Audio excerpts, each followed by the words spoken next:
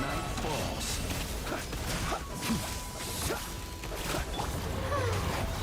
Let my name echo in song! Letting brave names echo! Close your eyes. Observe.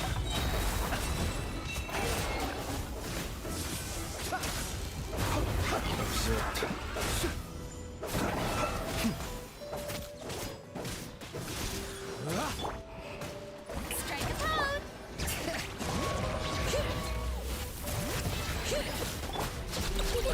Oh, claw!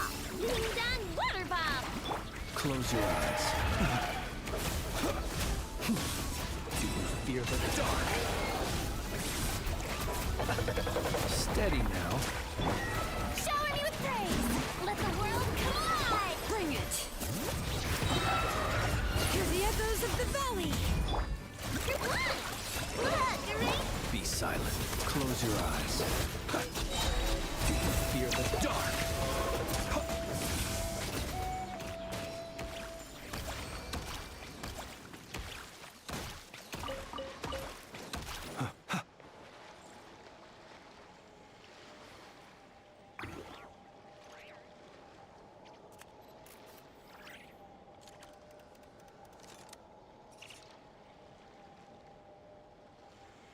People ought not be so frightened of ghosts. They are merely talking shadows, chattering away endlessly about their past affairs.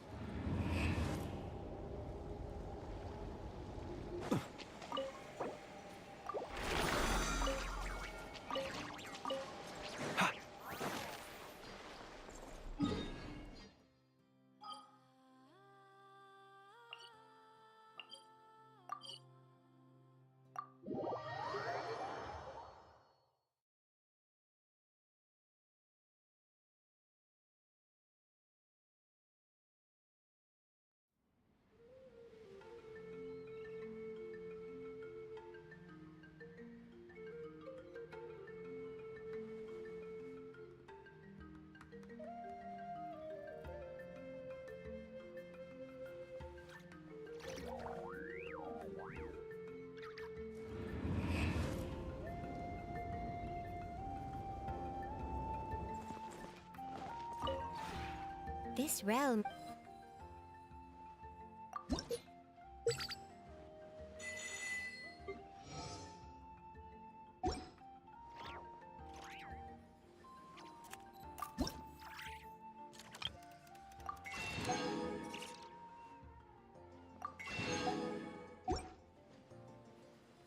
If you ever...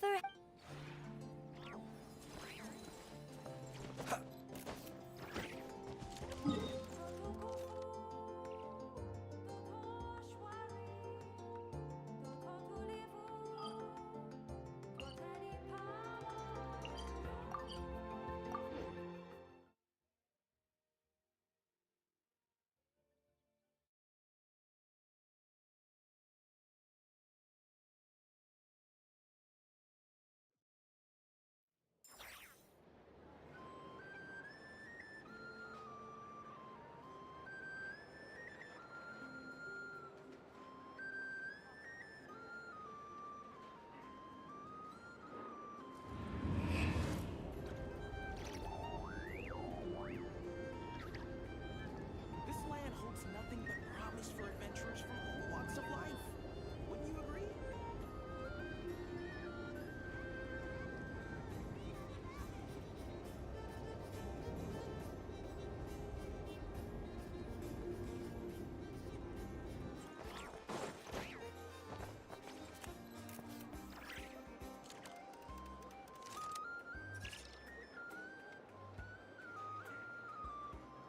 This land holds nothing but promise for adventurers from all walks of life. Wouldn't you agree?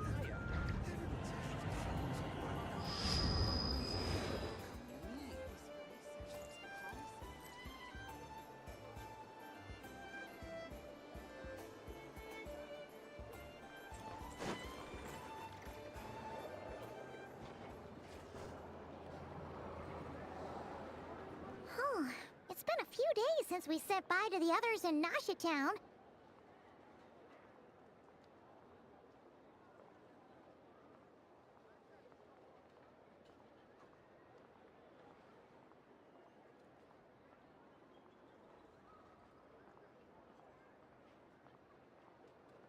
Still no news about Rarer, though.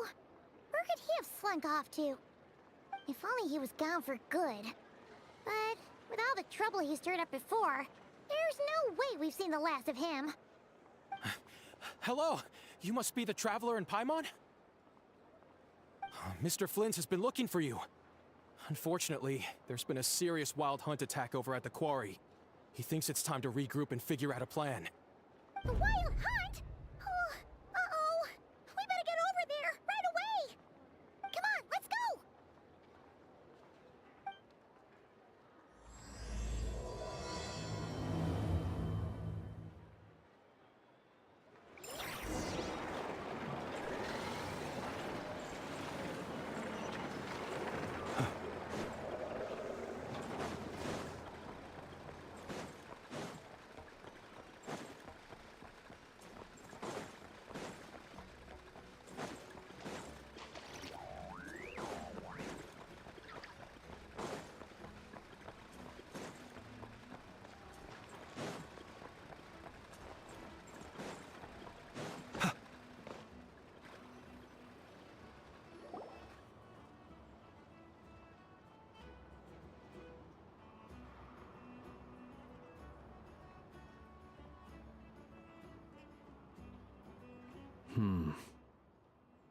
I can barely sense any Kuvaki at all.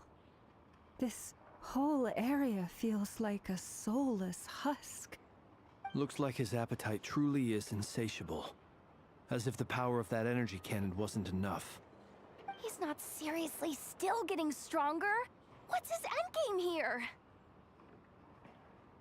Ah, everyone's here already. Hey, we made it! So, what's going on? We've all been on high alert since we split up a few days back, expecting Rarir to strike again. But it's like he just vanished into thin air. No one has seen him nor found any trace of his presence. That is, until this morning, when a ratnik found signs of wild hunt activity while out here on patrol. As you can see, the crystalline itself is physically intact, but the Kuvaki it contained is all but completely diminished. And we're sure that Rarir did this. Who else? He's the only one who could pull off a stunt like this. Kuvaki loss has reached critical levels. Reikir of Solnari set to maximum threat level. Warning, unless de-escalation measures are taken soon, he will pose a threat beyond our ability to contain. The consequences could be catastrophic. Traveler, do you remember when we encountered Rarir just after regaining his body? There wasn't a shred of sanity left. Nothing but madness and rage. Yeah, didn't he shout out a bunch of names? Then he started raving about how nothing in this world mattered to him. Oh, Paimon gets chills just thinking about it. Oh, but the thought that he's still out there, lurking somewhere in Notcry, waiting for his chance to strike? Oh, even chillier. Last time we fought, we were already at a disadvantage. If he has such overwhelming strength, why would he suddenly go into hiding? Yeah, if I were him and I wanted more Kuvaki, I'd just take it by force. No point staying in the shadows. Unless something went wrong. His whole resurrection thing didn't exactly go smoothly. The other thing is, how does someone who's completely lost their mind still have the wherewithal to cover their tracks so perfectly? Beats me. According to certain medical studies, insanity does not always entail a complete loss of rationality. It may be that he is simply living in a world of his own. That actually sounds about right. He was ranting away to himself the whole time, like he had zero interest in talking to us. There are many unanswered questions here. He could be right under our noses, and we'd still be in the dark. Besides his name and title, we know little about him.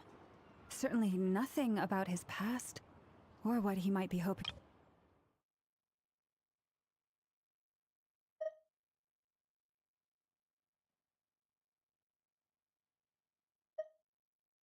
Paimon coming in! Paimon coming in! Is this level okay? Can you hear Paimon?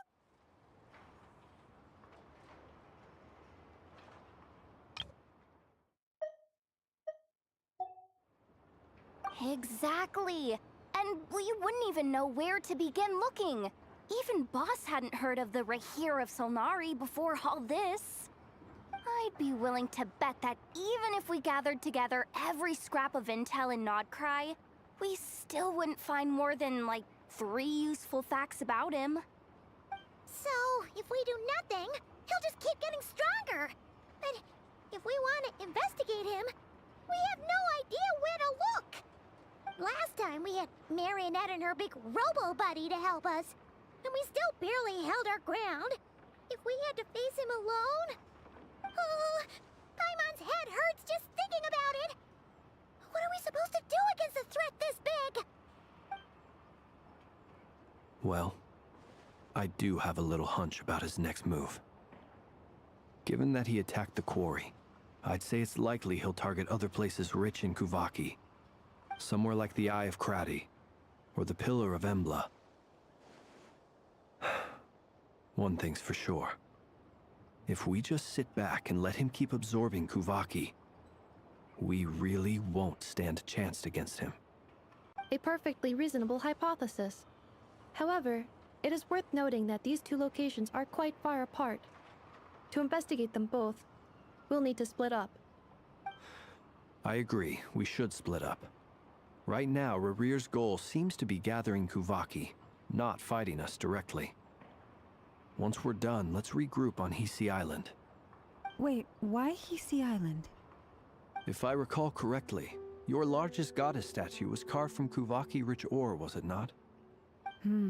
That's right. Yes, it could well be a potential target of his. I should head back and start evacuating the pilgrims.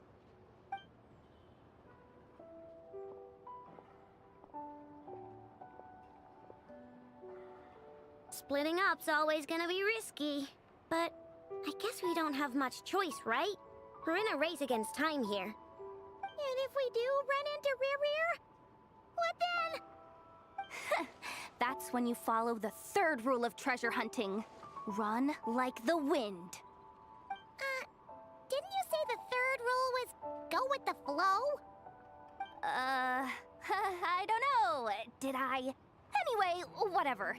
In this situation, go with the flow means go find backup. Agreed. If anyone finds so much as a trace of Rarir, do not pursue him. Get out of the area and alert the rest of us as soon as possible. We need to put safety first. All right, we'd better get moving. Come on, Ineffa, let's go.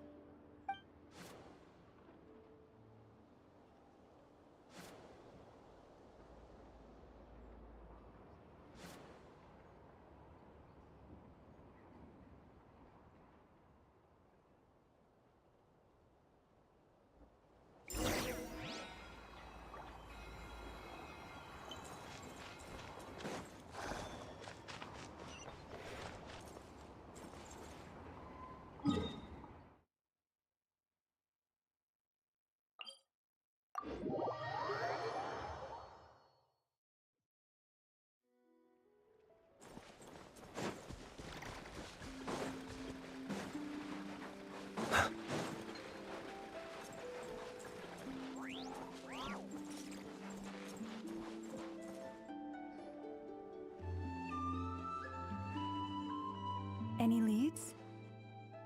Nope. Diddly squat. No clues to where he might be hiding.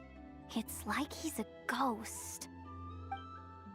It feels like we're sitting on a powder keg that could go off at any second. Oh, I hate this feeling.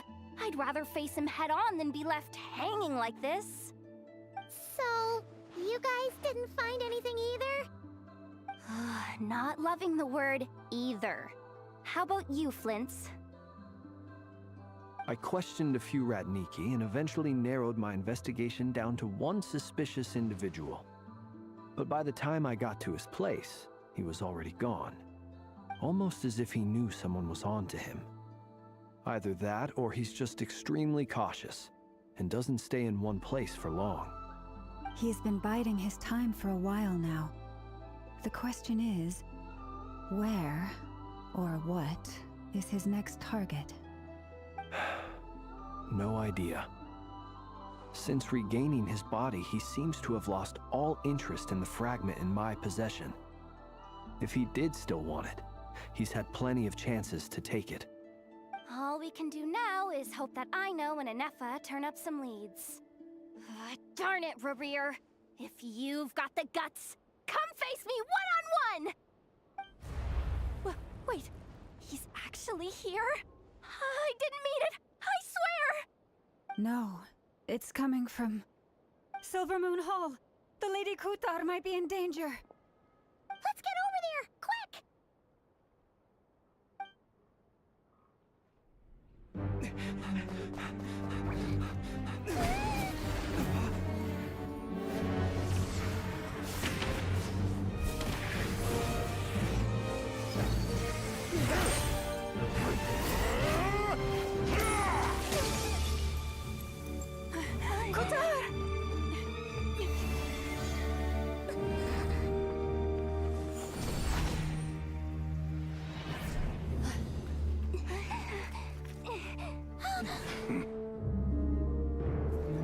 Why is he attacking the damn select? What's going on? No time for questions.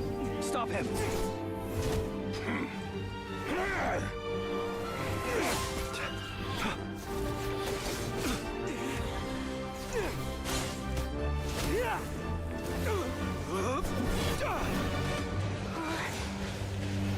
This is insane.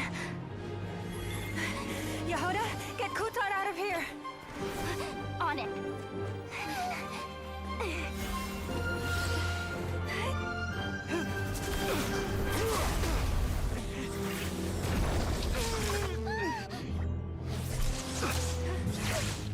Look where your feeble light has gotten you. Now, you shall plunge into darkness. Felindus, soon, I will find a way. Watch out!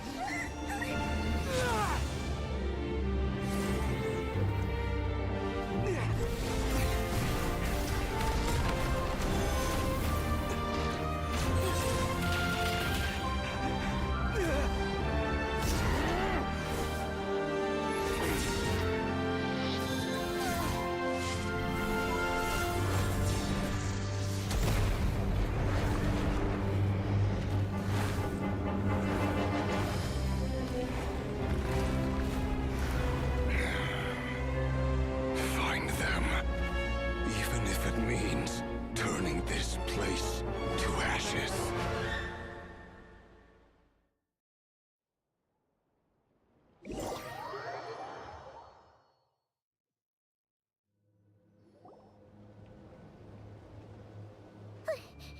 That was too close! We barely made it out of there alive. What's that guy's deal? How'd he get so crazy strong? He's a threat to this entire nation. I doubt his strength could even be measured by conventional standards. I have a question. When me and Anefa showed up, we saw him chasing after this lady like he wanted her dead. What was that all about? We weren't there for the whole thing either. They were already duking it out by the time we arrived. Yeah, we didn't see how it all started. It all escalated so quickly, we had no choice but to step in. Kutar, Can you shed any light on the situation? Kutar. Cross-checking database. I see. So you're the one that the Frost Moon Scions refer to as the Moon Goddess? Wait, she's the moon goddess? Oh, no wonder she looks just like all those statues. There are many reasons why people might worship the moon, and just as many why they might despise it.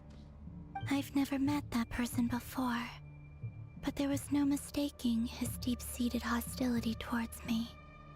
Why he holds me in such contempt, I cannot say. But since he hunts the power of the moon, it's no surprise that I am a target. Kutar. There are many potential motives. For instance, you help the traveler escape his grasp. This could be his way of taking revenge. It is also possible that he covets the Kuvaki inside you and seeks to take it for his own. The list goes on. But right now, devising a counter-strategy should be our #1 priority. The likelihood of this location being discovered is close to 100%. A counter strategy? But we don't stand a chance against an enemy like this. Surely our only option is to run. He's not gonna chase us to the end of the world, right? So as long as we can sneak out of Nodcry undetected. No, I can't say that. Come on, Yehoda. This is serious stuff. You can't suggest we all just chicken out. Running is our only option. Huh? You seem surprised. But what other choice do we have? We are facing an enemy we cannot possibly defeat in battle. Well, I mean, yeah, but still. It's not too late. I can distract him, so you have plenty of time to make your escape. Wait, what? You're gonna act as bait? Doesn't that make sense? I'm the one he's after. There's no need for you to risk your necks on my behalf. A coyote doesn't stop for bypassers while it's howling at the moon. What is it, Loma? The Frost Moon Scions have already grown accustomed to life without their goddess. My presence here is no longer essential, and this is not my home, so you needn't ask me to stay. We can't just roll over and let him get away with this. That's not our style. Yeah, we can't just call it quits after everything we've been through together. Besides, she'd pretty much saved my life back there. If I just ditched her now, I'd never forgive myself. We can't overlook that you have saved our lives multiple times now. To talk of returning the favor would be a little crass for my liking. But suffice to say that we are friends, and friends look out for one another. Riri's true objective remains unclear. Even if we were to sacrifice Miss Kutar, there's no guarantee he would stop. But... Kutar, I know why you left the Frost Moon Scions so long ago. It was because people started treating prayer as a form of trade. They would make self-centered wishes, force you to accept meaningless offerings in return, and then expect you to perform miracles for them, as if that were their entitlement. If it were me, I might have walked away too. But I believe that time can change everything, and that sometimes it takes losing something precious to appreciate its true worth. After much reflection, I've realized that this was never about whether the Frost Moon Scions need you. Any relationship based on need is purely transactional. What I truly hope is that you'll choose to stay, not out of obligation, but as part of our family. You were born here, and now you've returned. Who knows? Perhaps it was the moonlight that guided you home. Thank you, Lauma. But my power is on the wane. I'm afraid I will be of little use to you now. Very well then. I'll do as you say. Both times you saved us, we were transported across great distances in an instant. Is that one of your powers as the moon goddess? It is, but I find it very draining. I barely managed to pull it off just now, and it will be some time before I'm strong enough to do so again. Rejected by the world, my power is dwindling. Like a lake cut off from its source, slowly shrinking away. Now, it has almost run dry. What do you mean, rejected by the world? The three moons belonged to the ancient bygone era in which they came into being. From the moment I was born, the world itself has been steadily sapping away at my strength. The three moons are not one and the same. As the goddess of the Frost Moon, I cannot wield the powers of the other two. Yet moonlight has a way of blending together. Each can reflect the other's glow. So when our fingers touched, I was able to restore my strength by drawing Kuvaki from the eternal moon's marrow. But this method of recovery is painfully slow. If only we could find the... It's the Wild Hunt! Even faster than we expected. We'll have to finish this conversation later. See how those wild hunt creatures are running away from us. They're likely just a scouting party, which means Rerir won't be far behind. Then what are we waiting for? Let's get the heck out of here!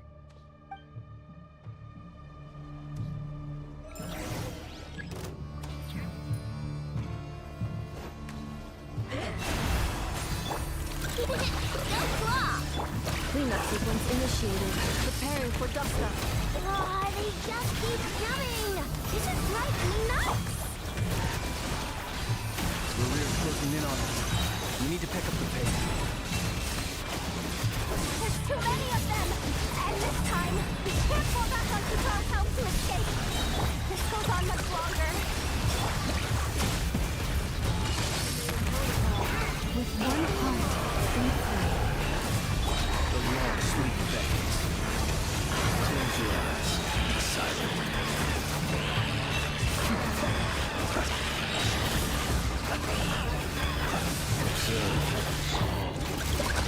Look, your rainbow! Preparing for dust-up. For the everlasting flame. The night comes. Be silent. The night falls. Observe to dust. Go draw! Cleanup sequence initiated. Ultimatum protocol. By the frost in the world, leave this place. The long sleep beckons.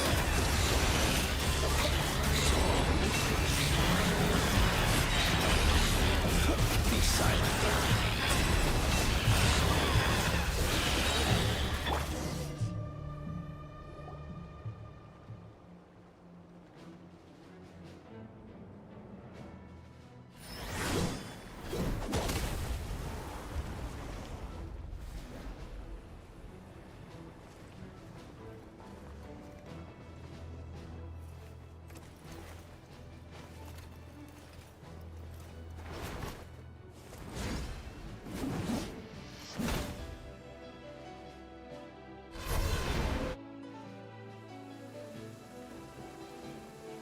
What's the matter? Bit off more than you could chew?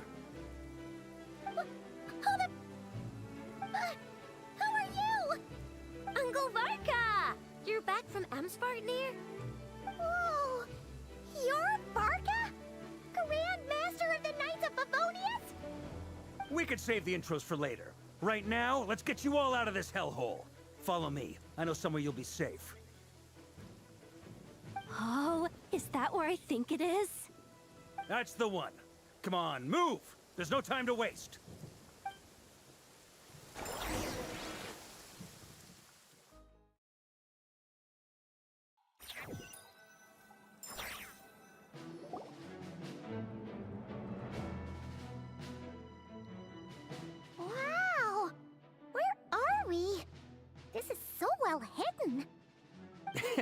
Well, that goes without saying. This is the Knights of Favonius' meeting place in Nodcry, and a contact hub for the Northern Intelligence Network. AKA, the black market of intel. No matter what faction you're with, it's the place to buy and sell information. Their headquarters are in Nodcry, but they've got contacts in every nation. As an expeditionary force on foreign soil, working with them has offered us the most effective way of getting our hands on reliable local intel. This is where we meet, so naturally, it's secure. Anyway, where were we? Folks from Nodcry should be pretty familiar with me by now. But I believe this is the first time we've met. Allow me to introduce myself.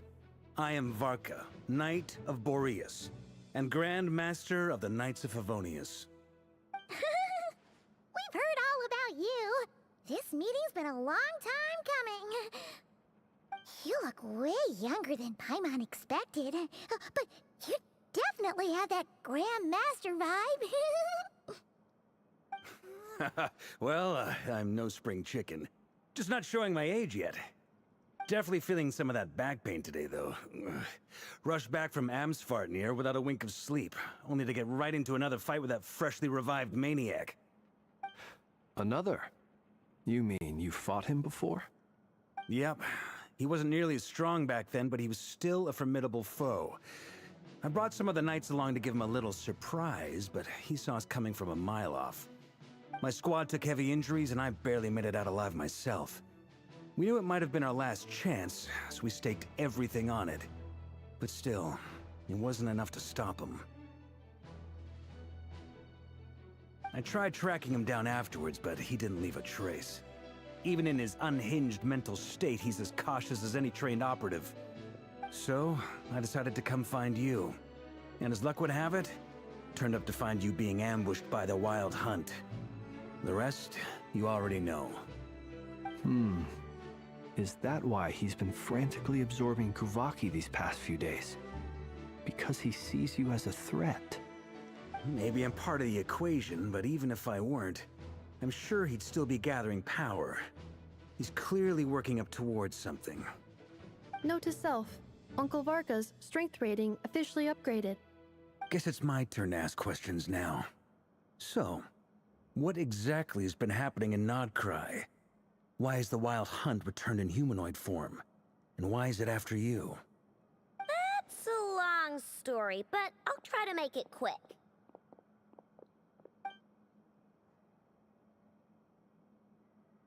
Wow, I had no idea so much had happened. Sounds like you guys have really been through it. So, the Kutar is actually a Fatui Harbinger.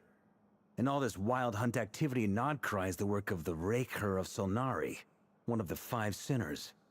That's a lot to take in. Need some time to wrap my head around it all. I'm truly sorry, Mr. Varka. You stood with us against the Wild Hunt, and did everything you could to stop it from escalating into a full-blown catastrophe. And then, the one time you're away, it all comes to a head and all your hard work gets undone. You've got nothing to apologize for, Miss Moonchanter. You can plan 100 steps ahead and still slip up. That's just life. No one knows what tomorrow holds. You can't predict which way the wind will blow next. And, to be perfectly honest, I can't say I'm surprised. For all the times we've defeated the Wild Hunt in the past, we've never been able to completely wipe it out. Turns out, we were just delaying the inevitable. But now that a new variable has come into play, fate may well take a different course. A new variable? You mean us? Who else? And in a strange way, I think his resurgence might not be an entirely bad thing. The Wild Hunt is like an unrelenting force of nature, but Rerir is an individual with an agenda. He's gotta have a weak spot somewhere. That said, while I was explaining everything just now, some of the points that Mr. Flint's added caught my attention. You mean about our mystery ally? That's right.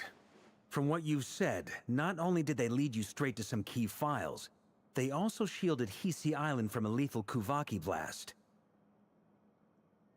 I don't know who or what could pull something like that off. Heck, even Miss Columbina doesn't have a clue.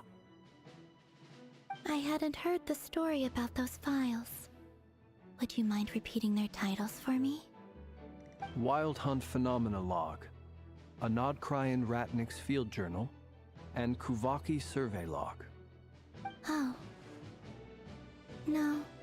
Still doesn't ring a bell. Another dead end. Guess all we can do now is hope that our mystery ally keeps showing up when we most need them. Still, it's safest to assume they won't be intervening again. From here on out, we'll have to resolve this crisis by ourselves. Your intel also explains something else I've been wondering about. The reason I led my team to Amsfarnir was because we'd had reports about a possible source of the Wild Hunt showing up there. But once we looked into it, it turned out to be a red herring. I don't know who was behind it, but clearly, it served its purpose. I doubt it's by chance that he happened to make his comeback while my attention was diverted. And from everything you told me, it sounds like his scheming began well before his return. So maybe luring me away was all a part of his plan. But is it even possible that he orchestrated all of this by himself? The Moon Maiden and the Raker of Solnari. Nodcry of all places. The way everything is unfolding, it can't be a coincidence. So, what do we do now? Got any ideas? Right now, we've got at least 3 things to consider. Let's go through them one by one. First, we need to figure out how to take down Rarir. If we can't beat him in a straight-up fight, the rest won't even matter. To my knowledge, the bulk of Nodcry's fighting force is already gathered here. But even with everyone united, we're still no match for Rarir in his current state, let alone with his power still growing. What if there was a way to tap into a new power of our own? How so? Have you thought of something, Columbina? 3 moons once watched over this world. The Eternal Moon was the largest. The Frost Moon was the brightest. And the Iridescent Moon was the most mysterious. They say that back then, the 3 moon goddesses wielded immense power. Enough to shape the workings of the world itself. I now bear the Frost Moon's power, and the Eternal Moon's marrow resides within the Traveler. Hold on. Are you suggesting... The iridescent moon, the last piece in the puzzle. That's right. If we can find the Iridescent Moon's marrow, I will be able to regain my strength much more quickly. The 3 moons are said to stir the tides and illuminate all things. Perhaps they hold further secrets beyond our understanding. According to my analysis, the solution is feasible. However, it is subject to one major condition. How do we locate the iridescent moon's marrow? I know a way, but we will need to visit the Fatui's Experimental Design Bureau. The Experimental Design Bureau? Are you saying we need to involve Marionette? Yes. I must speak with Sandrone. It's a long way from here to the Experimental Design Bureau. There's a high chance you'll be spotted. You shouldn't go alone. Then that's settled. Next up, our second priority. Somehow, we need to figure out Rarir's end goal. As you saw for yourselves, when he was still in his Wild Hunt form, everything he did was for the sake of recovering his body and resurrecting himself. His first act since then, after laying low for a while, was to try and assassinate this young lady. People's obsessions often reveal their greatest vulnerabilities. There must be a reason why he despises the moon so deeply. Perhaps it sheds some light on his title, the Raker of Solnari. The Wild Hunt has plagued Nodcry for centuries now. If we want to stop it for good, we have to get to the root cause of what's driving it. It's true. We still know very little about him. If Kuthar hadn't given us that lead, we wouldn't even know his name. But where would we even start? I doubt even the Intel Queen of Notcry has a clue, and she has info coming out of her ears. Oh? That's a rather hasty conclusion for someone who's so painstakingly meticulous when it comes to dealing with machines.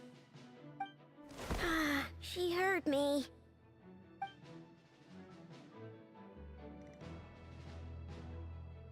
Boss! What are you doing here? I'm now asking myself the same question. I received a letter from a humble knight of Favonius, requesting a meeting to discuss a major business deal.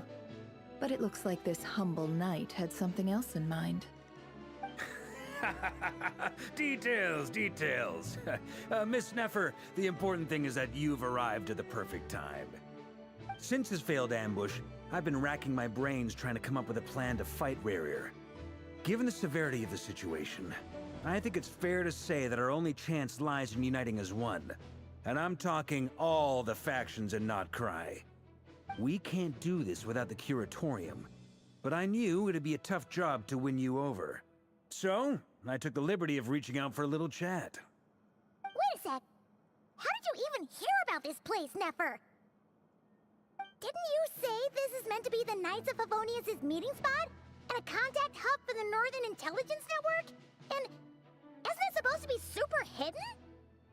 You really think he could have gotten settled in Nodcry without my help? Besides, I'm the one running this gig. Of course I know where the meeting place is. Allow me to introduce the current head of the Northern Intelligence Network. If it's intel you're after, she's your woman. Pretty much seen and heard it all. Please spare me the flattery. Let's cut to the chase. Seems like you've run into some trouble, huh?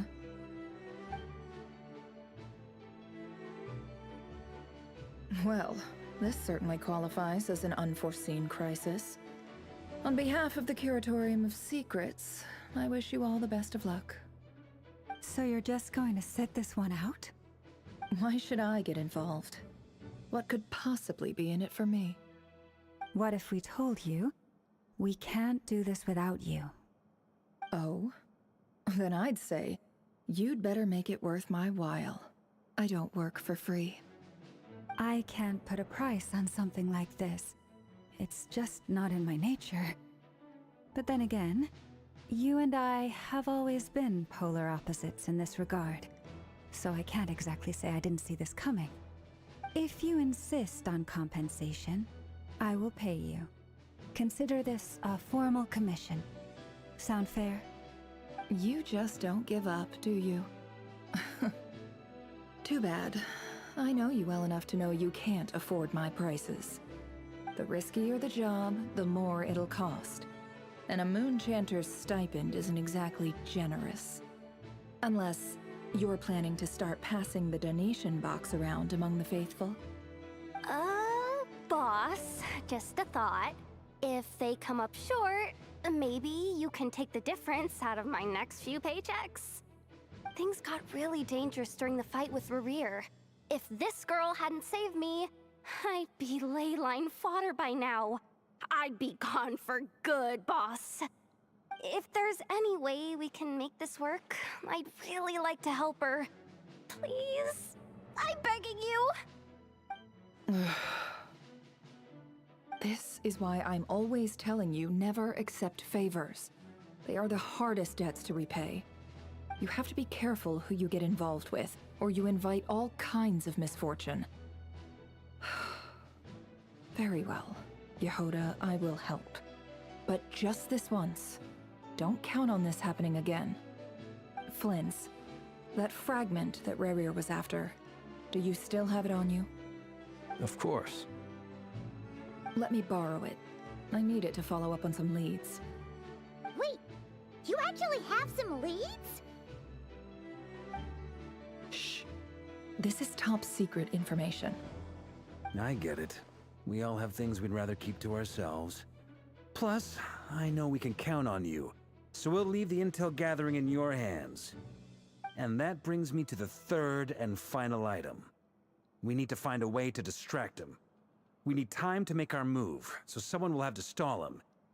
I'm in for this part, no matter what. Anyone coming with? Count me in too.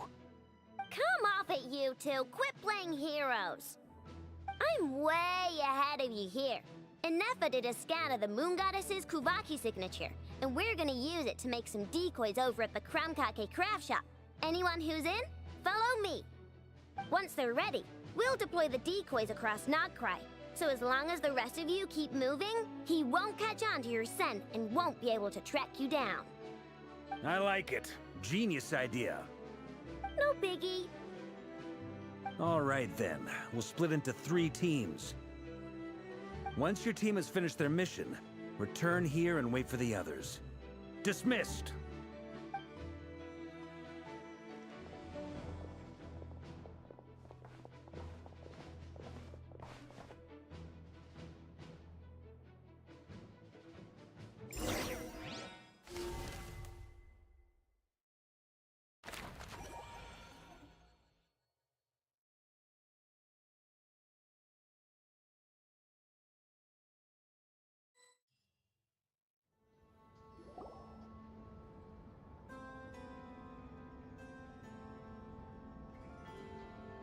Lady Damselette.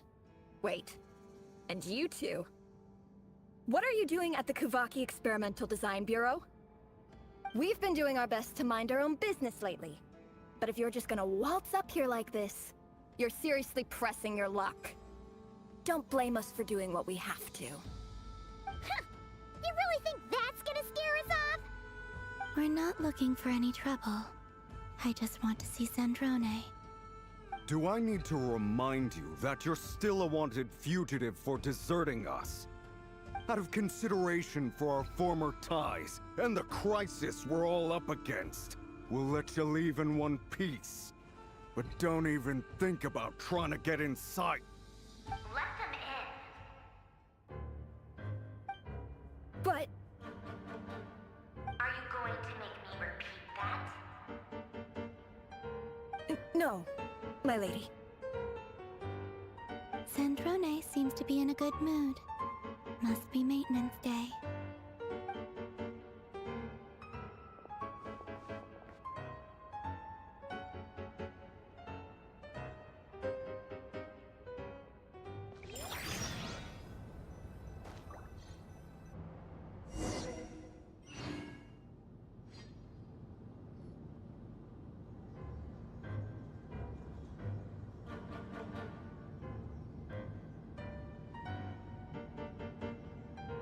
So tell me, to what do I owe the honor this time?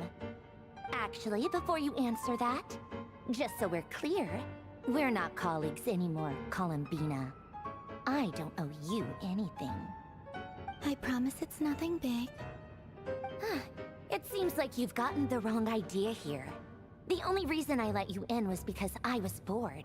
It seemed like a way to kill some time and satisfy my own curiosity. Whatever miscalculations I may or may not have made in the past, I haven't lost the plot enough to even consider sticking my neck out for your sakes. I'd like to speak with Arlecchino. What? Huh? You mean the knave? I'd like to speak with Arlecchino. Is she in Notcry? No, she's not. Once the work on this facility was completed, she went back with the Rooster and Regrator. The only ones in Nodcry are me and... What is it you need to speak to her about anyway? Rerir is hunting me. If I'm going to face him, I must first retrieve the lost moon.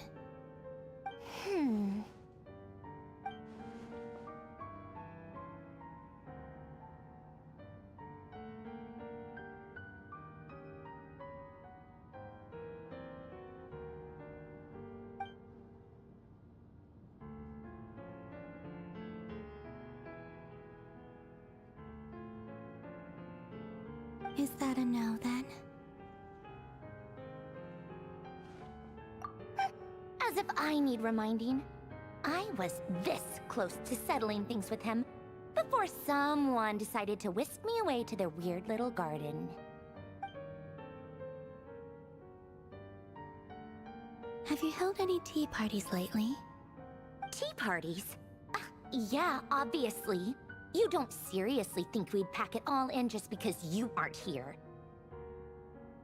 If anything, they've been more eventful than ever. Just me, Arlecchino, and a bunch of insolent and sensitive guests who won't stop asking where you've gone. Oh, they've been a real joy. I bet you served them the worst tea you have. Just like you used to do to me when I upset you.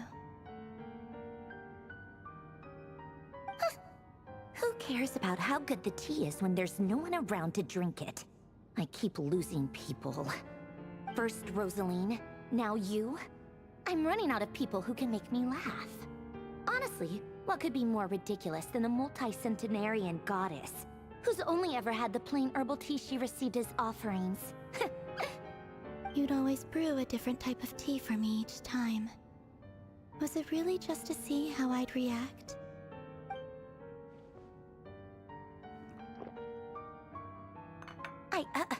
Well, duh. Why else? Watching you squirm was practically my only form of entertainment.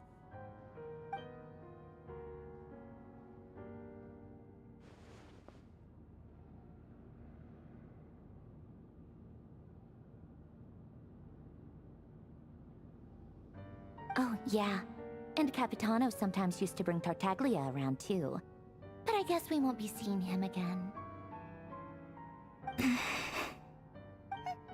Well, I guess we are overdue for a get-together. Polonia! Have Fevronia pass a message to Arlecchino for me. It's time for tea. Will suffice. Pass along a message for me, too, if you would. My body cannot contain the marrow of 2 moons, so I'll be leaving one of them in her care. Excuse me? Who said you were on the guest list? If my tea meant that much to you, maybe quitting the Fatui wasn't your brightest move. Back when you were under the Tsaritsa's protection, no one would have dared come at you so openly. But that protection didn't come for free. In fact, I paid dearly for it. At the end of the day, it was just another transaction. I just got tired, that's all. I never wanted any part in their grand ambitions, and I've had enough of being treated like a bottomless supply of power. It brings back memories from the old days, when I was still worshipped as the moon goddess. Centuries on, it may be a different group of people, but I see the same greed in their eyes. I figured you'd leave eventually. You didn't have as much of a reason to stay as I do. The Tsaritsa gave you shelter and protection, but that was it. Nothing more, nothing less. Meanwhile, the Fatui demanded everything from you in return, until it was more than you could bear. I get why you left. And frankly, I have no interest in dragging you back just because the higher-ups told me to.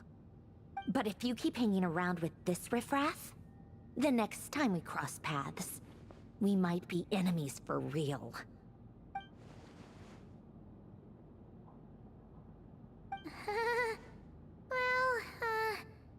Guess that's our cue to leave? That might be your plan. But it sounds like someone else wants you to stay a little longer. Huh? What do you mean? Listen.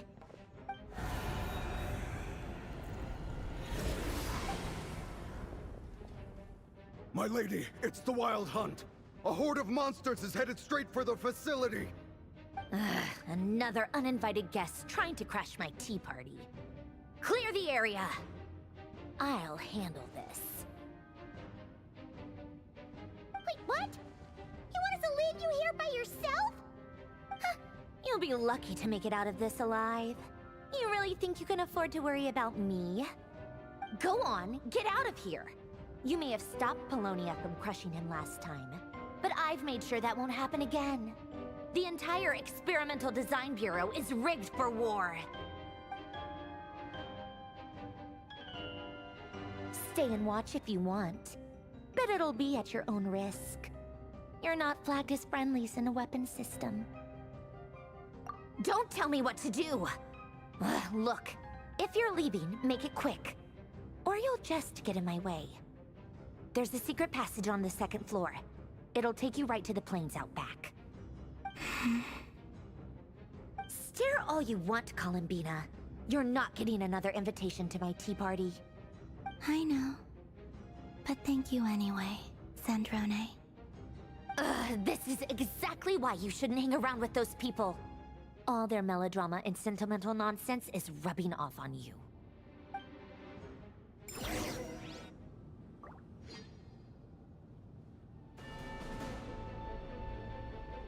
Come on then, Mr. Ray here. Let's pick up where we left off. It's your Wild Hunt monstrosities versus my beautiful creations. Let's see who comes out on top.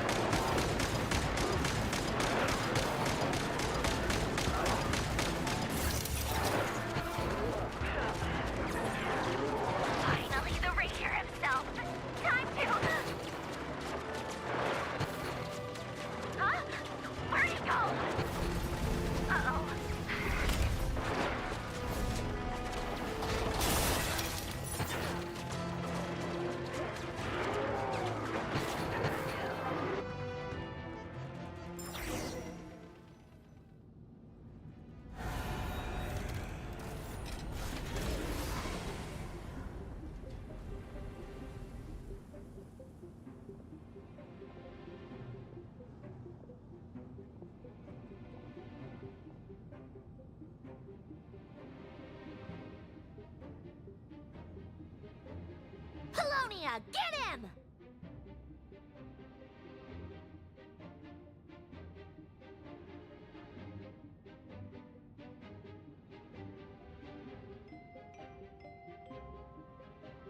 I've upgraded Livonia again since our last encounter, and uploaded every last scrap of your data.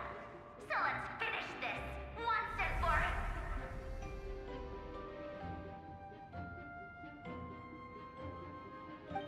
She's not here. Where did she go? Hey! Over here, you big... Cursed moon. Go. Keep searching. She cannot have gotten far.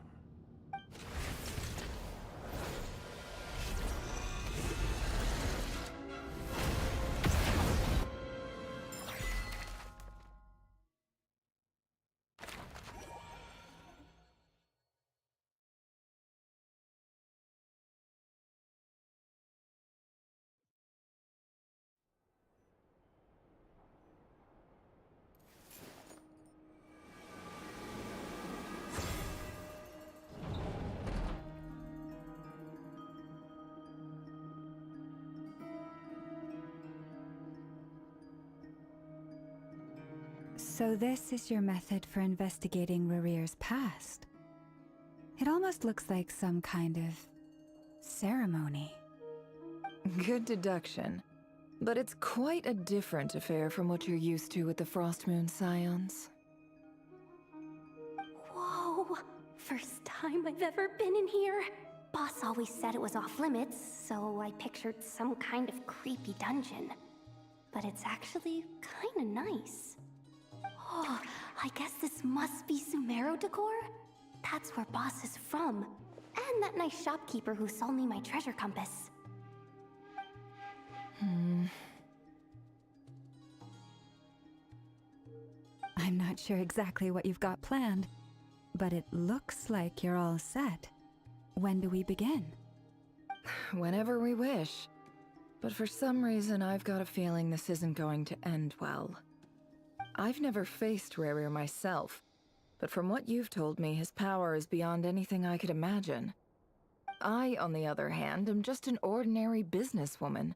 Our paths should never have crossed, yet here I am, forced to make an enemy of him. If you ask me, you're about as far from ordinary as it gets. So what are you saying? You're getting cold feet? Once I take a job, there's no backing out. Still, I have to ask myself if the power I'm relying on will even work on an opponent of this caliber. And also how to make sure I come out of this alive if things spiral out of control. Death is the one thing we can take for granted. It is the great equalizer, however fortunate or unfortunate we may otherwise be. So it's important to consider how to spend what lifespan we have left. Come on, boss. Lighten up. Quit talking about death. It's bad luck. For once, I agree with you. When you're up against a foe like Rarir, there's no such thing as being too prepared. Is there anything I can do to help? That won't be necessary. I've already made up my mind. Time to cash in a precious favor I've been saving for a rainy day. Yehoda, I need you to find someone for me. The sooner the better. Eh? Find who? That shady merchant who sold you an overpriced treasure compass the other day. Come on, boss. You're pulling my leg again. In what way is she shady? She showed up when I was completely lost and sold me a neat little gadget that was exactly what I needed. Trust me, she's a good person. Anyway, I know who you're talking about. Don't go anywhere. I'll be right back.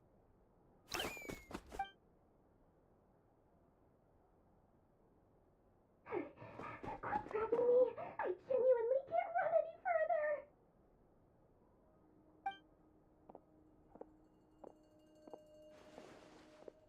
Hey, aren't you... What is it? What's the big rush? You dragged me out of a dream where I was literally swimming in Mora. I'm charging double my usual attendance fee. See, look how easygoing she is. After that rude awakening, she could have completely snapped at us. But instead, she kept it together and just asked for an extra fee. Dori Sangama Bay? I never would have pictured you two doing business together. If you want to make it big and not cry, it's all about connections. Lady Nefer just so happens to have a lot of intel that interests me. And she also did me a big favor in the past. It was back when I first arrived in Notcry. My trusty assistant, the genie in my lamp, had an adverse reaction to the Kuvaki and fainted. And when you know it, that's when I suddenly find myself in a life-or-death situation. Good thing my compatriot was there to swoop in and save the day. I've been giving her a 30% discount off all of my goods ever since. Now, so that no one here feels left out, I'm willing to extend a 20% discount to fellow friends of Boss Nefer. Plus, any other friends you send my way will enjoy 10% off. What can I say? The great Lord Sangama Bay is nothing if not generous. So, let me guess. You've run into some trouble? I've got everything you could possibly need, and the more you buy, the more you'll save. You guessed correctly. What have you got in the way of survival gear? The one type of gear I've never been short on. What are you looking for? A jetpack fresh from the Academia's labs? An ancient suit of armor dredged up from the bottom of the sea? At the very least, I need to know what kind of opponent you're dealing with here. If even you're worried about staying alive, it must be pretty serious. What if I told you it's someone with the power to bring a nation to its knees? Is that so? Then we really are talking top-shelf treasures. I don't have anything like that in stock right now. I'll have to ask my supplier. Your supplier? A powerful woman, make no mistake. I can't reveal her identity, but luckily for you, I hear she's planning to visit Notcry in the near future. If you're willing to wait, I can ask her when she's here. Can't say exactly how long that'll be, though. Then, let me put it another way. What would you do if you encountered an enemy like that? Roll over and serve yourself up on a silver platter? Of course not! I have a handy little trinket from one of my generous suppliers, which... Hold on. What exactly are you getting at? No, no! This is for my personal use only! Let's just say I'm borrowing it, all right? Just for insurance purposes. You'll get it back later. Favors are the worst kind of debt to owe.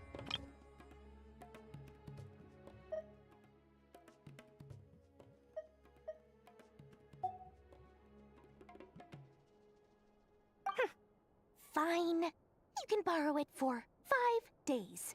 No, make that 3. And for every extra hour after that, I'm charging you 1,000,000 mora. Deal? Deal.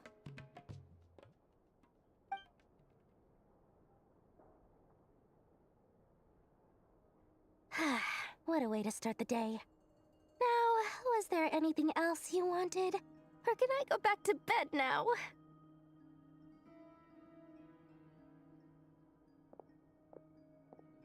That will be all.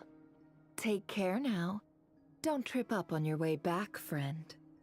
See you later! You're my favorite shopkeeper.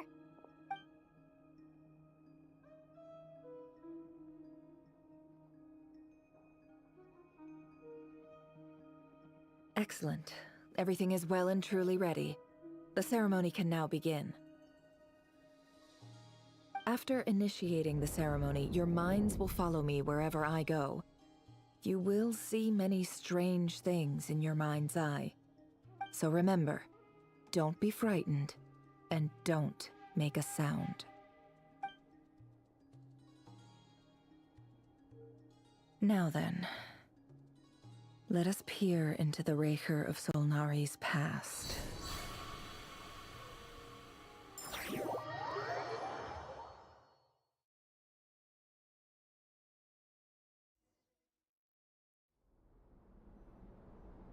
I made it. I don't recognize this style of architecture. Must be Conrian. Simple furnishings, table and chairs. It's a more ordinary house than I might have expected. Looks like the fearsome Raker of Zulnari came from surprisingly humble beginnings. Unless this passed for luxury in Conria. Unlikely. It was said to be a very prosperous nation in its heyday. Anyway, I'll keep exploring.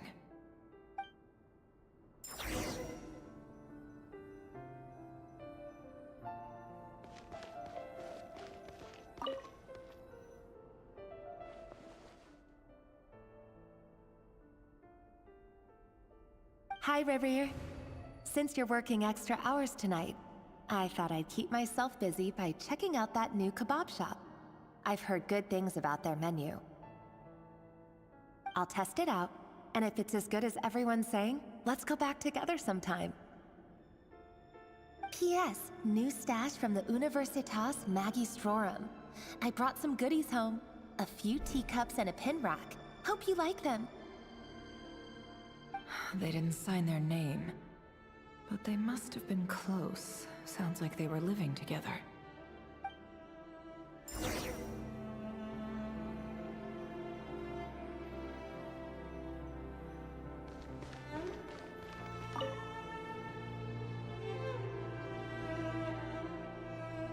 I went over to Joseph's for drinks today.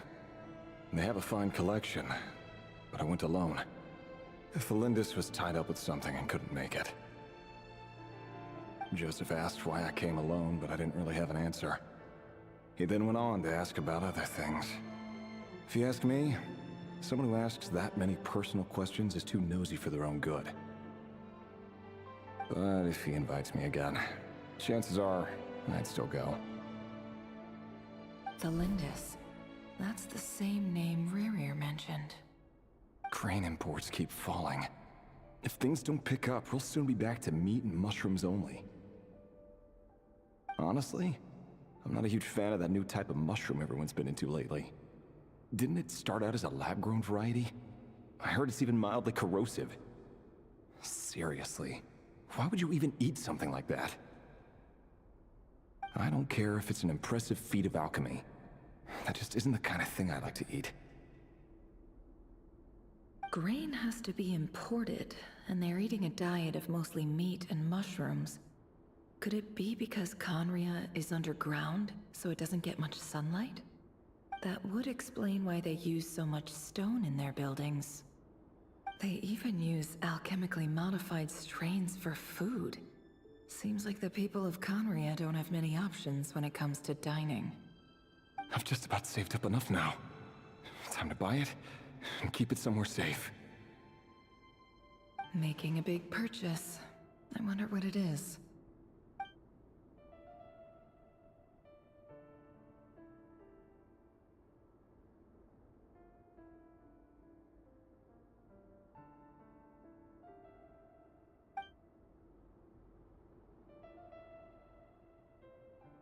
He really is a professional. No wonder he's so good at covering his tracks. Despite what he's become, it seems like he's retained certain habits, at least in this regard.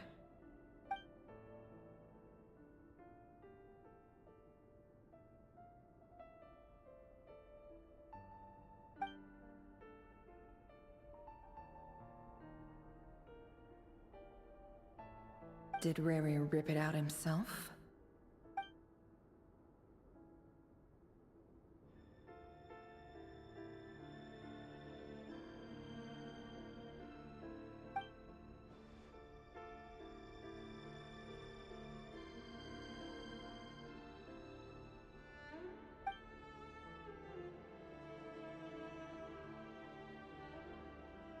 Before I met you, I was convinced that my heart was nothing more than a stagnant pool. The burial place of a fallen moon. A withered, windless grove where the waters rested forever unrippled. It was you who helped me see that my heart hadn't entirely withered away. That it could still beat to the rhythm of love. This is just trivial sentimentality from the looks of it. Why would he go to the trouble of hiding that? The burial place of a fallen moon.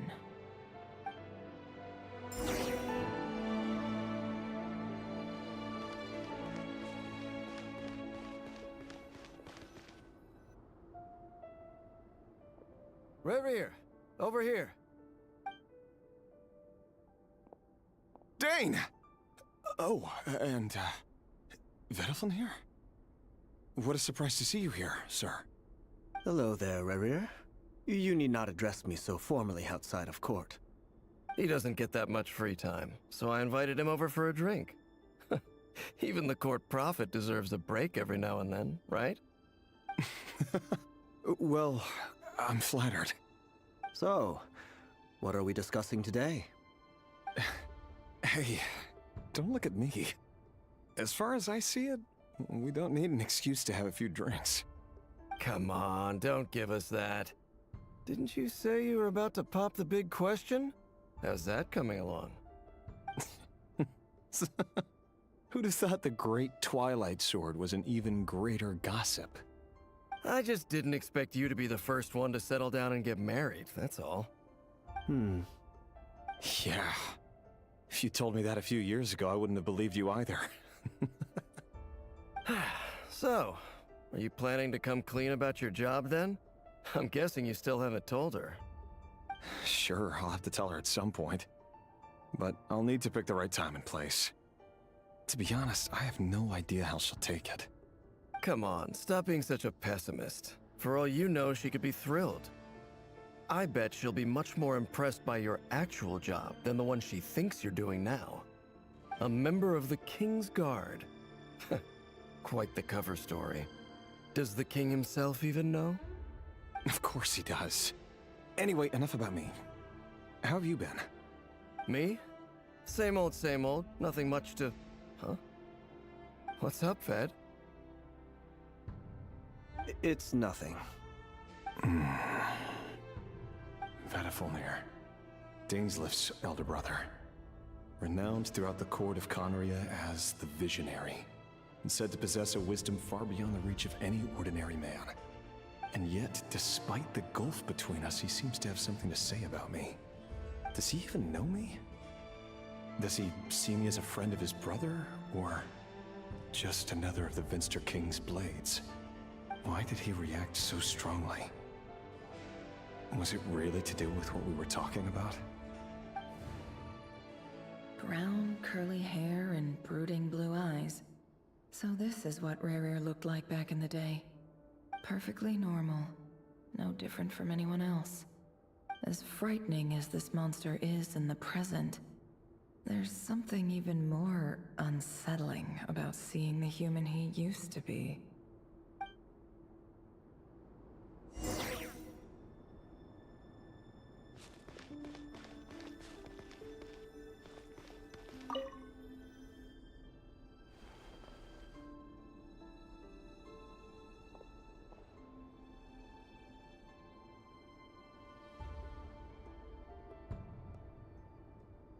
Felindis?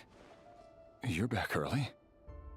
Our equipment's being serviced today, so I got off earlier than usual. How's your day been? Aw, why the long face? Is something the matter? Has your boss been giving you a hard time again? Went for a drink with Dane and the others after work. Isn't that a good thing?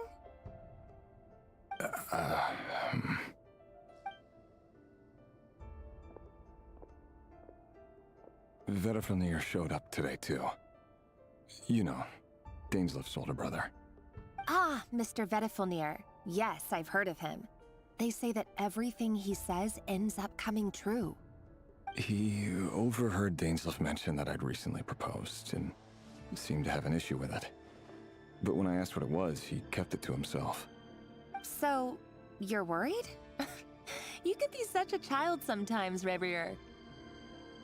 We're nobodies. Why would the Visionary be concerned about us?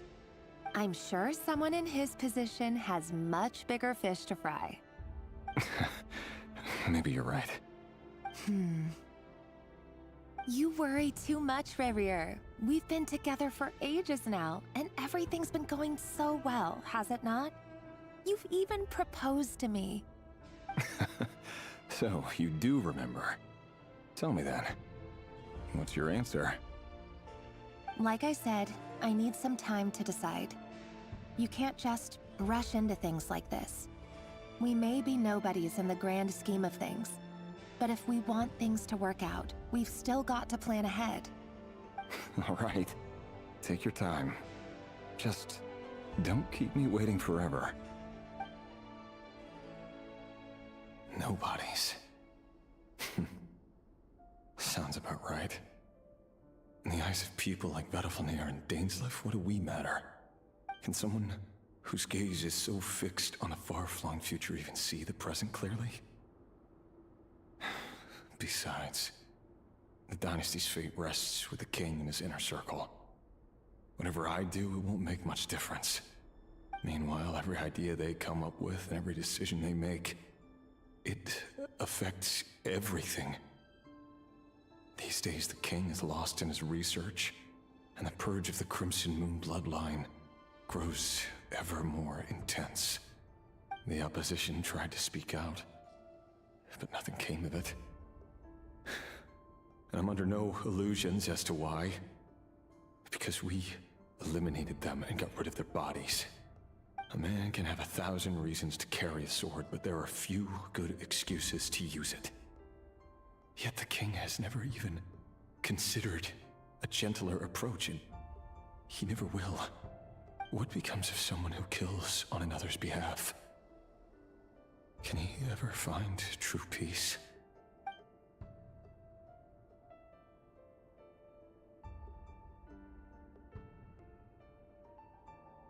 Thelendis?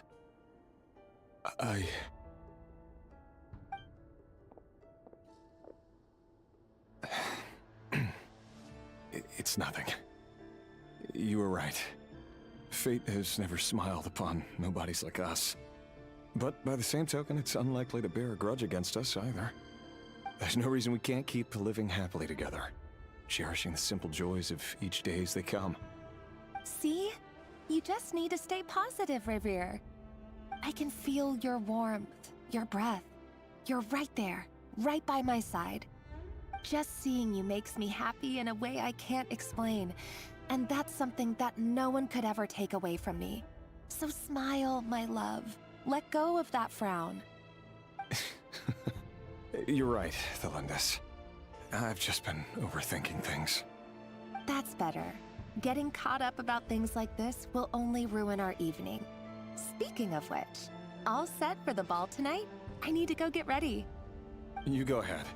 I just have a few things to take care of, then I'll come join you. Even busier than the big shots, huh? Fine, I'll go get started. But don't be late. If you keep me waiting too long, I won't be a happy bunny. Relax. I'll be there. Seriously, though, you drive a hard bargain. You're really gonna leave my proposal hanging and still expect me to take you to the ball? Well, that goes without saying. I already told everyone I'd be coming with a dance partner. Besides, they're two completely different things. Let's take it one thing at a time, all right? All right. White outfit it is. It seems like Rerir was deliberately hiding his ties to the intelligence services by giving the impression that he was just an ordinary member of the Venster King's Guard. He clearly doesn't want his would-be fiancée to know about his other life. Then again, that's hardly surprising. People in the intelligence trade rarely do. Who'd have thought we were in the same line of work? Let's dig a little deeper.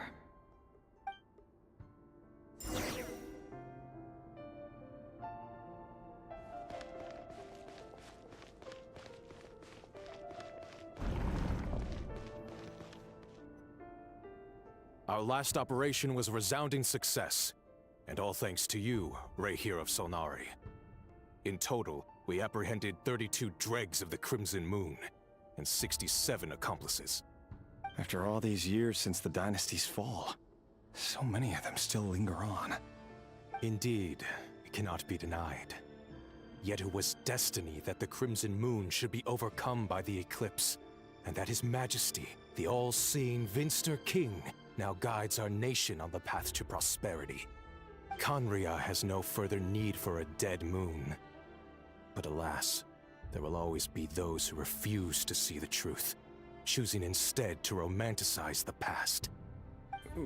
That's not entirely true. Much about the Crimson Moon era was worthy of remembrance, and that's exactly why they keep trying to see it restored. Many of its secrets remain unsolved to this day. As it happens, that's precisely the field of study my partner is devoted to.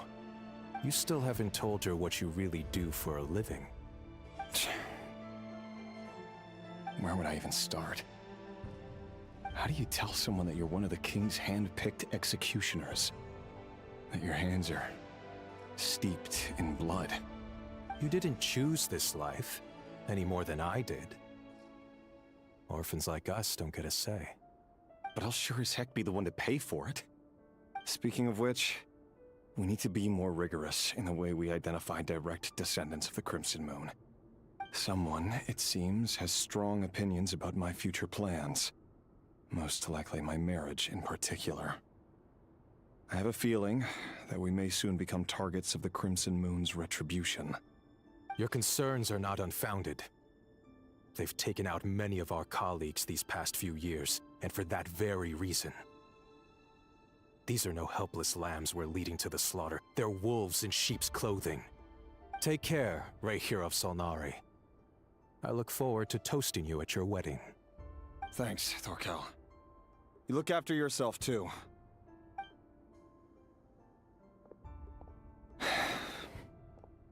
Thelindis, I never wanted to keep this from you.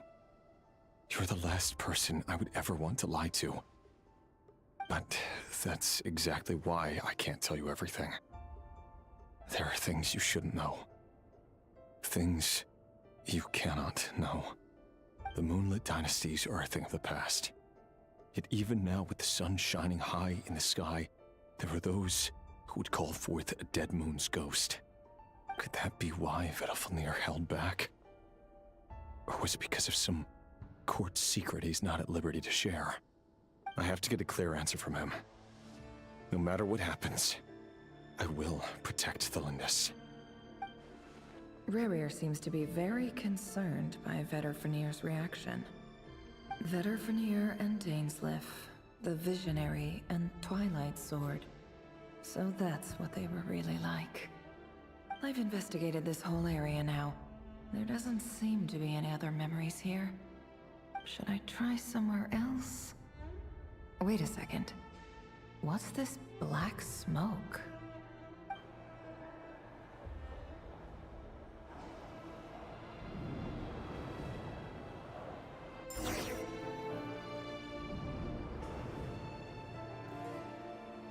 So, he's late after all. Just you wait, Rerir. You're in for it. Big time. Are you waiting for someone, ma'am? Could I tempt you into buying some flowers? Oh, sure. Pick me out a pretty bunch if you would. Thank you. But I'm afraid none of them are as pretty as you. For someone so young, you sure have a way with words, don't you? I'm only telling the truth. Look me in the eyes. You'll see I'm not lying. You're... May we have a word in private? Who are you? And what do you want? It doesn't matter who I am. Too many of our kind have fallen lately, so I decided to take the risk of reaching out. Not long ago, the Rey here of Solnari led an assault on one of our strongholds. We suffered many casualties, and many who came to our aid lost their lives as well. Sorry, I don't know why you're telling me this. And I don't want to get involved. Wait, hear me out. This time we finally got a clear look at his face and learned his true identity. His name is Rerir, and he claims to be one of the King's guards. What did you say? A cruel irony, isn't it? The man you're set to marry leads a double life as a brutal executioner. But surely, you must have caught a whiff of the blood on his hands. Why are you telling me all of this now? Simple. It's because... How strange. Rerir was nowhere to be seen in that memory. It clearly belonged to Thalindis. Rerir couldn't possibly know what happened if he wasn't even there. Why would her memories appear in his fragment? The ceremony won't last much longer. I think it's time to call it a day.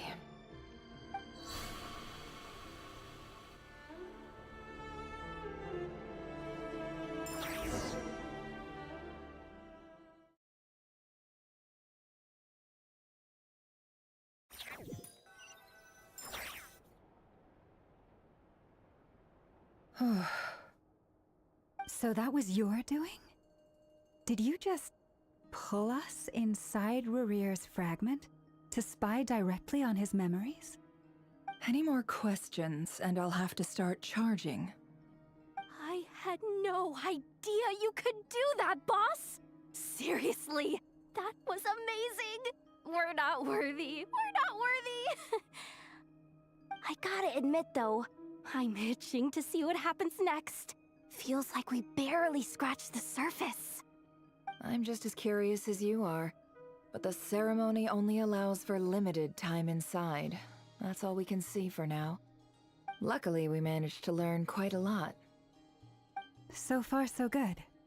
I just hope the others are doing okay too. Especially the group with the Traveler. Their mission is a risky one. Let's hope it's all going smoothly. If you're worried about them, go see how they're doing.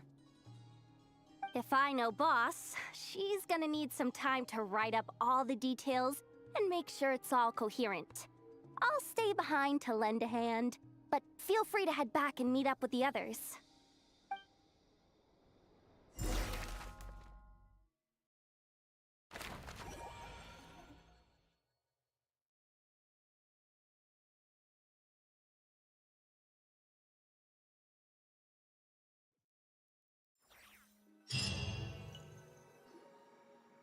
Oh, they've been prowling around for nearly 2 days now. These things just won't quit. Oh, they might not have seen us yet, but them constantly sweeping the area, our way out is completely blocked. Oh, that's never gonna work. One little slip up and it's game over. If they spot us, they'll run straight back to Rerir. And once he knows we're here, it won't be long before he's breathing down our necks again. Oh, guess you're right. All right, time to zip it.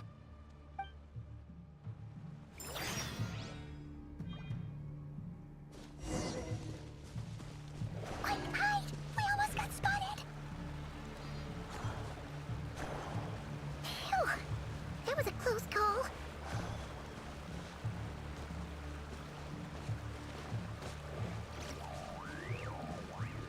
Watch out! He's coming this way!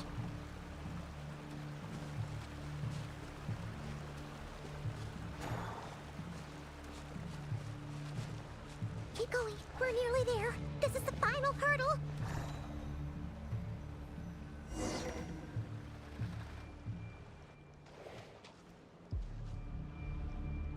Oh, there's no end to these things.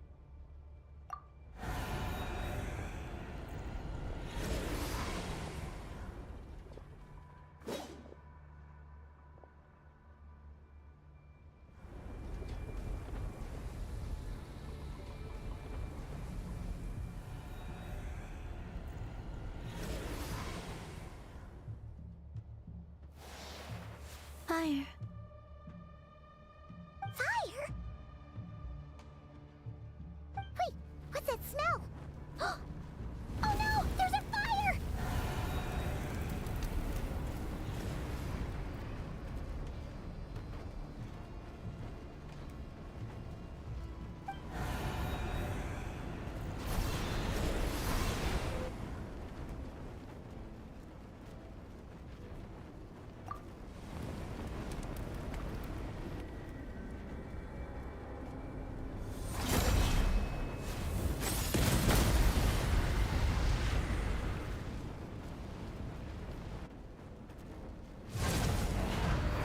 Sandrone was right. You look weak, Columbina. The old you would never have let such lowly creatures bar your way. Word has it that you did something for the Tsaritsa, and that's why you've lost most of your power. Freedom comes at a heavy price, doesn't it? It's Arlecchino! You came! Hello again, Columbina. And greetings, guests of the House of the Hearth. It's been a while, Arlecchino.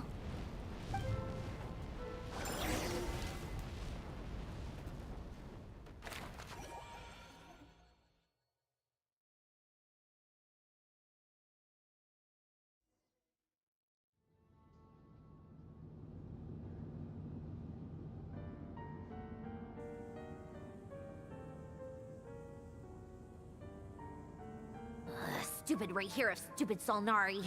Ugh, whatever. I've got all the data I need. Next time we meet, you're finished.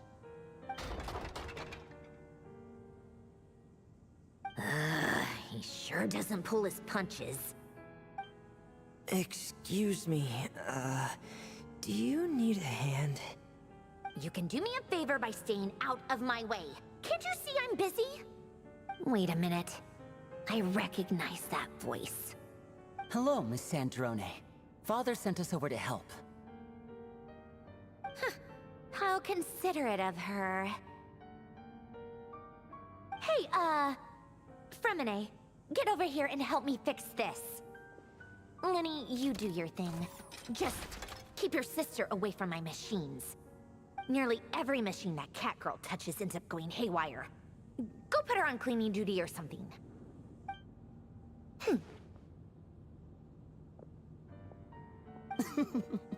Then let's start downstairs. Fremine, we'll leave this place to you. You've got it. Wait a second.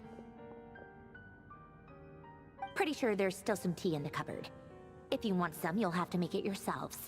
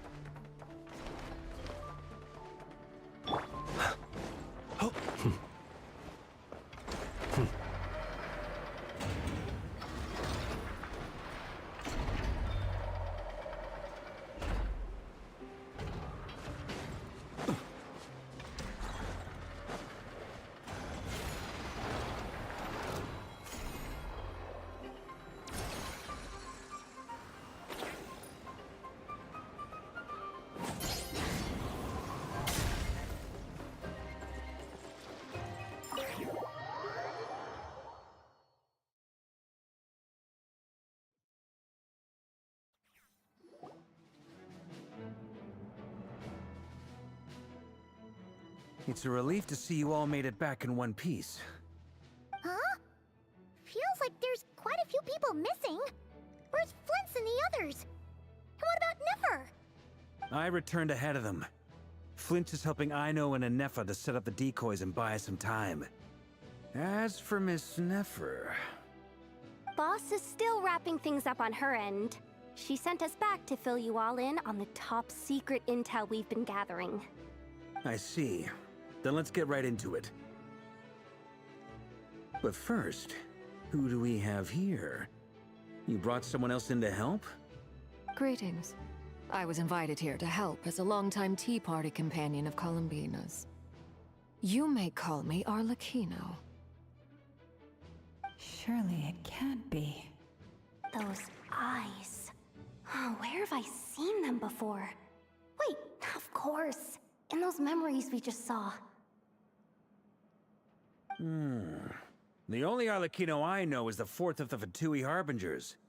So either you share a pretty uncommon name, or you're more than just a Tea Party buddy. You're well informed, Grandmaster. A man from Mondstadt living all the way out here in Nodcry, and yet the people and affairs of Snezhnaya seem to hold a special place in your heart. Oh, the feeling's mutual. Sounds like you know all about who I am, too. A Fatui Harbinger. The atmosphere in here just got really tense. Guess we can't just start trusting Fatui Harbingers, even at a time like this. I must admit, though, I'm a little curious. Seeing as the Moon Goddess no longer belongs to the Fatui, what makes you so willing to put your neck on the line here? Nor does Nodcry belong to Mondstadt, Mr. Varka. Yet still, you're fighting for it all the same. Things don't always have to have a tangible payoff. Sometimes, stopping things from spiraling out of control is a higher priority than chasing the spoils of victory. Of course, I can't say there's nothing in it for me at all. But that's between Columbina and myself. Forgive me. I don't mean to doubt you. It's just that the Fatui really have been the source of many of our troubles. We have our own way of doing things here in Notcry. But ever since they arrived, the Fatui have treated us with nothing but hostility. I know there's been a lot of bad blood between us in the past. I've done my utmost to avoid friction whenever I could. But sometimes fundamental conflicts of interest simply can't be settled amicably. That's why I'm here solely in a personal capacity. This has nothing to do with the Fatui. As a gesture of good faith, I'll be frank. I can help Columbina track down the iridescent moon's marrow, which will help her restore more of her power. Anyway, what else is on the agenda? Let's begin. She says she'll be frank, then completely skips over the details. Looks like she doesn't want to give away too many secrets after all. But she clearly wants to change the subject. It'd be awkward if I tried to bring it up again now. I guess we'll just have to go along with it. She's the fourth of the Fatui Harbingers after all. One look and you can tell she's not someone you'd want to mess with.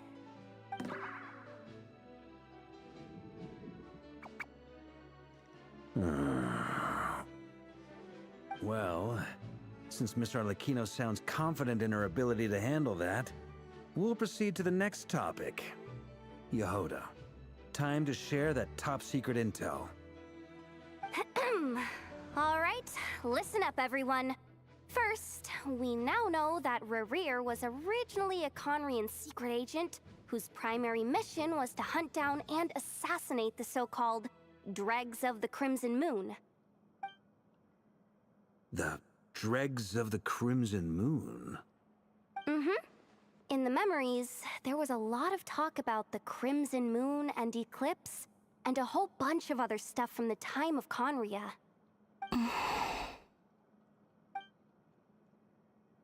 To my knowledge, those were the names of two different Conrian dynasties.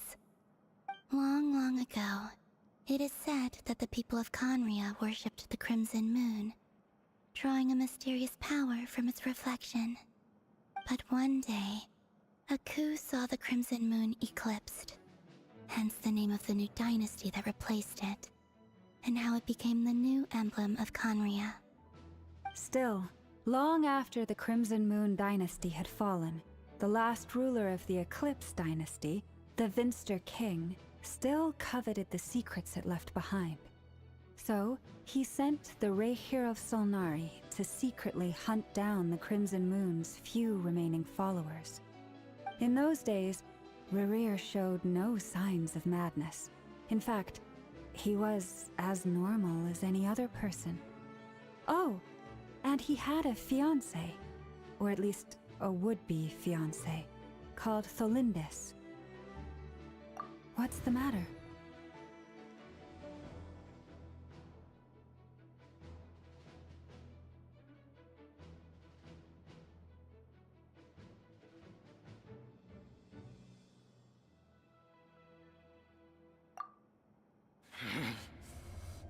Verfnir, Freindaughter,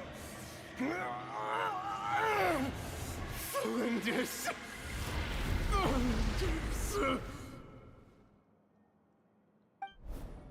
Interesting. Anything else? What about this would-be fiancé of his? Do we know anything about her? Well, she was a researcher at the Universitas Magistrorum, but it felt like she was hiding some kind of secret. Oh, and one more thing. For some reason, Rerear's fragment also contains some of Thelindis' memories, though only a very small portion. Well, no shortage of potential leads, I'll give you that. In any case, it sounds like we can conclude that while Thelindis was still around, Rerear appeared to be lucid and quite normal. Thelindis, it seems, must have been the one thing in this world that he couldn't let go of. Tell me though, were these pure-blood Conorians we're talking about here? Why do you need to know that? Hold on. If she was a pure-blood Conrian... Oh yeah! Just like how it was with the captain! If we could somehow find her, do you think there's any chance Rerear might regain some of his sanity? It's possible, but it would take a miracle. We can't pin all our hopes on that. That merchant who Nefer knows, Dori Sangama Bay. Maybe we could hire her to look into it. Alright then. Let's keep working in our separate teams. Traveler, Paimon, Kutar, and Miss Arlecchino will go look for the iridescent moon's marrow. As for the others... On the way over here, I noticed that the Wild Hunt monsters had grown even more frenzied in their search for Kutar. At this rate, the people living here will be in grave danger too. So I'm thinking of gathering together some of our followers to go wipe them out. I'll head back to the curatorium and meet up with the boss. Feels good knowing we've all got something to be getting on with. Given that the Wild Hunt has been a lot more active lately, the Lightkeepers have likely begun their own operations too. If that is the case, someone will need to pass the news on to Flint's. I'll hold the fort for now, then discuss our next move with Flint's, Aino, and Anefa when they get back. Alright then. Well, the clock's ticking. If that's everything, we'll be on our way. We'd better get moving too. We'll try to buy you as much time as we can. Relax. Just do your thing. Now, I decided to call in some backup since things are getting so hairy. Our reinforcements should be here any minute now. Stay safe, everyone. Dismissed.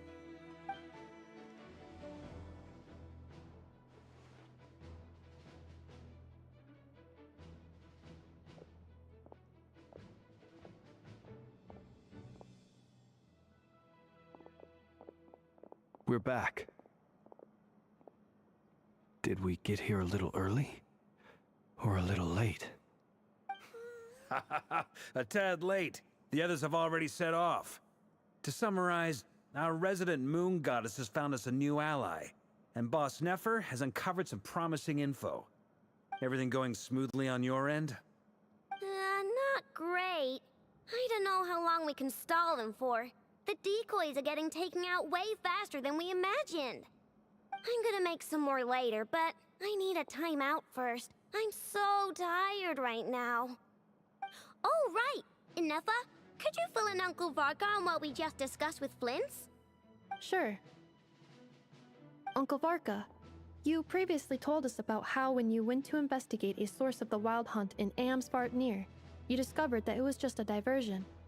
But according to Flint's intel, several outbreaks of the Wild Hunt had already occurred in Notcry in the period leading up to that.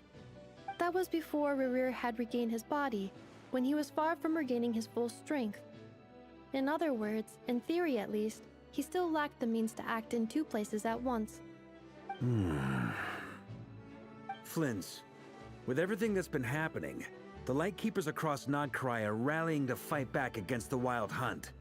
They're gonna need your help. I know, I'm sure you're capable of coming up with something far more effective than decoys. But for now, you should stay here and get some rest. Anefa and I will head back over to Amsvartnir to see if there's anything I missed.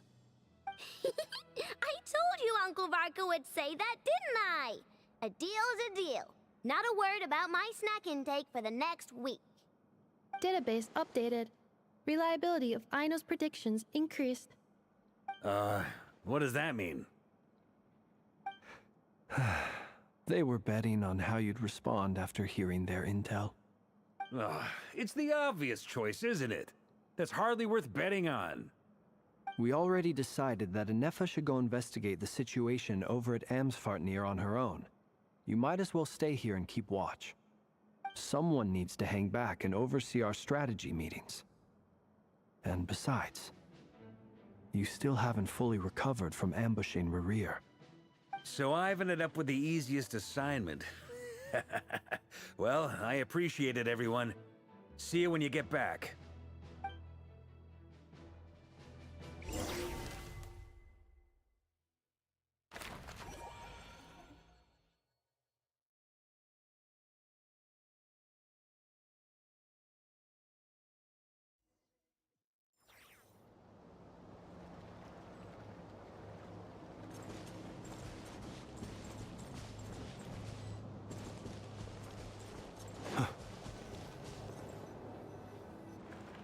Here, this will serve as a good spot to cross over. Arlecchino, hold up a second! Since you brought us all this way, would you mind telling us what you've got planned? We still haven't got the slightest idea what's going on here. And if even Columbina doesn't know where the iridescent moon's marrow is, how do you? Simple. Because I am an inheritor of the royal bloodline of the Crimson Moon. And one of the last surviving embers of the Two Worlds' flames. Huh? Are you serious? Isn't you're a descendant of that Crimson Moon dynasty we were just talking about? The one from ancient Conria? Your surprise is understandable. I was also taken aback when I first learned of it. But the more I thought about it, the more I realized the signs had been there all along. When I was young, I discovered I could wield a very special kind of fire. It coursed like blood through my veins and smoldered away inside my nerves. What's more, whenever I experienced strong bursts of emotion or drew too deeply on this power, it was like some kind of presence within the fire would begin to gnaw away at me, consuming me from the inside out.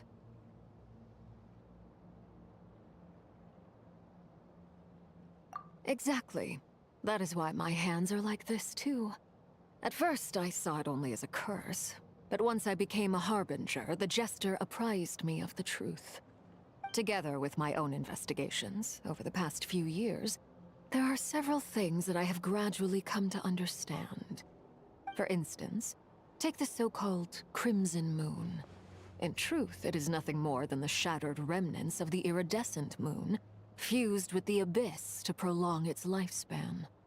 Since this blood flame was bestowed upon me by the Crimson Moon, it is a fusion of the iridescent moon's former power and the corruption of the abyss. You all understand the nature of the abyss well enough. I draw upon its power, and in return, it hungers for my soul. This strange blackness is the mark of corruption it has left behind. If I recall correctly, you once told me that if the corruption ever made it to your heart, you'd become a completely different person.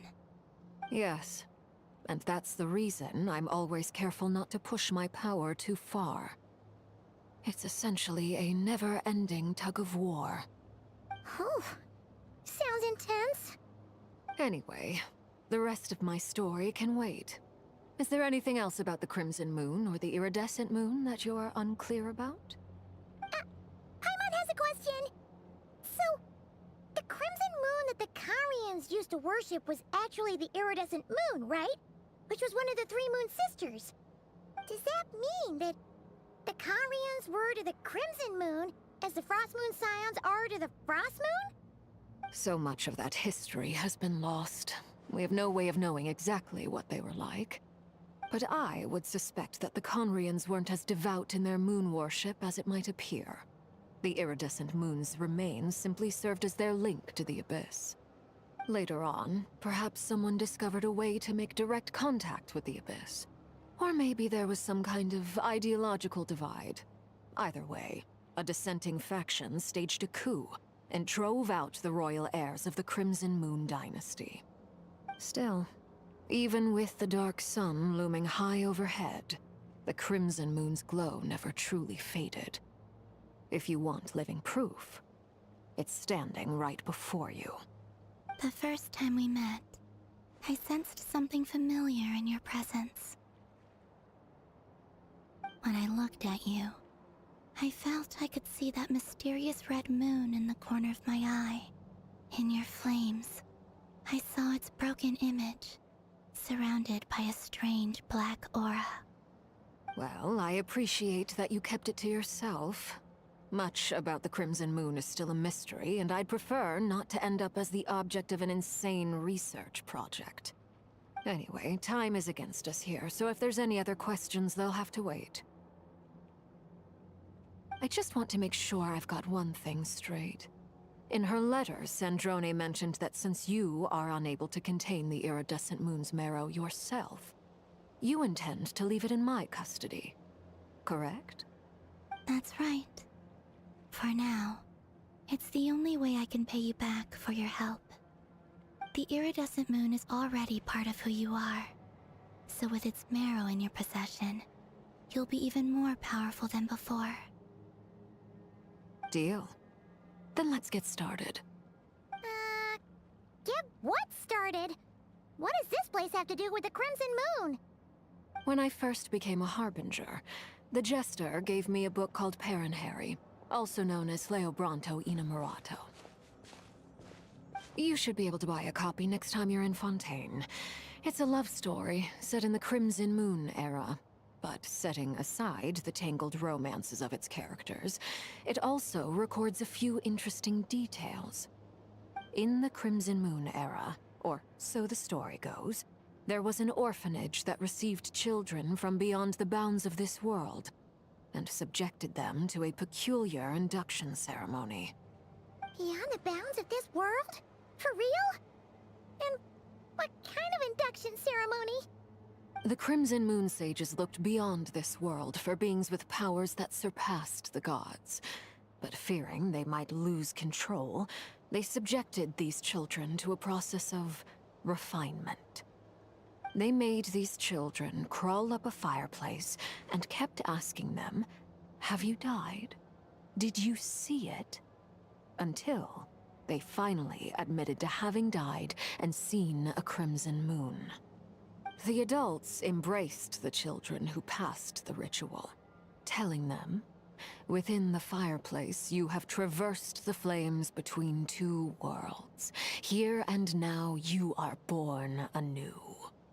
The book leaves much unsaid, but I suspect that this was their way of branding the children they had enrolled, leaving an indelible mark upon them so that they would forever live in the Crimson Moon's light. That explains why I can't sense the Crimson Moon's marrow in this world. It makes sense that it would be sealed in a special space that can only be accessed temporarily through some kind of ritual. But there's no fireplace here. Do you see a chimney anywhere? Oh, are we supposed to build it ourselves? Okay, fine. Paimon will go find some bricks. That won't be necessary. The fireplace is purely symbolic. The key to the ritual is crossing the flames between two worlds. In other words, the flames that burn within me. Those burned away by such flames leave behind a kind of ghostly afterimage in the world. In the days of Conria, people believed they could be used to bridge the gap between the two worlds of life and death. In short, I can open a passage to that space for you. That's the easy part. The catch is I'll need to stay on this side to keep the passage open, so I won't be able to come with you. Once you're inside, you'll have to find your own way. Very well. Then I'll open it up. Traveler, spare me a little more moonlight if you would. I may need it.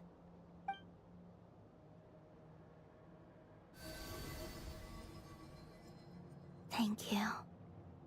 I feel like I've recovered some of my strength now.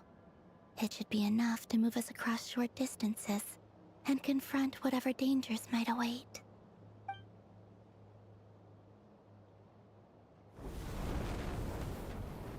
Mistress of the 7 hues of ages past, Great Mother of the present, Crimson-clad Sovereign of the 2 realms.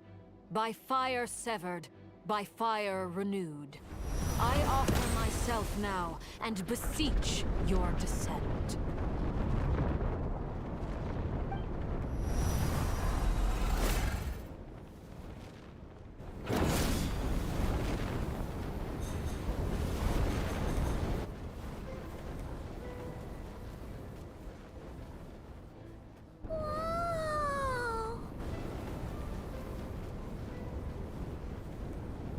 One word of advice.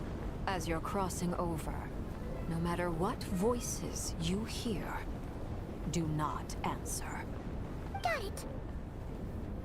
I sense a sinister gloom inside, but also the familiar light of the moon. I feel that I am about to meet an old friend who has changed beyond all recognition. All right, let's go.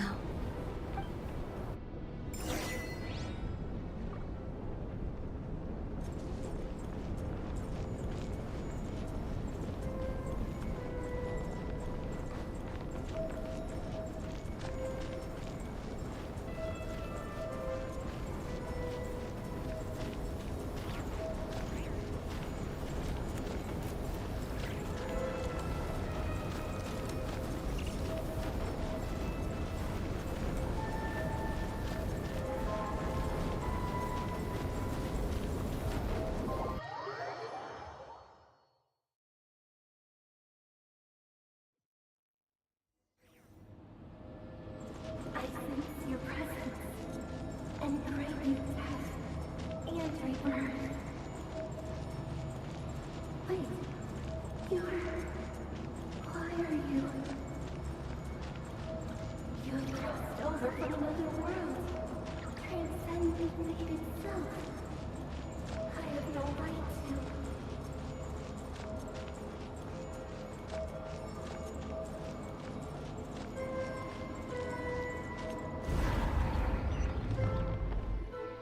Hey!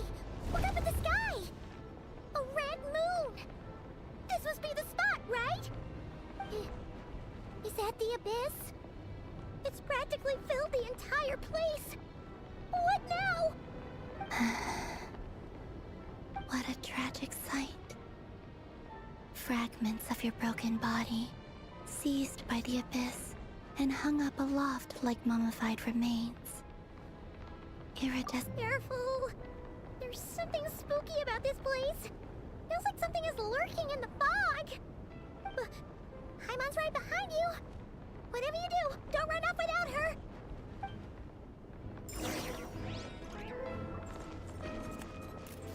By the way, Columbina, didn't you tell us that the iridescent moon had shattered into pieces?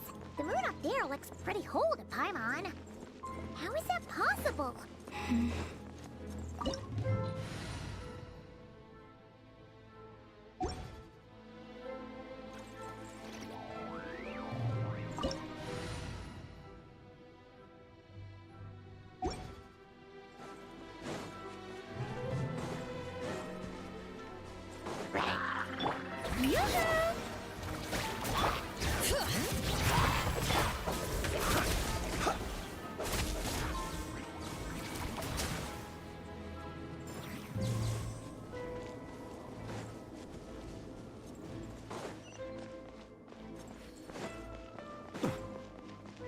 Just like I thought. It was only a facade.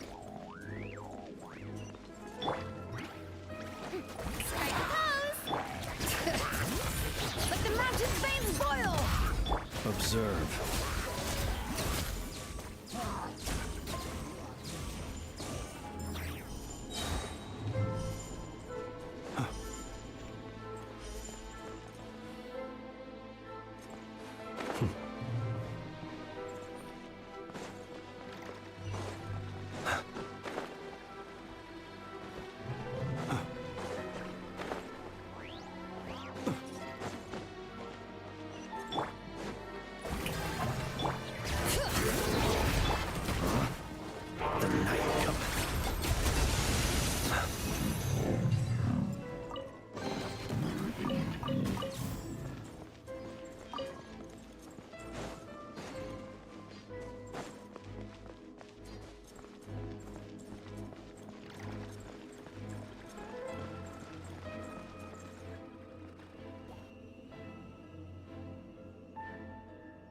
Huh? Huh? For real? That's way too high! There's no way we'll be able to reach it! No. I'm not sensing anything up there. It's coming from under the mountain. Let's see... Ah! There's some kind of weird shadow over the water! Wait, see that? Looks like a mechanism of some sort. Let's check it out!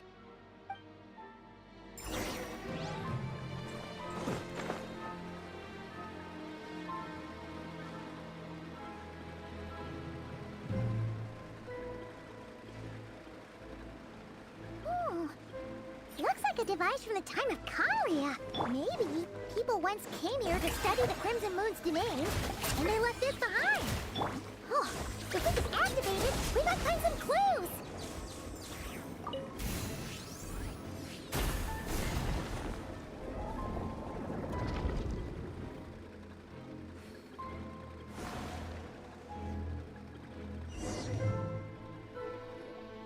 Hey, look at that!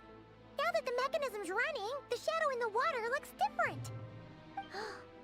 Do you think these mechanisms might be the key to unlocking the secret? Let's try to find more of them! Thalindis, we'll leave the rest of the research in your hands. We'll be heading back now. I hope this isn't ruining date night. Ugh. Mind your own business. Just leave me some snacks on the table. Thalindis? Is that Rear's girlfriend? How come we're... Oh, yeah! So, do you think she was studying this strange space all along? The Abyss has made this space extremely unstable. Maybe that's why some of the things she said and did were preserved here. Like echoes. Or after images. Whenever I see this view, it takes me back to a poem from my childhood. Waning moon, oh lifeless damsel, weeping on the mountain crest. Mourning still in wistful tone, her fragile soul now laid to rest. For me, of all people, to be here investigating the mysteries of the Crimson Moon space, is it a coincidence or something more?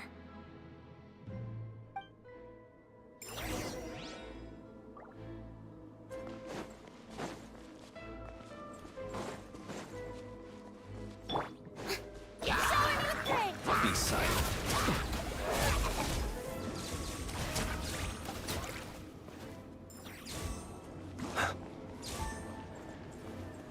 Oh, looks like the Abyss has messed up this mechanism. We need to find a way to get it working again. Let's see if there are any other devices nearby.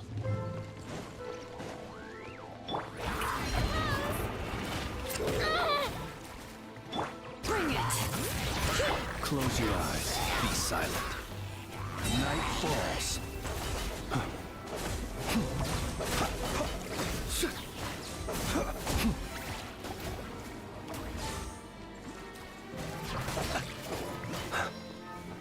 Observe.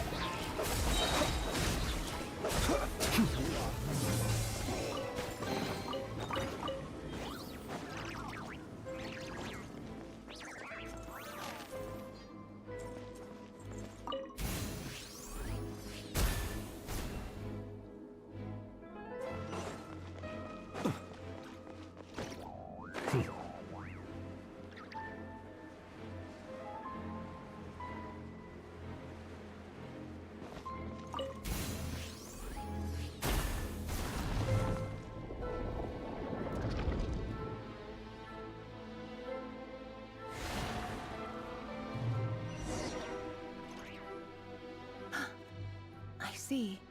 So the moon marrow, or rather the power of the 3 moons, is the key to unlocking...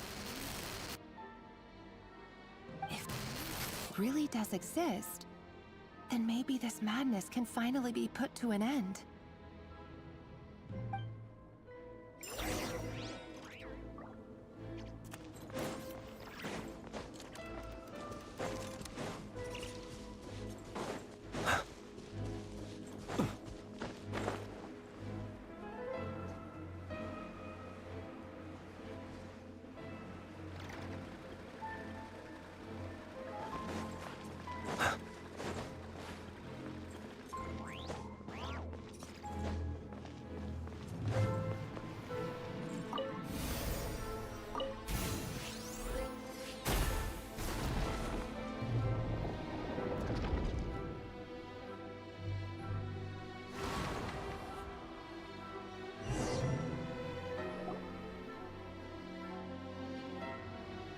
With the Abyss inhibitors in place, I should be able to access the chamber with the moon marrow.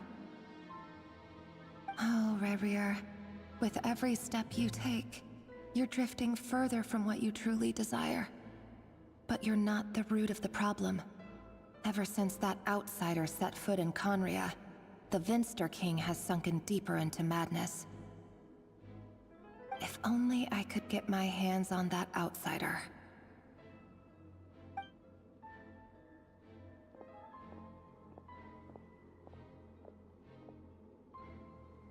Hey look!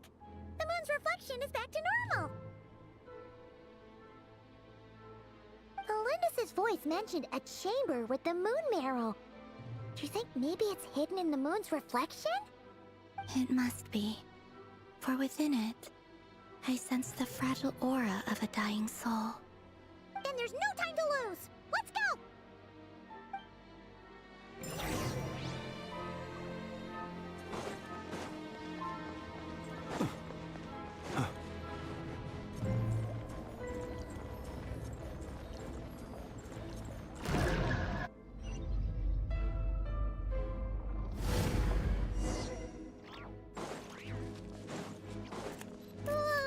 These things are so creepy!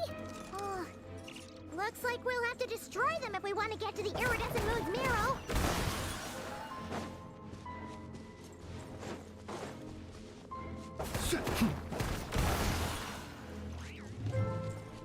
That must be the iridescent moon's marrow! Oh, we'll need to destroy these things before we can reach it!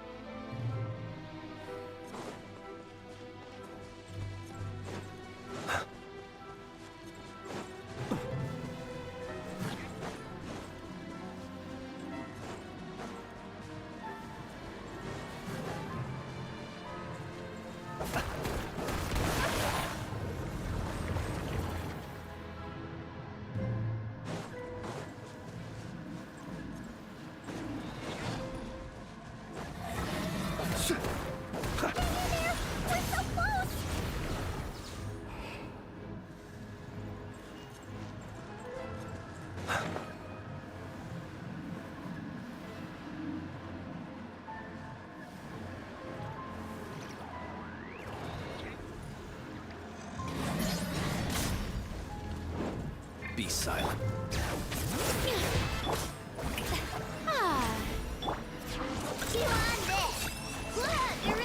Beware the creatures of the night.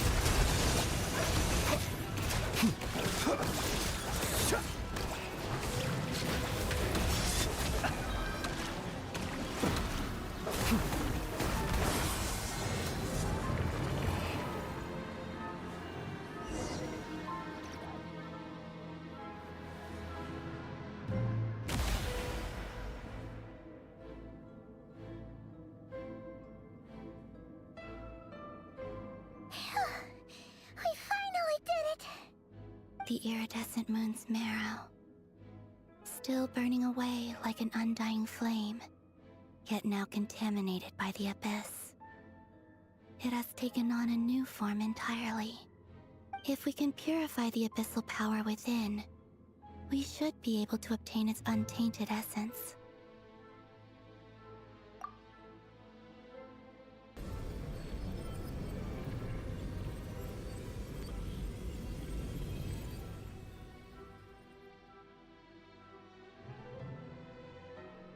It's so cold.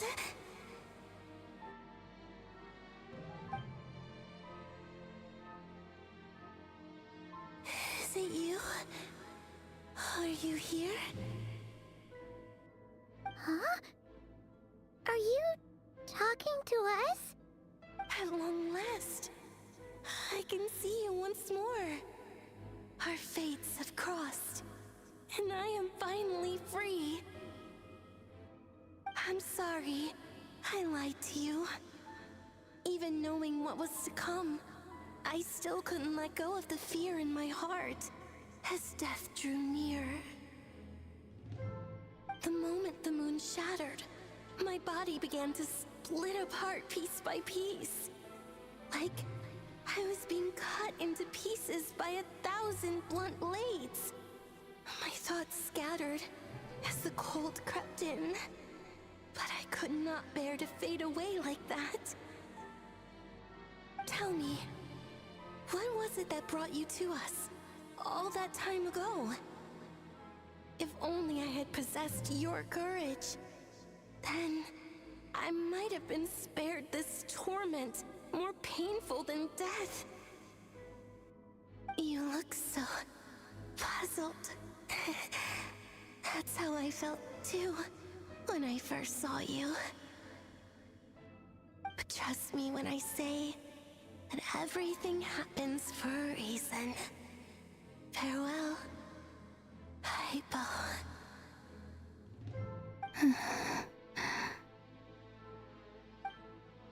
What was that all about? Was that the goddess of the iridescent moon? Oh, it sounded like she was speaking to a long-lost friend. But none of us have ever met her before, right? Perhaps. She took me for the goddess of the frost moon she once knew. For a fading soul like hers, our auras must be too similar to tell apart. But anyway, we've got the iridescent moon's marrow now. That should help you regain your strength, right? Alright, time to leave this place and meet back up with Arlecchino. Let's go!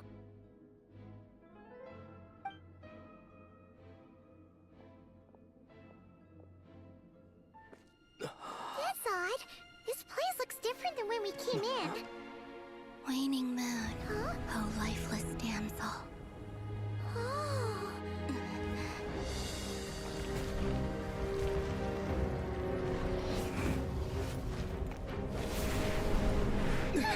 Hurry! The place is collapsing!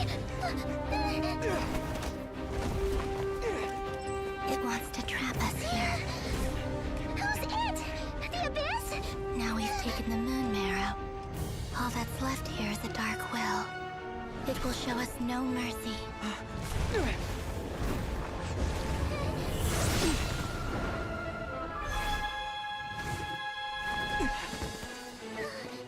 Give it back! The crimson moons! My marrow! My heart!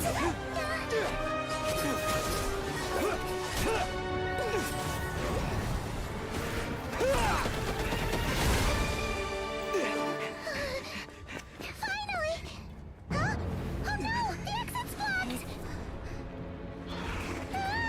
They're back! Now what do we do? This is where you fall. Witness my rise. Hey, it's... What are you waiting for?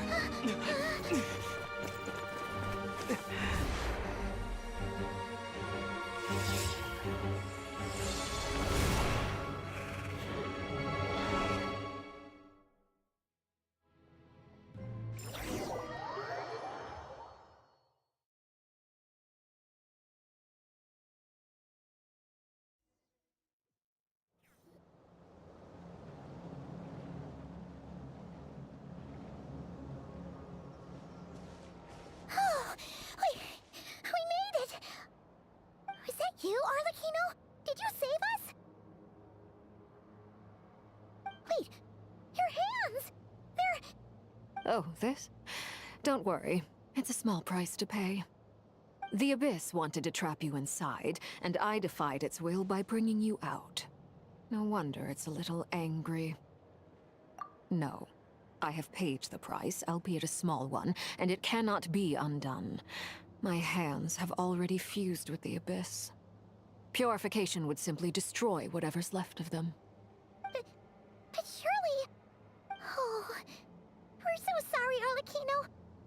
Paimon can't believe you'd make a sacrifice like this for us. As much as I'd like to call it a favor, the truth is I was simply holding up my end of the deal. Well, Columbina. Yes, you did your part. And as promised, I will leave the iridescent moon's marrow in your care. From this day forth, may the two worlds' flames burn ever more brightly.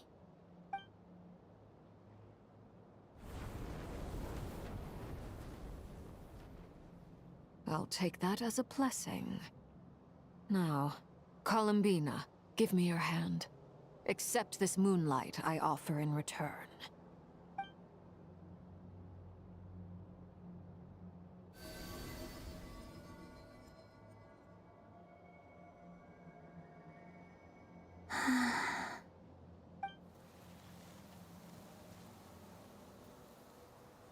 Feeling stronger? Hey, Columbina! Are you okay? I'm fine. Our powers are a little at odds, that's all. By the Frost Moon's authority alone, wielding the power of the other moons was always going to be a stretch. Still, I think it's fair to say that your strength has returned. At least to the level it was at as Third Harbinger. It's still not enough. There's no way I can hope to challenge Rayrear like this.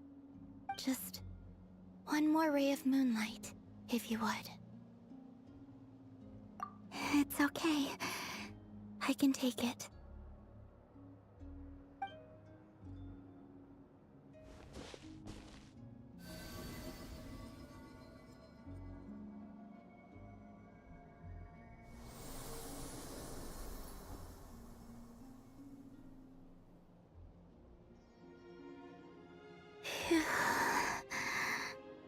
How about now? Fighting fit? At the very least, I won't have to stay hidden like before. I want to see him gone from Notcry. The Ray here of Solnari and his wild hunt must be sent back where they belong. Well, it's good to have something to aim for. You certainly seem more alive now than you did earlier. When I first met you, you didn't strike me as a ray of moonlight. More like a wisp of fog drifting in from who knows where, ready to scatter at the first sign of a breeze. But now, you're full of vitality. Just like the Frost Moon, once the brightest of them all. May you keep shining, Columbina. This is who you are. Thank you. Look after yourself too, Arlecchino. I know you have plans of your own, and that's why you're always seeking to grow stronger. But whatever you're after, don't let the Abyss take a hold of you. I do not wish to see you go down the same path as Rayrear. I appreciate the concern, Columbina. Although perhaps it's time you took a new name. A new name? Kutar, the Moon Maiden, Columbina. They're nothing more than code names. They describe who she is and the roles she's played, but they're not her real name. We often use code names in the House of the Hearth, too. But it's knowing your real name that keeps you grounded.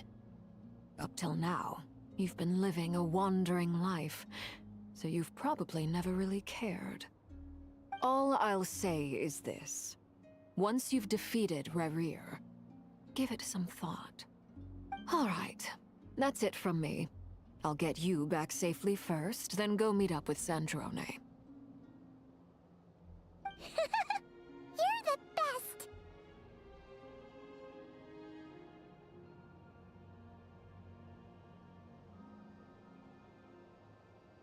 I appreciate the gesture.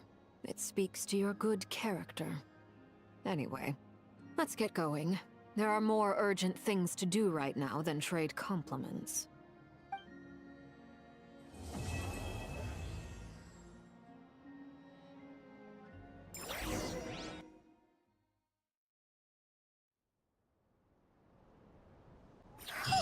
It was a close call, but we got the iridescent moon's arrow and restored.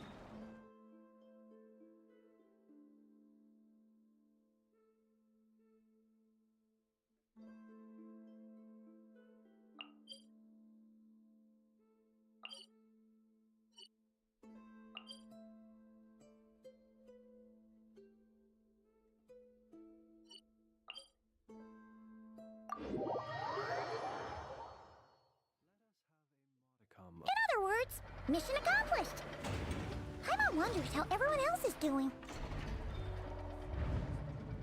Our ire.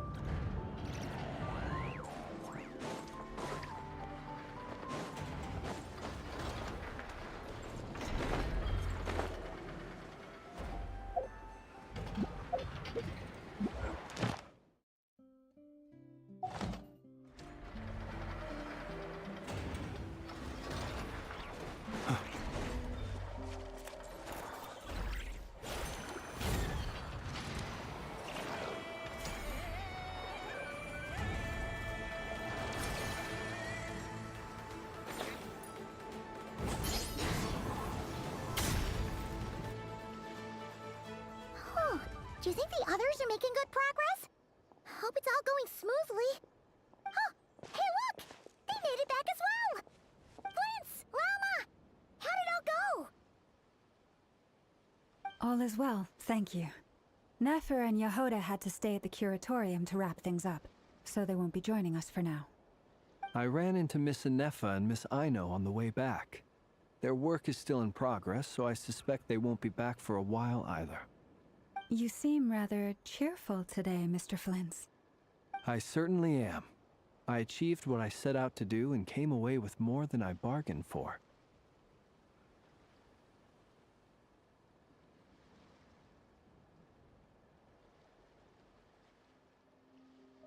Fighting alone can get quite tedious, but I had the good fortune to run into a pair of brave young warriors. We meet again. How have you been? Albedo! What are you doing here? Thankfully, tracking you down turned out to be a lot simpler than we envisaged. These two courageously lent me a hand while I was fighting the Wild Hunt. When they told me they were Servarka's colleagues, it all made sense. And given how people of outstanding talent tend to cross paths, it's no wonder you're already acquainted. So, who's your travel buddy, Albedo? Why don't you come and introduce yourself?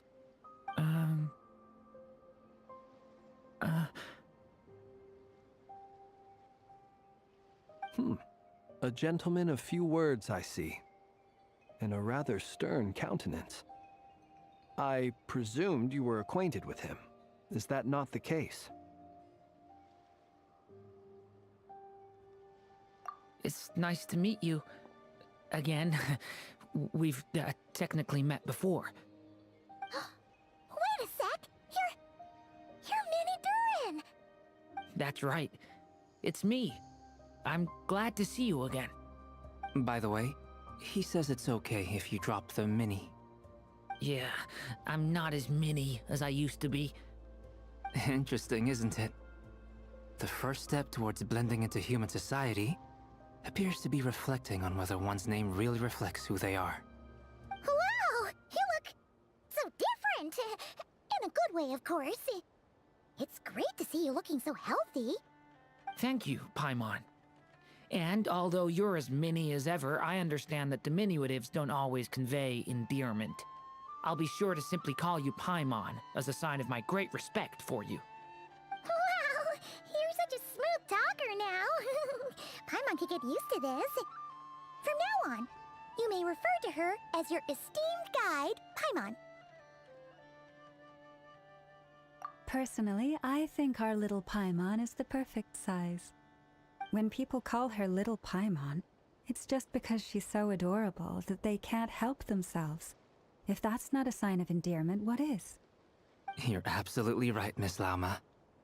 My brother still has a long road ahead of him when it comes to understanding human relationships. Anyway, speaking of long journeys, didn't Columbina, leave with you? How come she isn't back yet?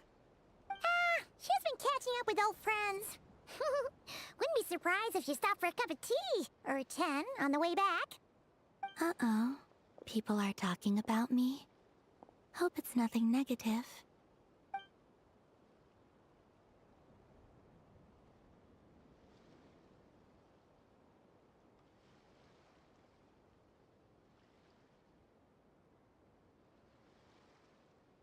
Judging from your expressions, I'm guessing it all went well?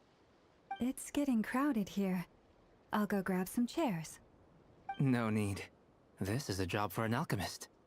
I'll whip some up momentarily. Thank you for your hospitality, ladies and gentlemen, but I was merely escorting my friends back. I'll be meeting Zendrone shortly, as we still have some things to discuss. It's been a pleasure, everyone. But this is where I'll say goodbye. We really appreciate your help. Oh, come on.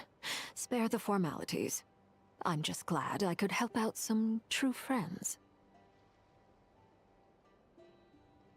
I understand. Well, bye for now, Harlequino.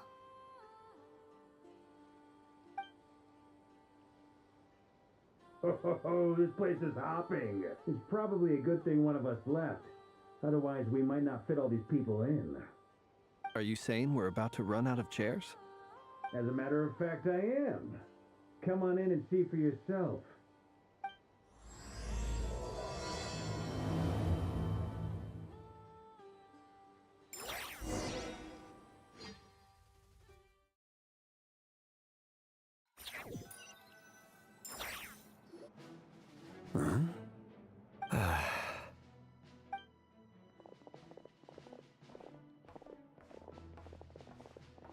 I overheard your little chit-chat outside, by the way. With Miss Columbina's colleague gone, we should be back to the original crew plus the other colleagues I brought in. Though, it looks like we have another new face. Someone else managed to rope in a colleague too? Frankly, you and Paimon are the only people I know here. This here is Deansliff, colleague of Tibet's greatest guide, Paimon, and greatest adventurer, the Traveler. Well, not exactly colleagues, more sort of friends. When someone else jumps in to do the announcing, you know you're speaking to someone important. Let's hear what he has to say. Note to self. Once Paimon knows your name, the rest of the world will soon follow. When he comes looking for us, it's usually something important. Paimon's guessing you've heard about the Wild Hunt, then. From the looks of it, you're about to hold a meeting. If I were to say that the Wild Hunt is our mutual enemy, would that earn me a seat at the table? As the saying goes, the enemy of my enemy is my friend. Mr. Dainsliff, there's a seat with your name on it. Though, I can't promise the same for everyone else. Hey, Albedo, think you can rustle up a couple more chairs? After all this time apart, Grandmaster Varka's first order is to rustle up a couple more chairs. I've missed this. Is he being sarcastic? Hey, he's your brother. Why are you asking us? I've still got a lot to learn about the nuances of human conversation. Trying to decipher Albedo's way of speaking has been like jumping in at the deep end. Oh, good point. Paimon gets you now. Don't sweat it. There are people who go their whole lives without getting the hang of it. You're ahead of the game already.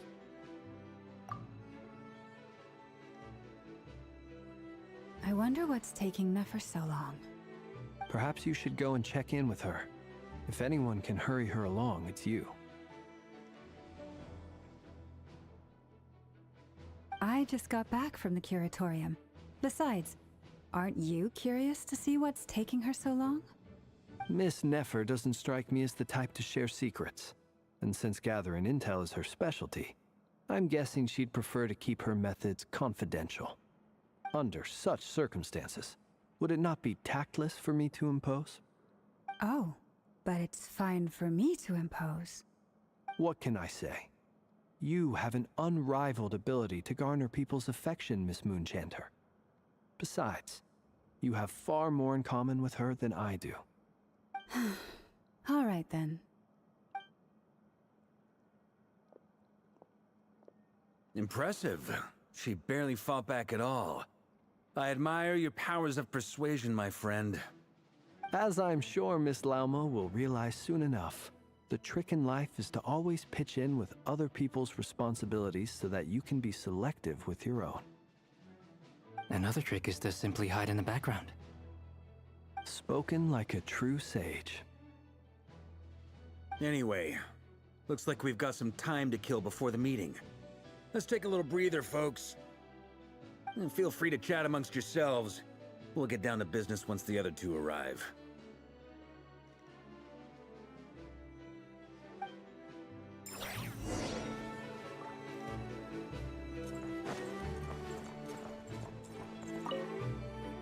You're both awfully quiet. Why don't I start us off with an icebreaker? Much obliged. Have either of you ever had your portrait painted? If not, I'd be glad to help. That sounds like a lovely idea. You know how to paint, then? I dabble occasionally. He's an excellent painter. Tables, chairs, people, dragons, you name it. He'll paint it for you. I'm flattered. If I ever get the chance, I'd like to give it a try myself. I'll bear that in mind. Anyway, how about you, Durin? What sort of portrait would you prefer? Oh, I'd be fine with anything. Whatever style feels best to you. Very well. Then I'll play it by ear. You can replicate any style I want? I can try. If you show me a sample, I'll do my best to match it. Thank you. In that case, I'll dig up some reference material for you.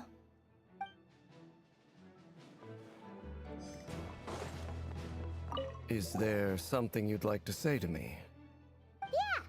For starters, why'd you just show up here without even giving us a heads up? If you think back to our previous interactions, you may recall that that's hardly out of character for me. You do have a point there. Oh yeah! You'll need to find somewhere to stay the night too, right? Wanna tag along with us? You never know. We might get a group discount. Sure, let's do that. Great! Paimon will handle it! And in return, we can get Dainslift to be our very own personal bodyguard. If that's what you had in mind, you should have said so sooner. I'd be happy to help. Oh, okay then. Paimon was only kidding, but good to know. Anyway, since we're all here together, we might as well watch each other's backs. That's just what friends do, right? Indeed. Thank you.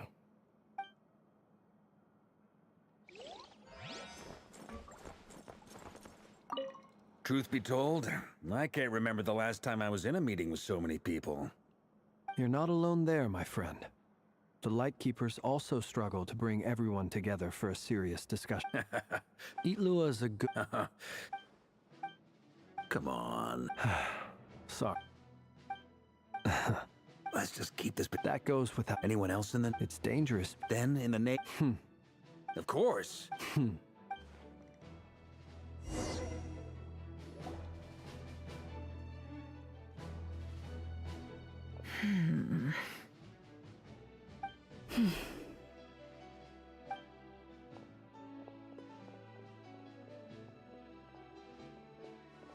Ah, Miss Nefer. You made it after all. But what about Yehoda? I'm here to give you an update on how things are going on our end. Once this is over, I'll be heading straight back to continue my work. I left Yehoda back at the Curatorium to watch over things while I'm gone. Huh. So much for just this once.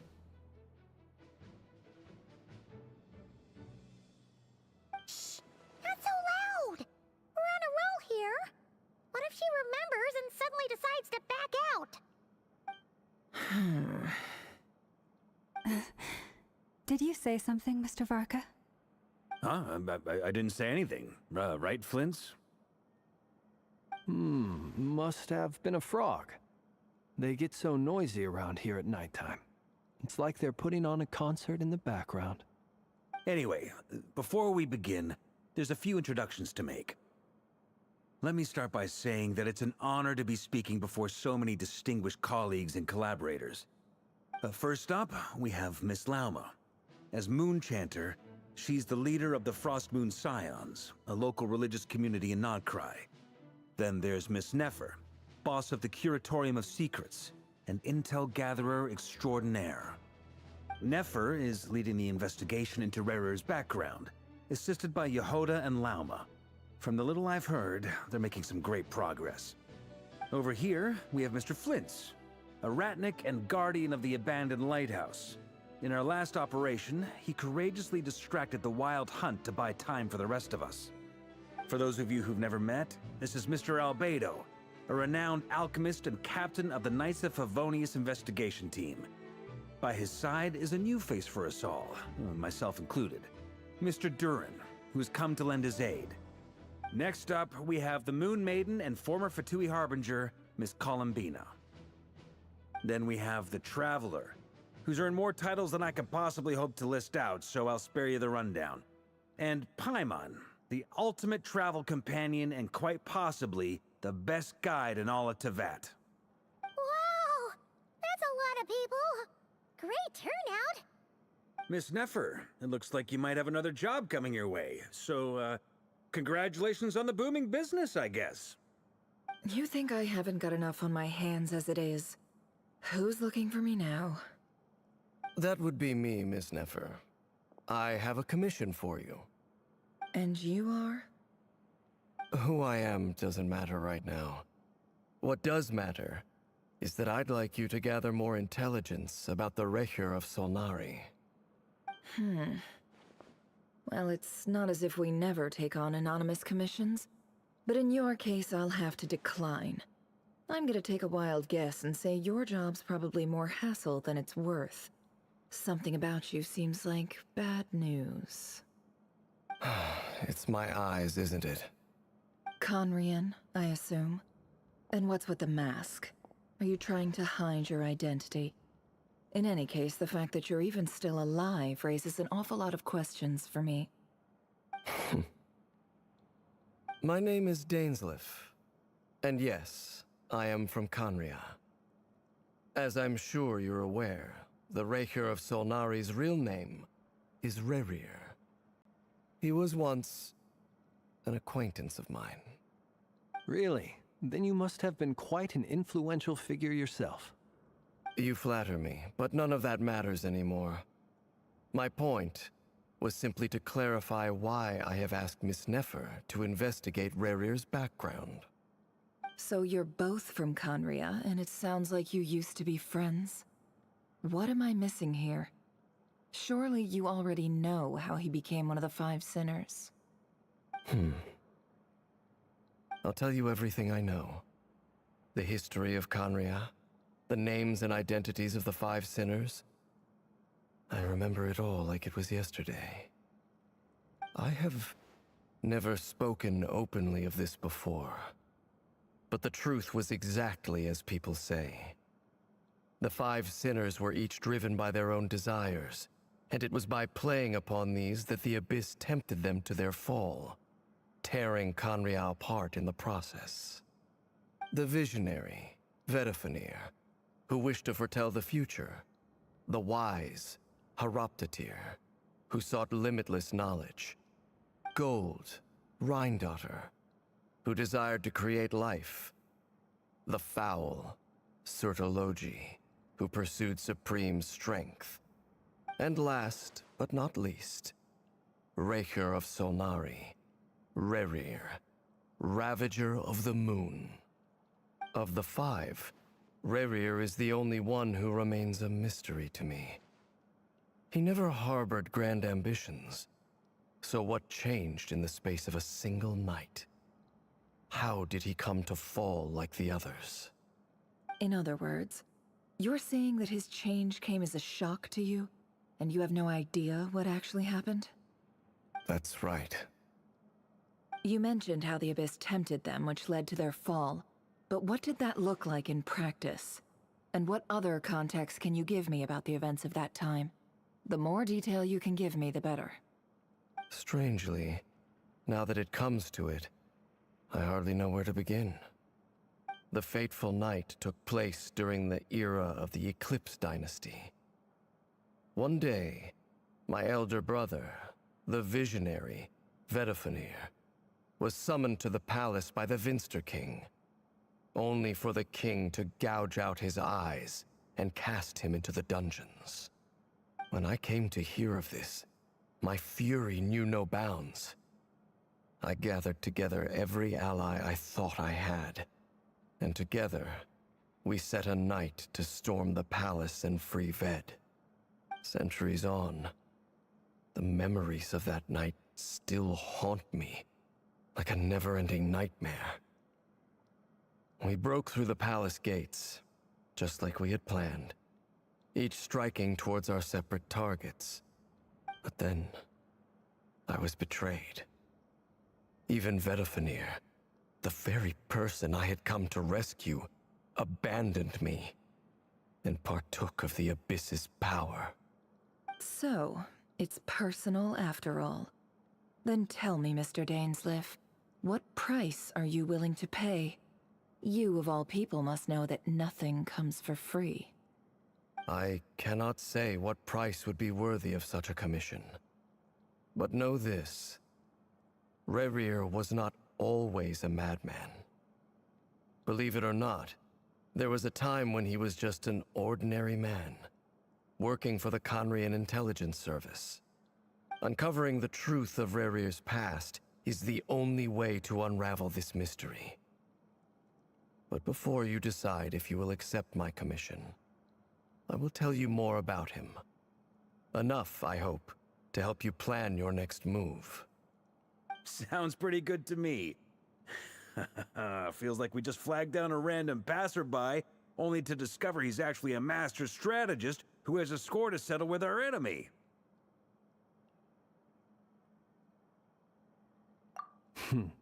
Can I borrow your halo? It could be useful in the lighthouse. Hey, enough with the wisecracks! Besides, isn't that lamp of yours bright enough already? Relax. It was meant to be a compliment. If that was a little over the top for your liking, I'll make sure to tone it down next time. I'll give your proposal some serious thought, Mr. Dainsleif. Let's speak in private once the meeting is over. Before that, there's a few things I'd like to share.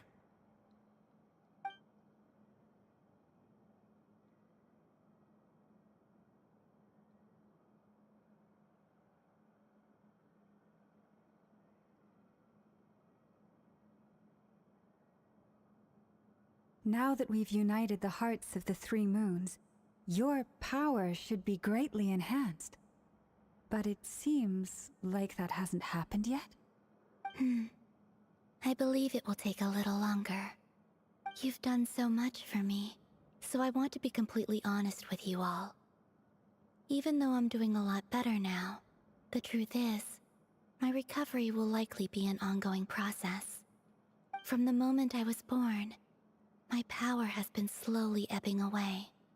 And that is because Tevat has never accepted me. Even with the moons united as one, it seems my rejection cannot be undone. So far, I have yet to find a solution. It may turn out to be a problem that will plague me until the day I finally leave this place behind. Even so, I will do everything in my power to help you drive out the Rayhir of Solnari. As Arlecchino put it, this is not about chasing the spoils of victory. It's just a gesture of heartfelt gratitude. Kutar.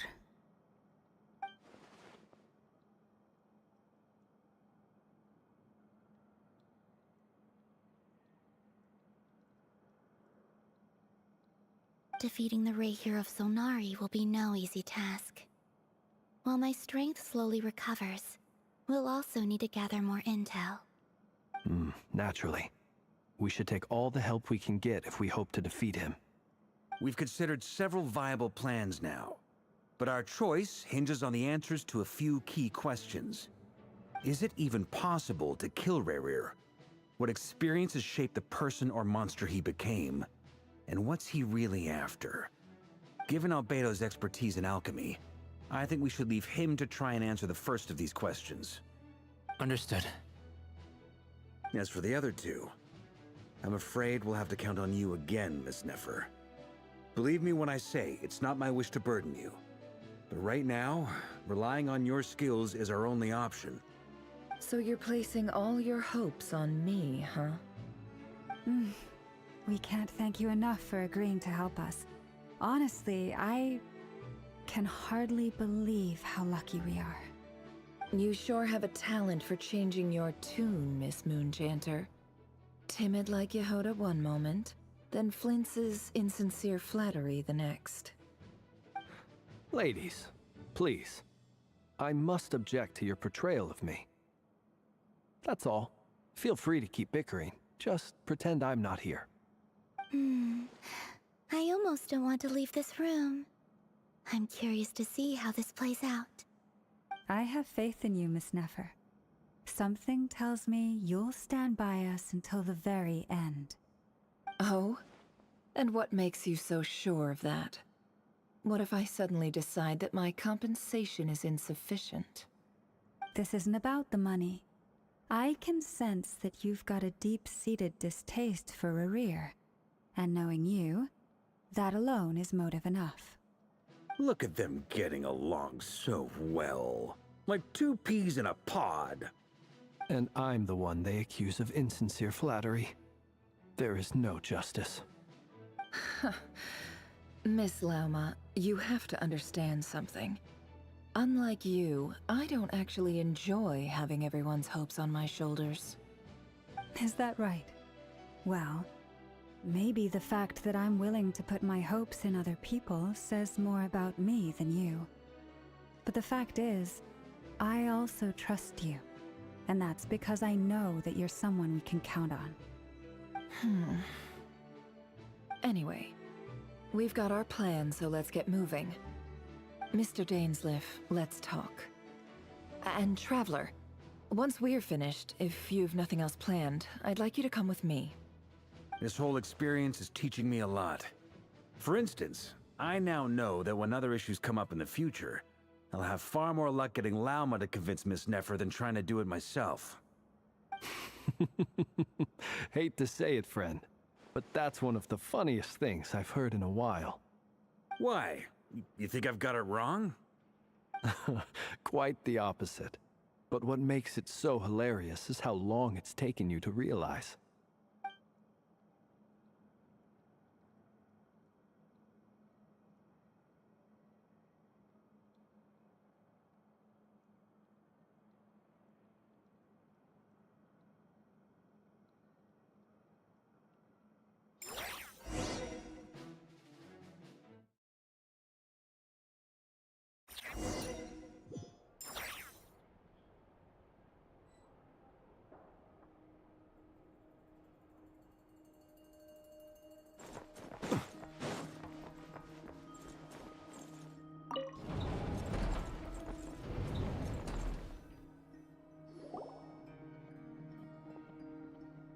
Thank you for waiting.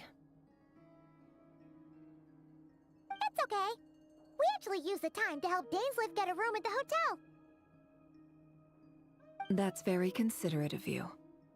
Now, I trust you share my curiosity about Rerir's past, and you seem fairly familiar with Mr. Dainsleif already.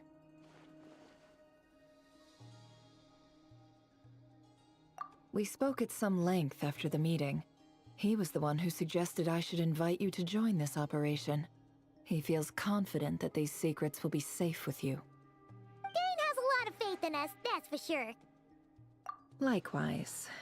I appreciate that you got right on board without interrogating me about why I invited you. It shows that you trust me to explain everything in due course. That's because we know what you're capable of. We appreciate you too, Nefer. You might have been forced to help in the beginning, but this time, it was your choice. That's one way to put it. Another is this, that once a decision's been made, it's set in stone.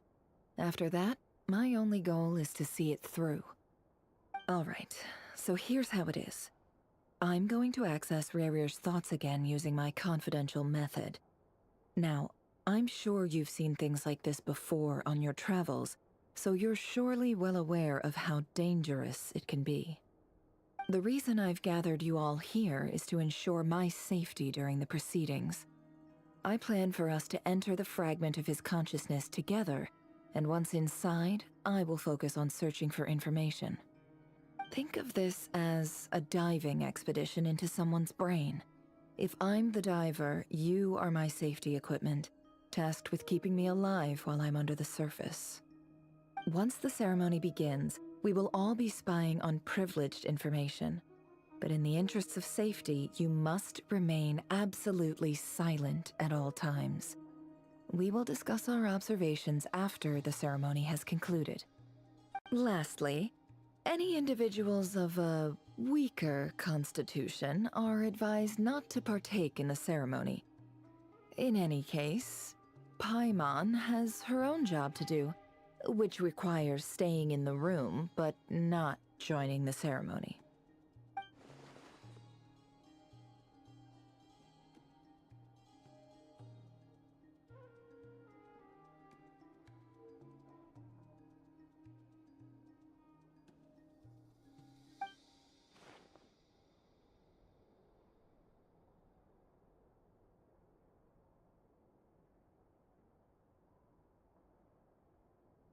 Well, good luck, everyone!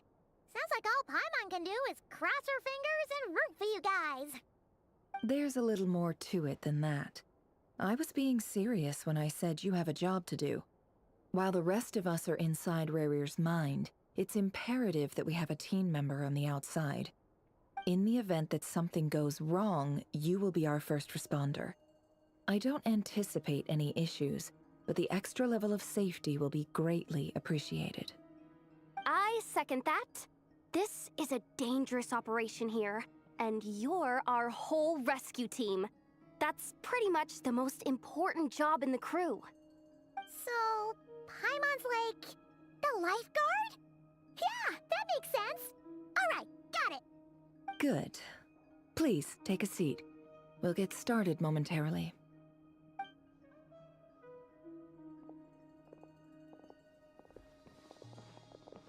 So, did Mr. Dainsliff tell you anything else? He told me that he believes Rarir kept some big secrets in his life. He's not sure that they were the cause of his eventual downfall, but he's asked me to uncover what those secrets were all the same. But surely you're not planning to go through with this, no matter the cost. If you think that, you'd be overestimating me. I'm a businesswoman, not a mercenary.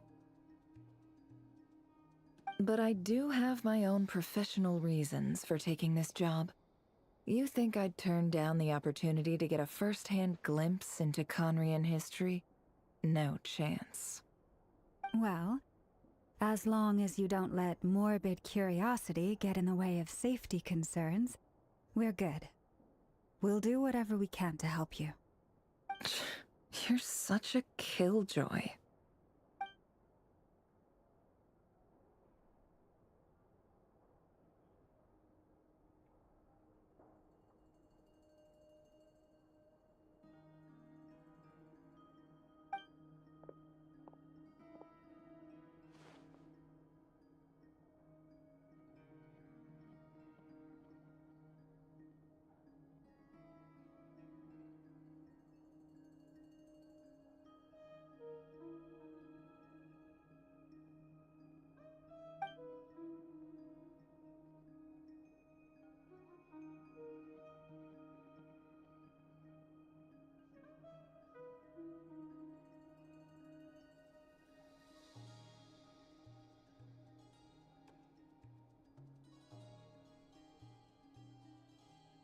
All right, I'm good to go.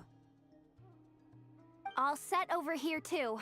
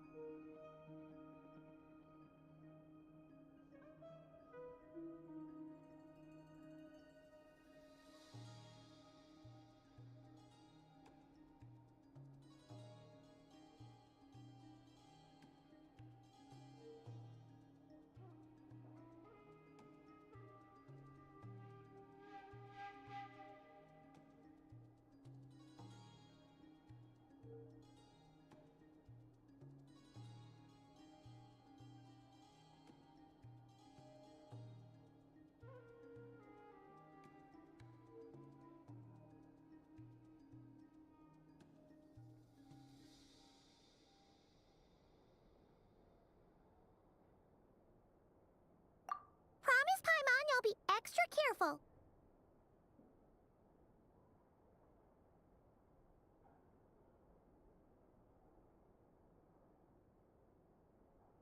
All right. Let your whole body relax. We're about to begin. Close your eyes.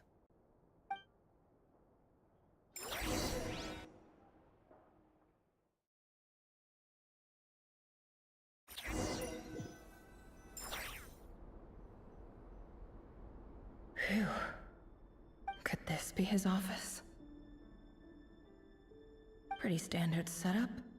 Bookshelves, paperwork, files. According to Dainsliff, Rarier used to be an intelligence operative.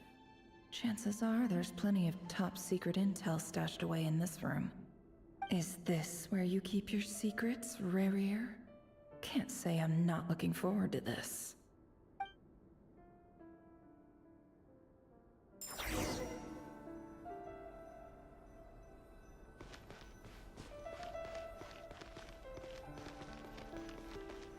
He looks even gloomier than last time. I wonder what's changed.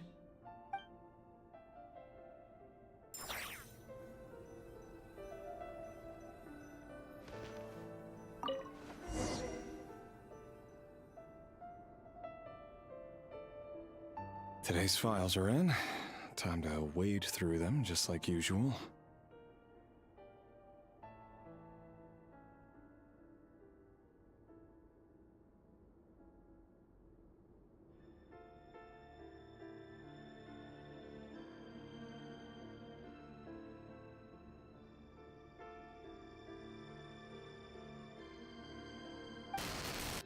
Male, 51. Occupation, cook. Confirmed Crimson Moon descendant. Has maintained frequent contact with other descendants over the past year. Poses a threat to the dynasty. Neutralized.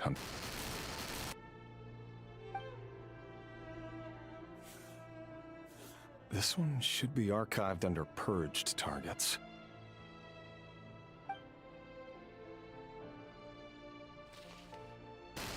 Female, 23. Occupation, office clerk. Confirmed Crimson Moon descendant.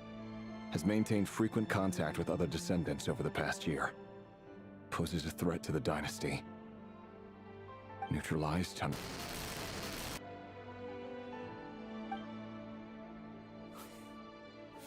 Another one for purged targets. Sounds like she was that other man's daughter. Never mind.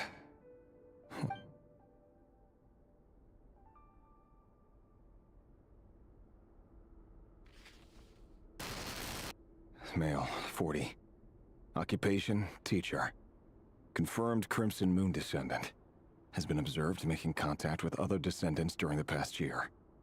Poses a threat to the dynasty. Neutralized on...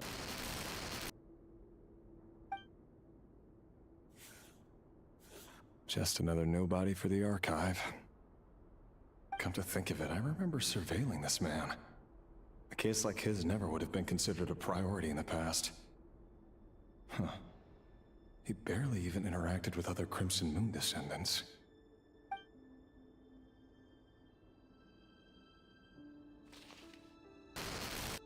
Female, 16. Occupation, none. Orphan and confirmed Crimson Moon descendant.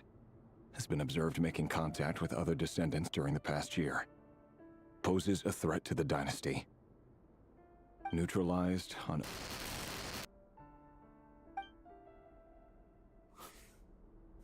Filed. I have no recollection of this girl. None whatsoever. She doesn't seem to be anyone important, but then again, how many of them really are?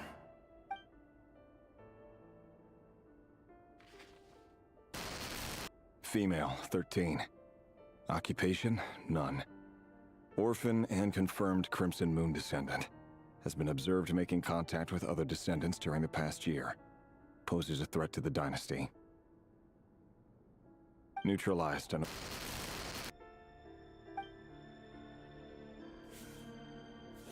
Filed.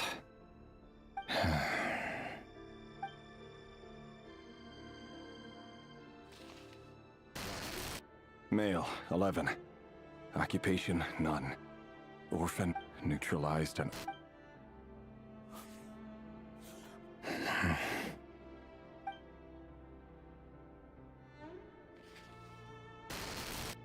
Male, 6.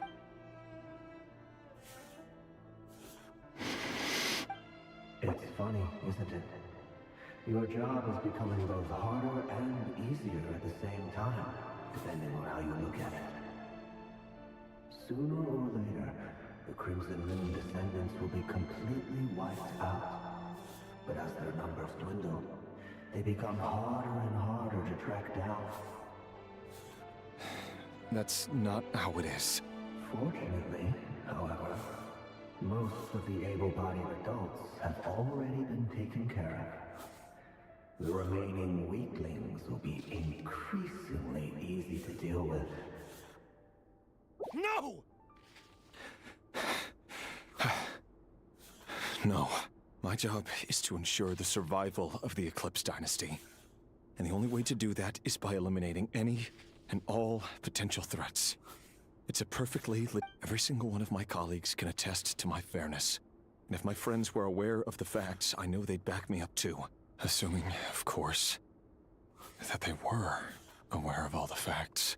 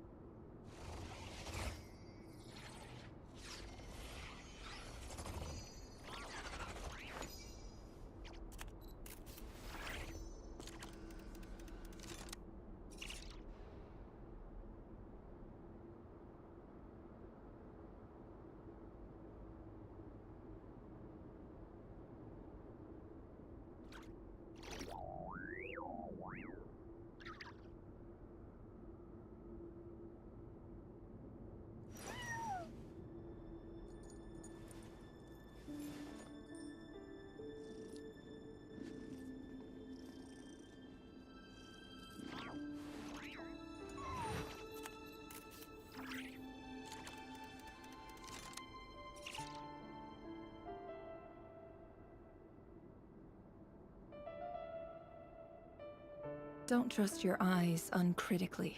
People only see what they want to, so don't be your own fool.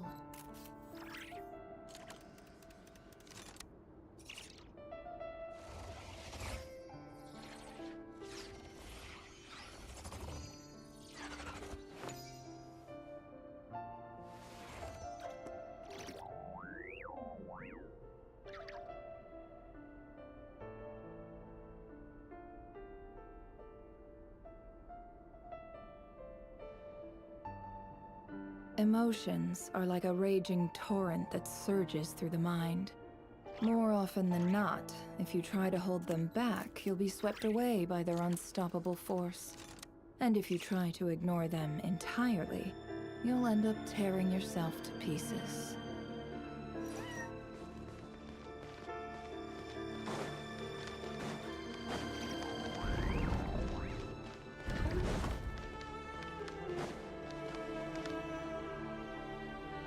Mr. Vedifalnir? It's been quite some time since we last met. Rerir, I trust you're here because you have something important to discuss. Forgive me. I wasn't tuning out, it's just, I noticed you didn't even phrase that as a question. As if you knew I was coming. Tell me, does someone in your position ever feel the need to ask questions at all? It is indeed within my power to foresee certain things. Things like your arrival. I was just thinking. It won't be long before I'll be inviting both you and Dane to my wedding. That isn't a lie, but nor is it a fact as such. It's a wish, isn't it? No fooling a prophet, is there? Ever since that day we met for drinks, I knew it was only a matter of time before you came looking for me. Does it feel good? Knowing how the future will unfold. I'm afraid the notions of good and bad fail to capture the complexity of what such a power entails. Once you've seen what will come to pass, it can be all too easy to succumb to fear and melancholy. Unless, of course, you learn to abandon these feelings.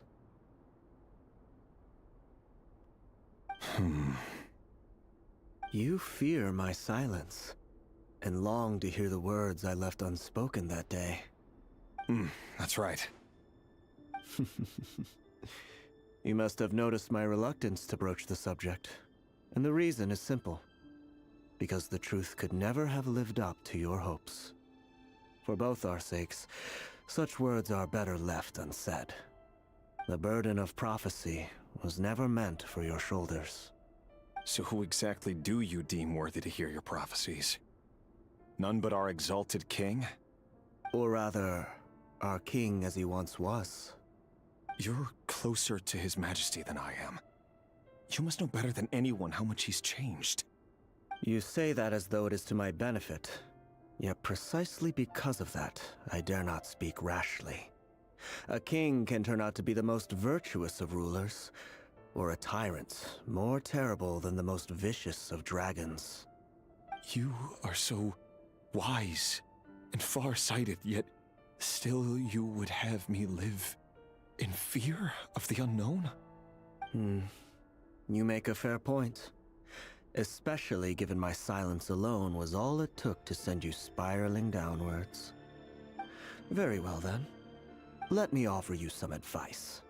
And I say this not as a prophet or a visionary, but simply as the brother of your friend.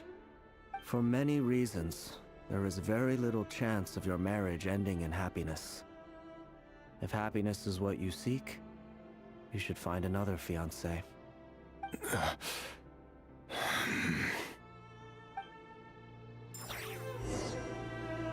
Hold on. There's that same black fog again. Could this memory belong to Thelindis? Guess I'd better tread carefully. Wait. Hear me out. This time we finally got a clear look at his face and learned his true identity. His name is Rerir, and he claims to be one of the king's guards. What did you say? A cruel irony, isn't it? The man you're set to marry leads a double life as a brutal executioner. Why are you telling me all of this now? Simple. It's because I want you to kill him. You are the only person he would never suspect. No, absolutely not. I would never dream of doing such a despicable thing. So you'll just stand by and watch him slaughter us to the last? Do not forget that the blood of the Crimson Moon flows in your veins too. The blood of the Crimson Moon? What does that matter now? The dynasty has long been dead and gone. You think that alone is reason enough for me to throw away everything I have? Why wouldn't it be? You two were once a child of the Crimson Moon, just like me. Don't tell me you've never felt so much as a flicker of fury for the way we were trampled into the dust. As long as you promise to abandon this pipe dream of restoring your dynasty, I can try to persuade him. Or have him persuade the Vinster King. Persuade the Vinster King? Do you even know why he's so obsessed with hunting us down? Why he keeps trying to force us to hand over our secrets? Over and over again? Or why we refuse to give up on restoring the dynasty? The Vinster King. A blind fool. His eyes clouded by powers from beyond this world. A petty little man with a miser's heart. And he dares to sit upon the throne? Mark my words. Sooner or later, Conria will fall. And it will be his doing. If you can't bring yourself to do it, so be it. Just you watch. It won't be long before calamity descends upon us all. The Rehir of Solnari. That really is quite a secret you've been keeping from me, Rarir. But who am I to talk? Am I really any better? I've kept my own past a secret this whole time too. Love should be built on honesty. But ours was born from lies. And yet, is it really so wrong to hide things that would only make life harder? If we don't cover up the parts that no one else should see, how can we go on pretending to be normal? Vedifulnir must have known all this. And that's why he made his prophecy. In the end, nothing stays hidden forever.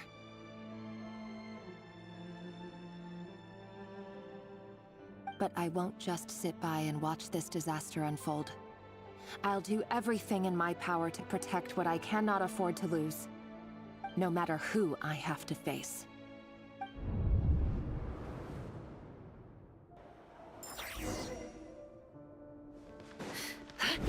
Huh? Was that Rarir who just walked past the window? Doesn't it give you the chills that he still takes the same road to work every day? As if nothing ever happened. Those people at the deli. Enough already. They're clearly pretty taken by their own disguises. But surely you can see he's not the man he pretends to be. So many have died already, and they say that the king's madness grows with each passing day. We're not going to survive this, are we? But why does it have to be this way? Do we really deserve to die just because of the blood that runs through our veins? Felindis, are you even listening? Sorry, Freether. My mind was off wandering. I heard you, though. You're talking about what Rarir said. He's just following the king's orders. He's a secret agent, and it's his job to hunt down rebels and dissidents. By the time you first met him, he'd already taken lives. Maybe he was using you from the very beginning. No. Rarir has no idea I have anything to do with the Crimson Moon. My family are only distant relatives of the main lineage, and besides, my eyes are perfectly ordinary. Truth be told, apart from my teacher, pretty much no one knows I have any connection to any of it. It's been a long time since my family severed ties. But as Orlog said, who could possibly talk sense into that raving lunatic of a king? No one. I'll work something out. Trust me, I'm with you all. But for now, you need to keep yourselves hidden. Don't let anyone find you, anyone at all.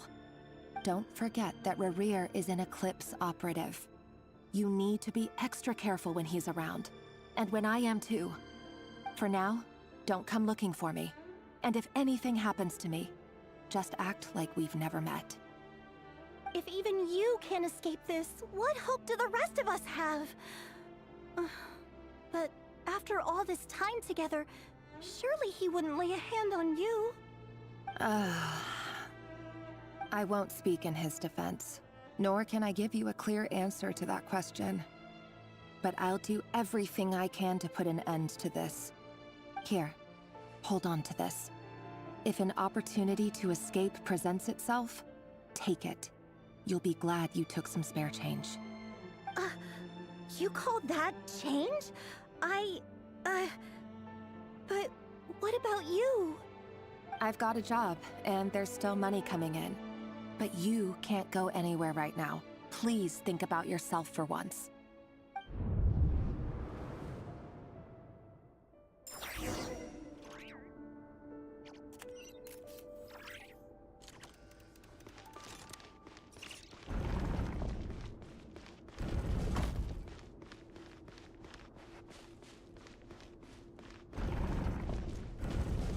Another day, another round of assassination training. Training ground is just beyond this hidden passageway. When you kill a person, doesn't it bother you when you end up covered in their blood? Why would it? Aren't we all just walking? Make sure you have a firm grip on the handle, and choose your angle well. Keep your movements light and brisk, and the prey won't sense a thing. I felt that. I'll bet no one ever got a quiet death in your hands. The work clean. No traces.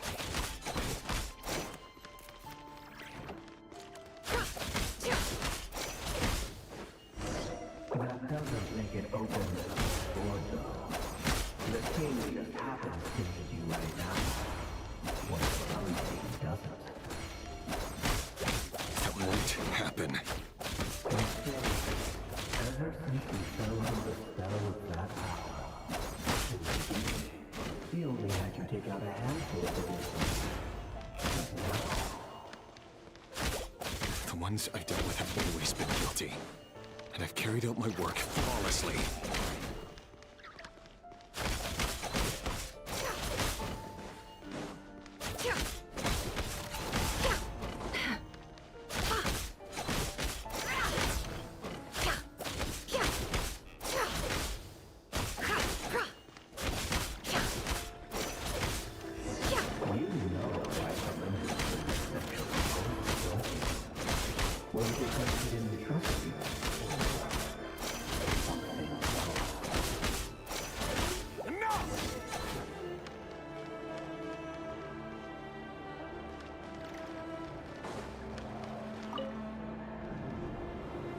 Delindis, do you still remember Orlog?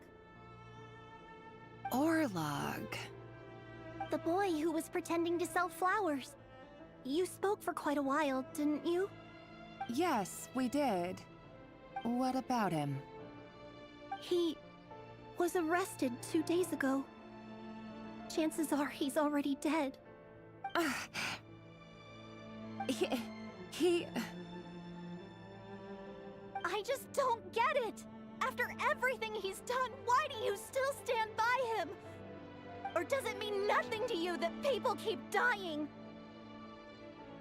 No, that's not... Just hear me out. I need to go now, Thelindis. They're looking for us. You take care too. If you ever need a place to hide, come find us.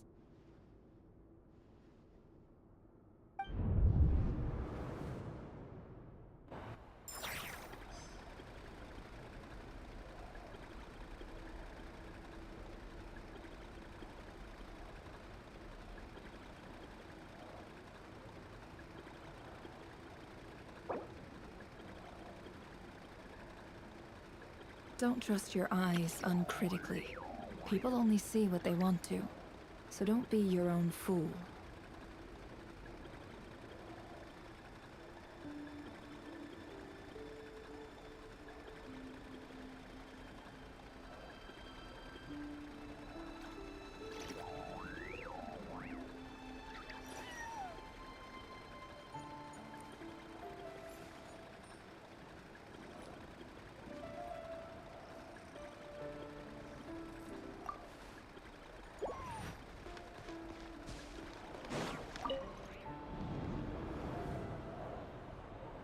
Author Thelindis.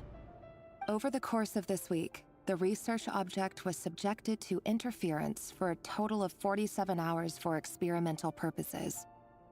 The results are as follows. All subjects of observation that were sent inside have now... The situation within is proving more problematic than anticipated. No progress whatsoever. What now? Won't you give me even a glimmer of hope? Things are getting worse by the day. I have to find a way or we'll all be in danger.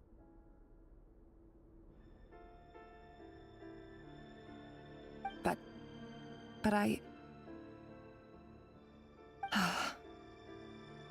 If all this research comes to nothing, what then? Sooner or later, it'll be my neck on the line. But could he really bring himself to kill me?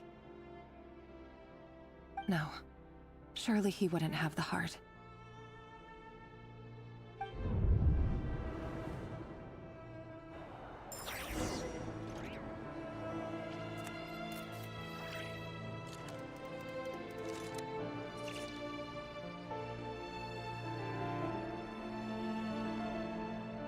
Emotions are like a raging torrent that surges through the mind. More often than not, if you try to hold them back, you'll be swept away by their unstoppable force. And if you try to ignore them entirely, you'll end up tearing yourself to pieces.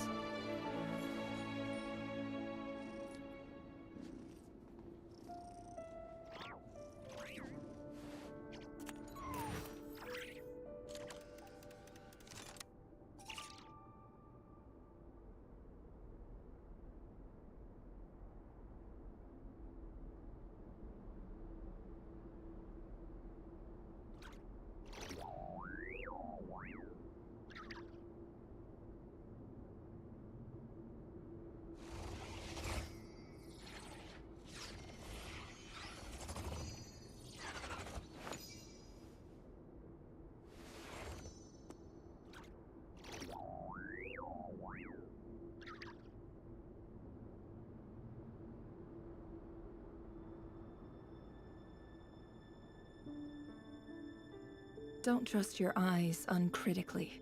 People only see what they want to, so don't be your own fool.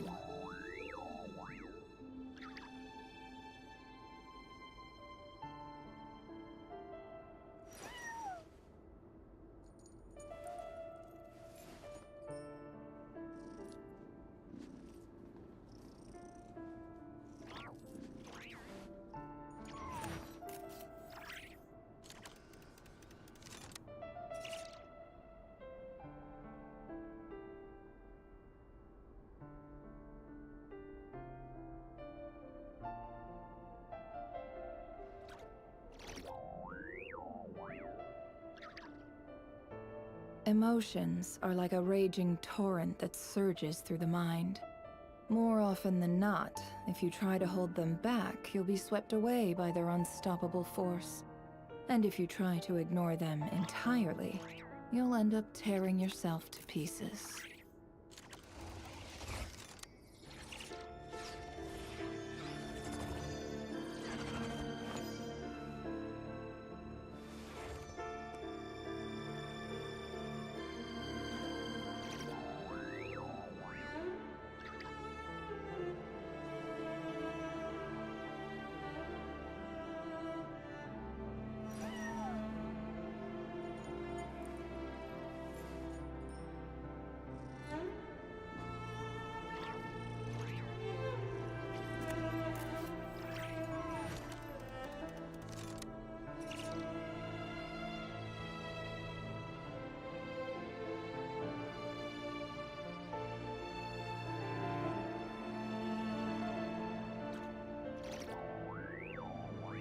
Don't trust your eyes uncritically.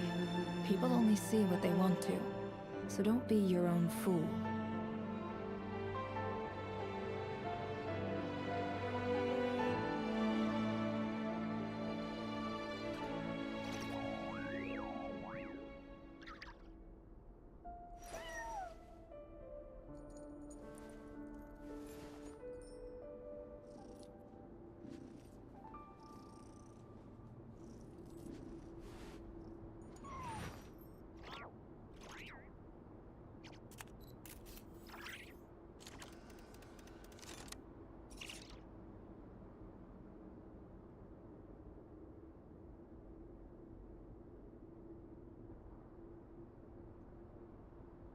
Emotions are like a raging torrent that surges through the mind.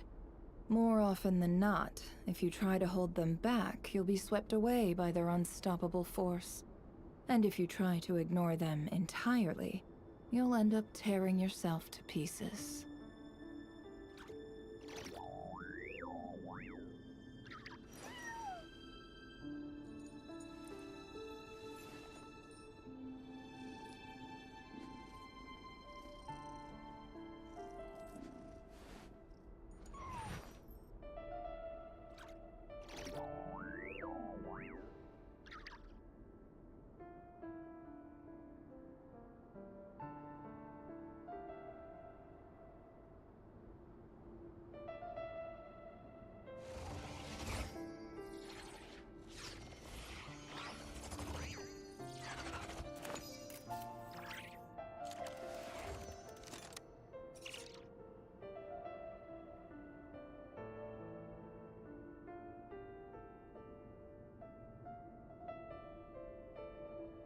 Don't trust your eyes uncritically.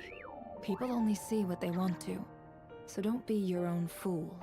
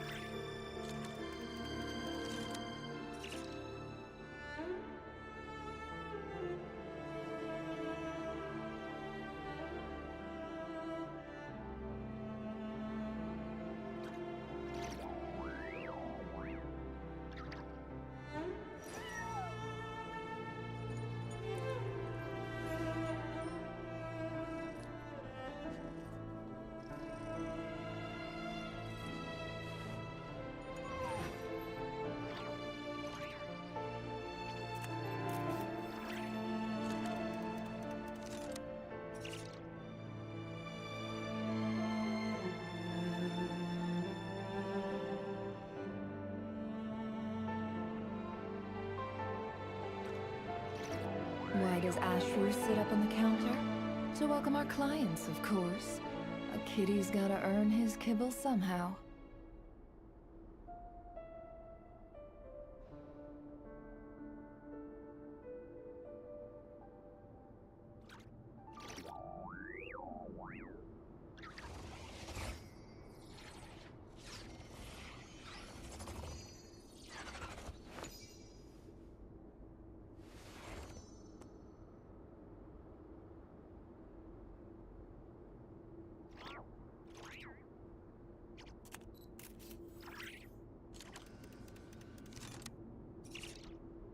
Emotions are like a raging torrent that surges through the mind. More often than not, if you try to hold them back, you'll be swept away by their unstoppable force. And if you try to ignore them entirely, you'll end up tearing yourself to pieces.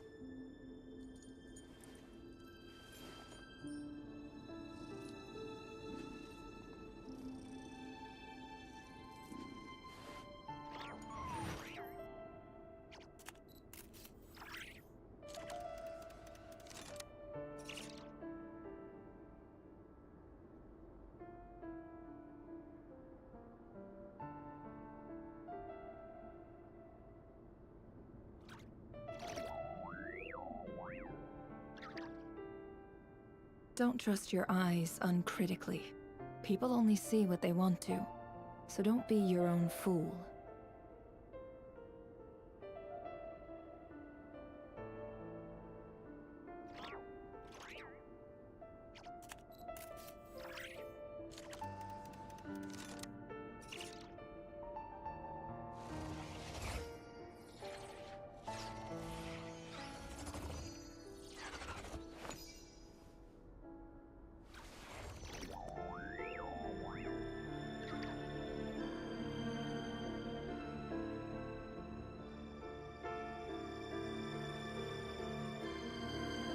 Why does Ashru sit up on the counter? To welcome our clients, of course. A kitty's gotta earn his kibble somehow.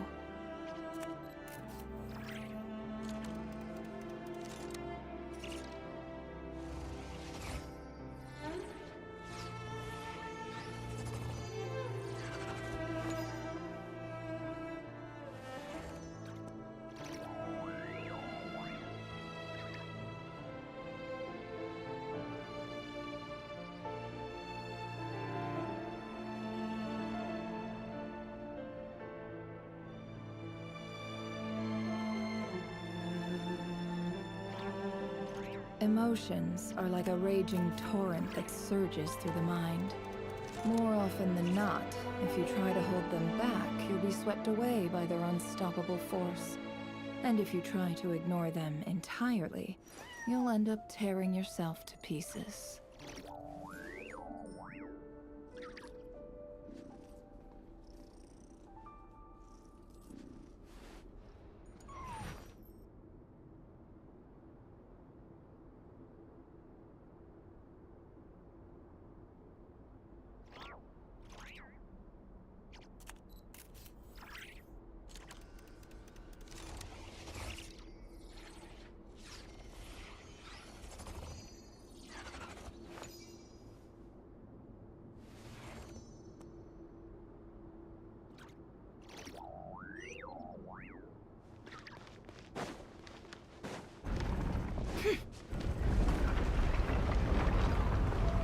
Why won't you just let us go? We don't even know each other. All we want is to live ordinary, peaceful lives. You want to live?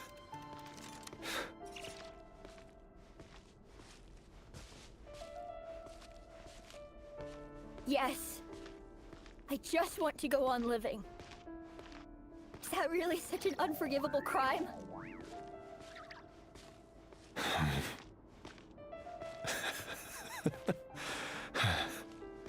You want to go on living. I want to keep living too. To keep living forever. That's why I have no choice but to continue on the path I'm on. If only some savior would suddenly swoop down and change the way the world is. Too bad that's not going to happen. Imagine that. If there really were such a person, you and I wouldn't be standing here like this, would we?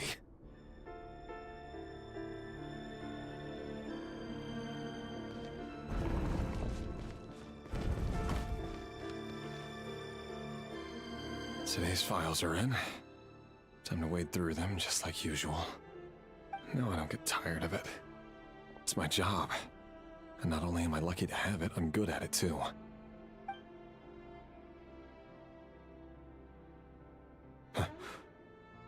Wait. That's... Thalindis?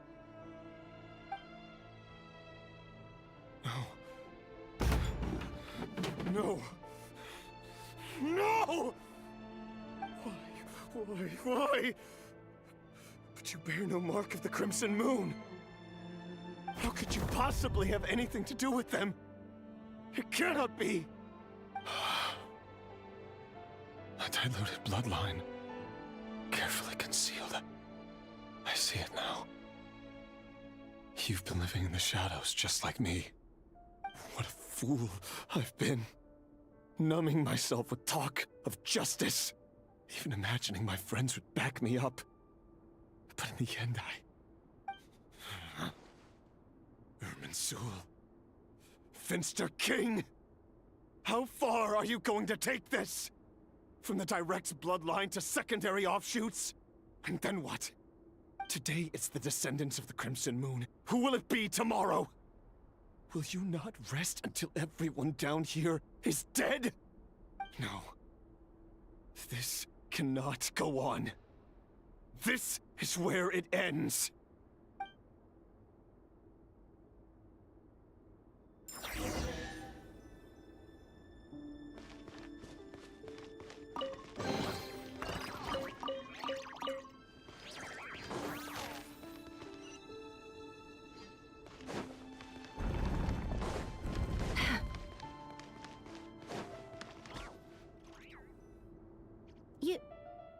You're really letting me go?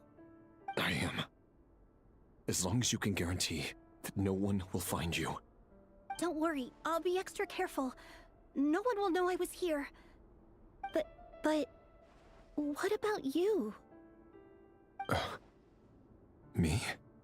If you let me go, you won't be able to complete your mission, will you? Good point. In that case, maybe you should stay. No, please! I just want to see the outside world again. To... Go on living? Yes. I know you're a man of your word. So please, just let me go. If I let you leave, what will become of me? Just kidding. Go, now. But remember, don't let anyone know you were caught. We'll be seeing each other again very soon if you do.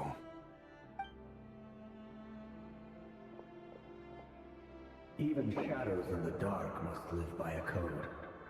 But you can't save everyone. You've been whispering in my ear for days now, Vedifalnir. What are you trying to do? Break me down? I only say this because you long for an answer to your problems. Let her go, Rerir, or you risk losing everything. I will not abandon Thelindis. Then you'll need a little more vigilance and a lot more power. The world is changing, Rerir. Keep your eyes peeled for your moment of opportunity. That voice used to be so unclear. But now I know exactly whose it is. It's Vedifalnir. He won't tell me how to actually resolve any of this, but he keeps trying to manipulate me like a puppet. What's his game here? Tell me then. What will this moment of opportunity look like? And... no answer. He's like a ghost. Always disturbing me when I'm on edge, but never answering when I need him most. So, the Eclipse Dynasty was purging, well, massacring the descendants of the Crimson Moon. And it seems like it was all connected to the Vinster King's research. The King's obsession with abyssal power left the future of Conria hanging in the balance. No wonder every aspect of Rerir's life was so unstable. And it looks like this Thelindis, Rerir's would-be fiancée, herself belonged to a sub-branch of the Crimson Moon Dynasty's descendants. It almost defies belief that a couple like them could hide the truth from each other for so long. If the Vinster King hadn't intervened in such a drastic way, they might have gone on deceiving each other for the rest of their lives. And why does Vedifalnir, Dainslif's older brother, keep talking in Rerir's head? This guy kept more secrets than I ever imagined. The human mind is like a vast desert of shifting sands. When you follow the flow of someone's memories, you only ever see the parts they're willing to let surface. Time for something a bit more creative. We've been inside Rerir's mind this whole time, building up a picture of his psyche. There's already enough clues on the board to start reading between the lines and mapping out the rest. Now, we can finally begin to put the pieces together. Sure, it'll only be a reconstruction, part simulation, part reasoning, but it's usually pretty accurate. Once we've built up a cognitive profile, we just need to cross-check the logic behind his actions. And then we'll be able to take a sneak peek at whatever it is that Rerir has really been hiding.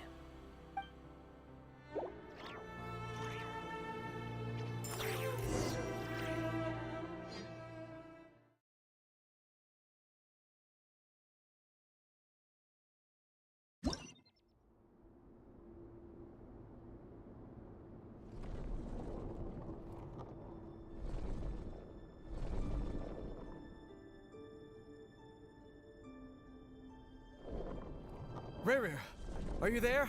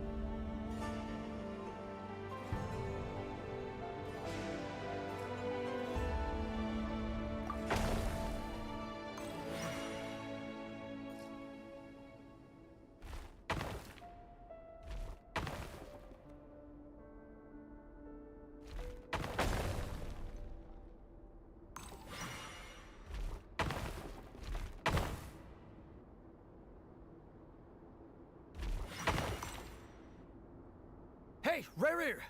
Come out, it's urgent! Dane? What's wrong? Quick, come with me. I'll explain everything once we've met up with the others. Okay. I'll come. But the Lindis is still over at the Universitas. I'll need to leave her a note. All right then, but make it quick. I've never seen Dane so worked up before.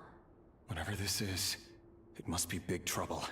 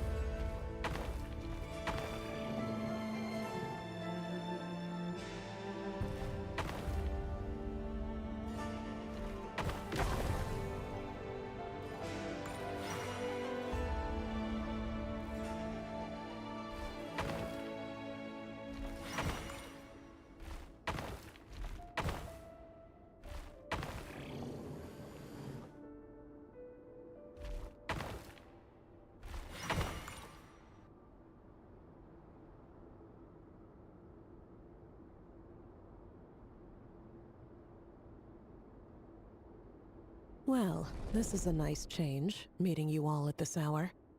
When men and women of ambition can speak face to face in broad daylight, I say that's a big step forward for our dear Conria. Don't be ridiculous. We do not fear the day. Why would we seek refuge in the night? You might ask your blade that same question. I'm told it prefers the cover of darkness. The word on the street is that Sertologi only strikes when he has an unfair advantage. But that is patently false. I see you're missing an arm and a leg. Surely only a fair fight could explain that. If this is your way of offering me replacement limbs, believe me, I'll take them. Oh, we can certainly discuss that. With bioalchemy, anything is possible. Assuming I have your full support in my research. Lunatic. Robtatir, what brings you here? Why, Dainsliff, of course. He invited me. Please, cast aside your apprehensions, Miss Rhindaughter. Whatever the rumors may say, I am but a humble servant of the king, and I can assure you he affords me no greater convenience than he does you. Well, the Universitas Magistrorum won't stop fawning over you. So at least some of the rumors must be true. You're clearly doing well for yourself, so drop the humble servant act.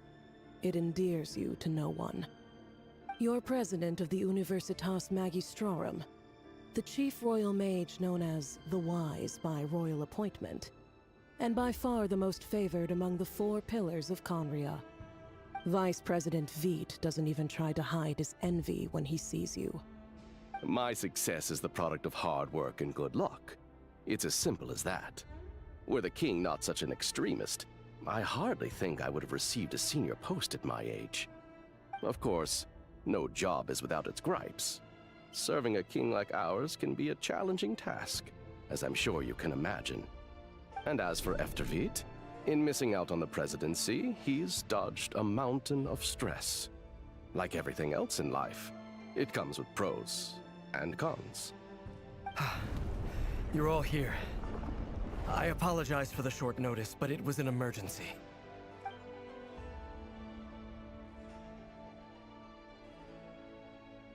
You must be Rerir. Mr. Sertologi. Yes, I handled your case file during your sentencing. Nothing personal, of course. I'm pleasantly surprised that you remember me. You're clearly a person of substance if you've been invited here. But Dainsleif, you'd better have a very good reason for convening this little gathering. It's my brother, Vedalfenir.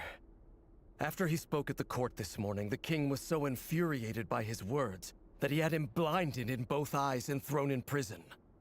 Vedalfenir in prison? Strange. I thought the king trusted him and Horoptatyr more than anyone else in the world. Does this mean the king's circle of trust just got even smaller? It has nothing to do with trust. It's about what the king wants, which is as clear as day to anyone paying attention. I simply appease him, because it's in the best interests of the Universitas Magistrorum. And also because you're slimy. Vedalfenir, perhaps less so. But still, a visionless visionary? It rather inclines me to think that qualifications are not what get you ahead in Conria. Do you honestly think this is an important discussion to be having right now? Dane, what are you planning to do? Rescue Vedalfenir, I assume. Correct. It will mean storming the palace by force. Tonight. I need all of you on my side. That's far too dangerous. And don't forget, Dainsleif, you're captain of the Royal Guard. You swore an oath to the throne. Hmm? You've been planning this for a while, haven't you? I have no desire to commit treason. But whatever critique the king may have of Vedalfenir, disfiguring your most loyal subject for putting the best interests of his court and nation first, this is not the conduct of a wise ruler. My blade will force the king to see the error of his ways. So, Vedalfenir's prophecy enraged the king. I'm sure it wasn't what he wanted to hear, but if he won't take counsel even from the visionary, that is deeply troubling news. The extent of His Majesty's madness is now all too clear. The question is, how does a man like me get out of this situation unscathed? You have noble ambitions, Dane, but I'm afraid they don't do much for a guy like me. I'm not interested in saving the world. All I want is a letter of pardon. A letter of pardon? For whom? Thelindis? The chances of the Vinster King issuing a pardon for anyone connected to the Crimson Moon seem vanishingly slim.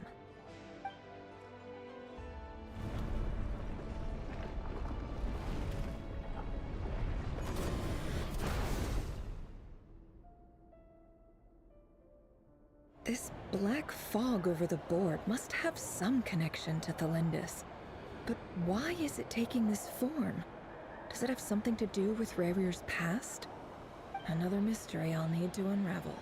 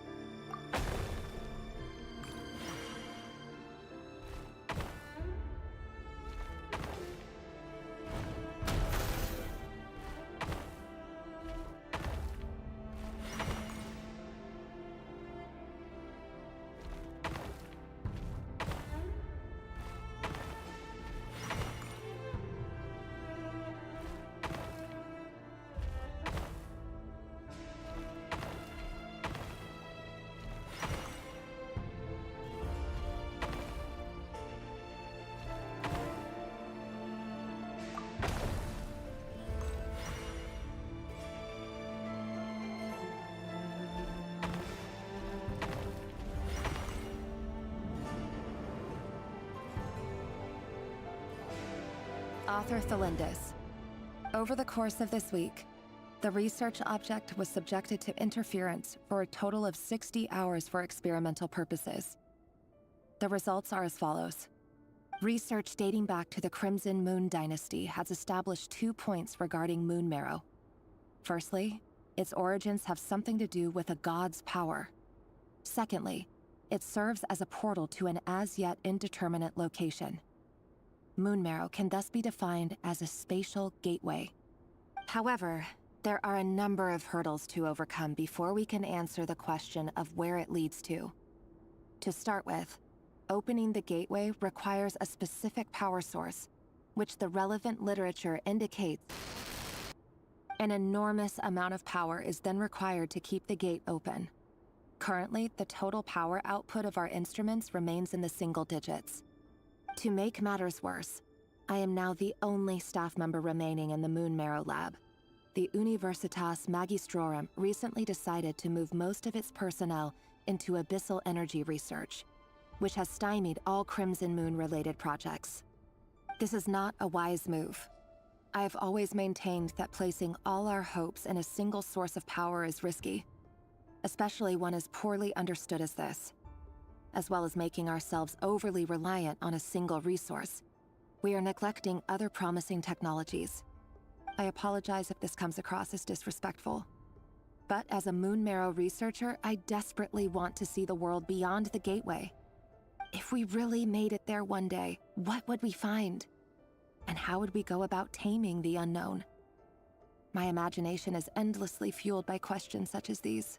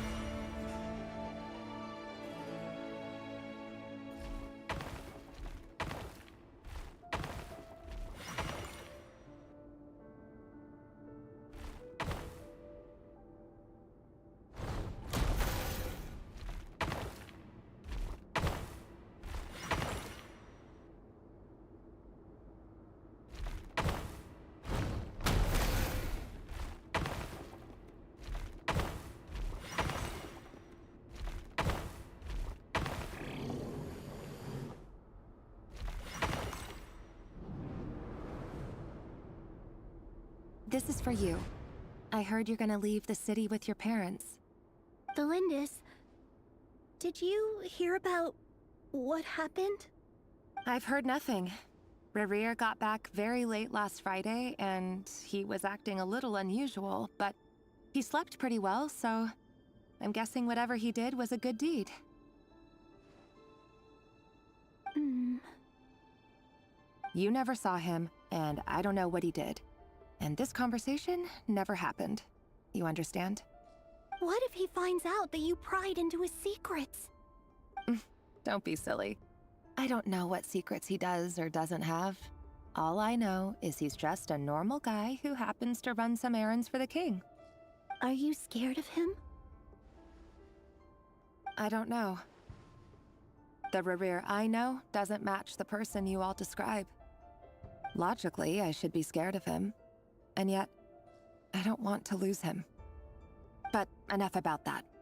You should get going, and be careful with the package I gave you. Keep it secret. Keep it safe. What's in it? A piece of the moon. All you need to know is that as long as you keep it safe, then in the future, everyone will be able to see a red moon. A red moon? You mean our moon? That's right. Our moon. Promise me you'll look after it. I promise, Tholindis. The Crimson Moon bloodline will never die out. Its light, the color of blood, will become like a fire that flows in our veins, no matter how long it takes.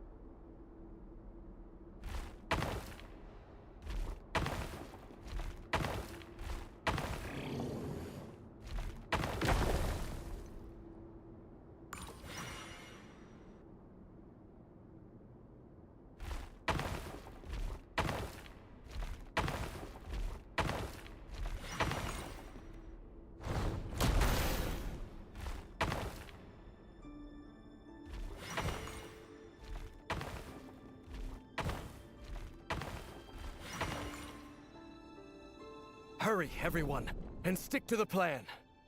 Sir Dainsleif, what are you? Is this treason? You know what happens to those who betray the throne. Please, don't do this! It is the king himself who has betrayed the throne. He has betrayed all of Conria.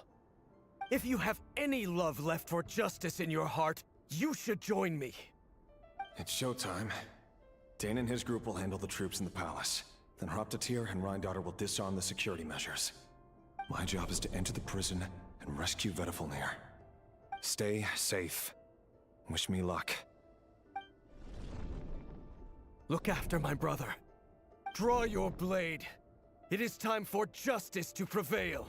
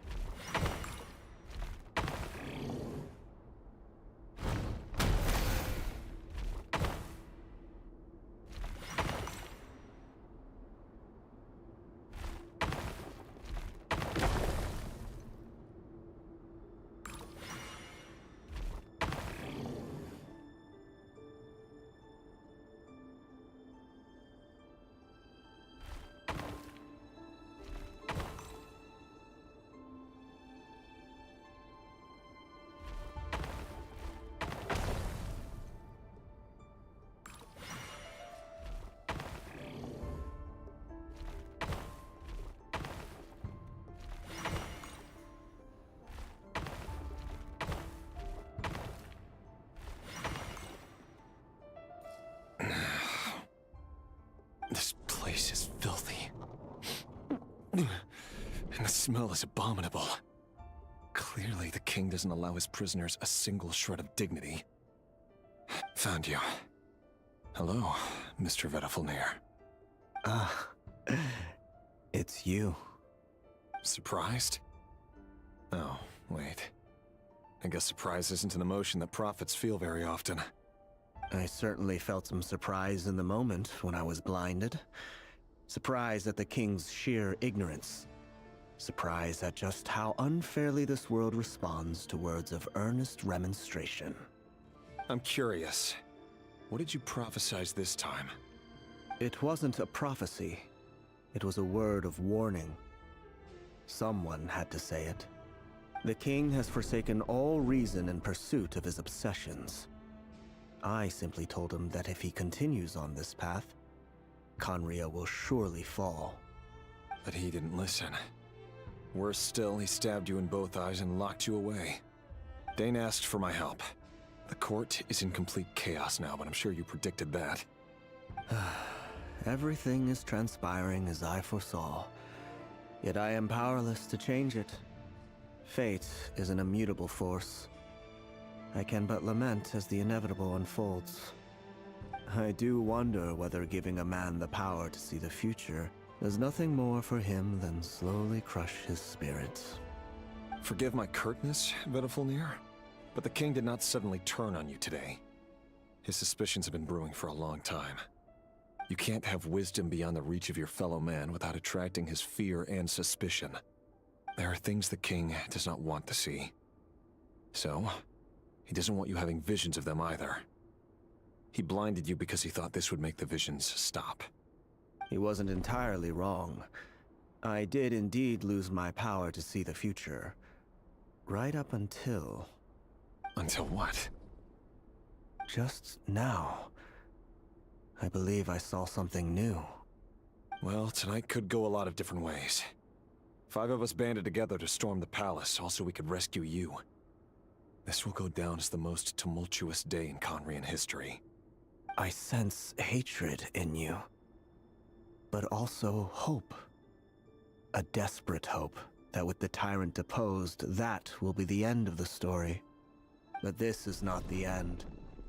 It is the beginning of a new chapter, in a whole new story. There are many men of honor and courage in this world, Rerir.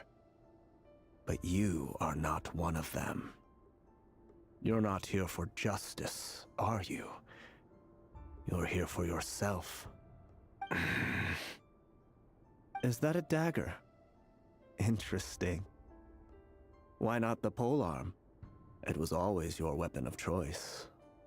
With your abilities, I don't doubt that you were able to recover some of your sight. But I also doubt that you want to make an enemy of me right now. Of course not. We're on the same side, aren't we? We could be. But I need you to be honest with me, Vedifulnir. At this point, you're my only hope for the future. You mean your future? With your beloved, Thalindis? Yes. And I know there are bigger things at stake here.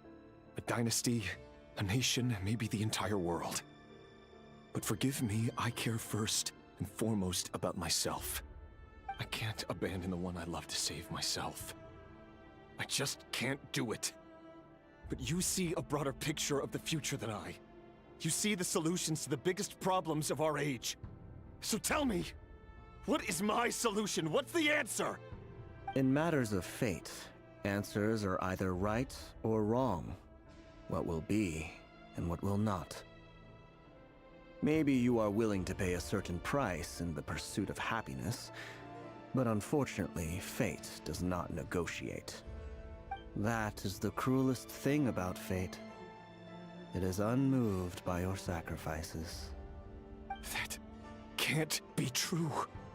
I know it's your voice that I keep hearing in my head, urging me to see how the world is changing, to seek more power, so I can protect the things I love. You show me disaster, but you won't show me how to avoid it? Why? Why are you doing all this? My voice. In your head.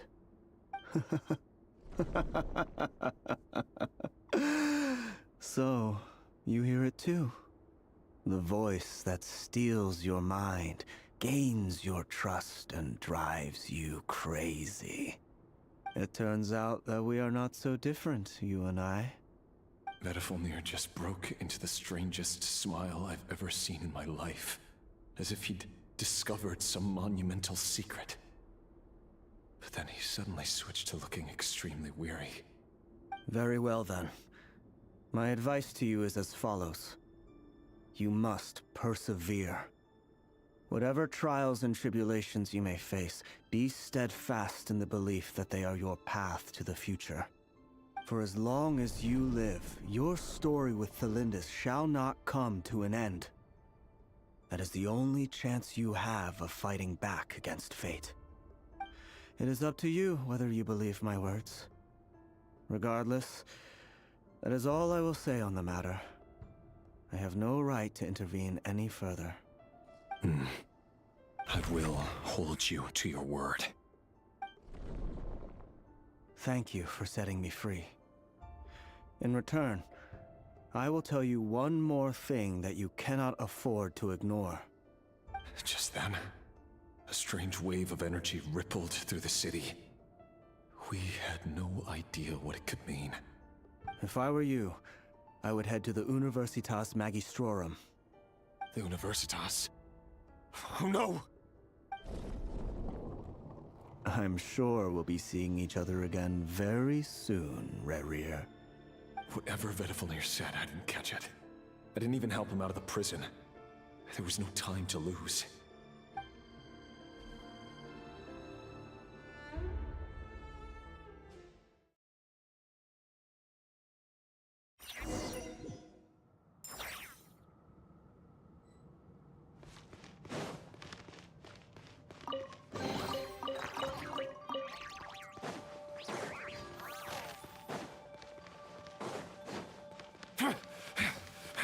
Monsters? Is this Rhine-Daughter's doing? By the Universitas Magistrorum. Out of my way!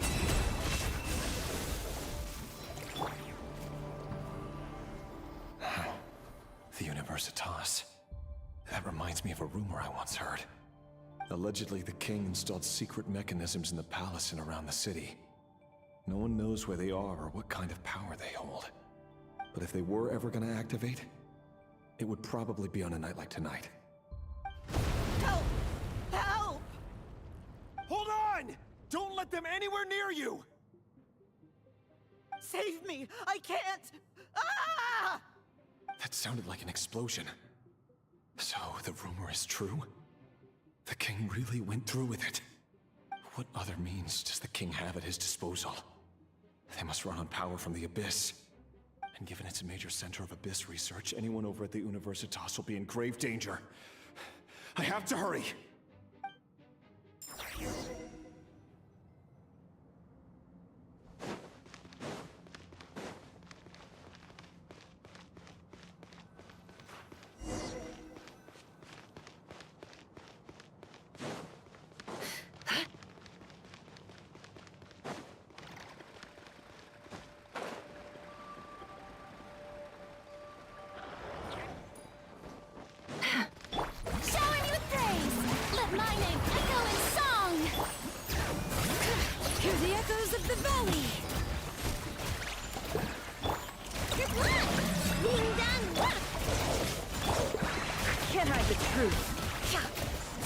It all adds up.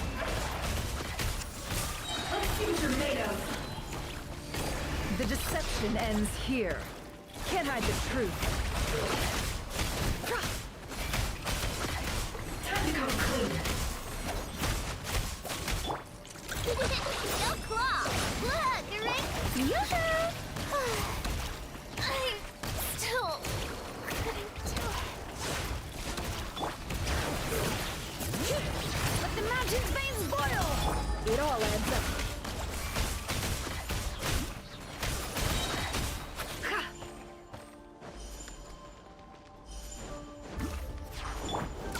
Lash attack! Good luck! Letting brave names echo! Seek within.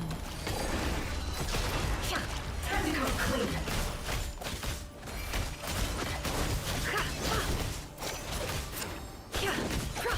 Can't hide the truth.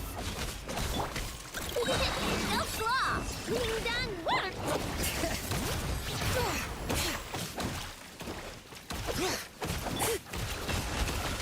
It all falls into place.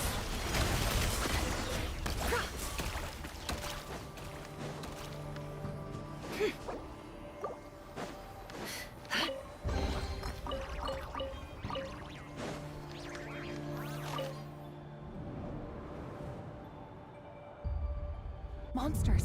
At the Universitas Magistrorum? Why now? Oh no! They're coming! It's no use. The table won't hold out much longer. The weapons. Where are the weapons? Of course. All the lab equipment was upgraded after the inspection last week, but the new weapons haven't been allocated yet. I'm done for. Is anyone there? I need help!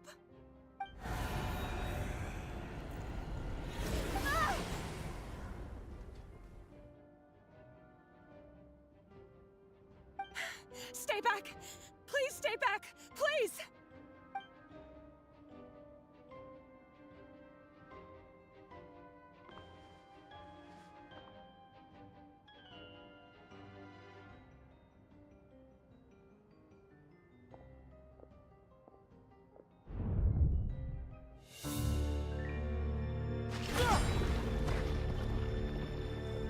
What's that? Rear. So the rumors about your work are true. What? No! Listen, something happened at the palace tonight. We have to leave! You don't need to lie to me anymore. What do you mean? I know why you're worried, and I will respect the decision you've made. But it's okay, because I found a solution. I know how to end all this. You can have it back. The normal life you so desire.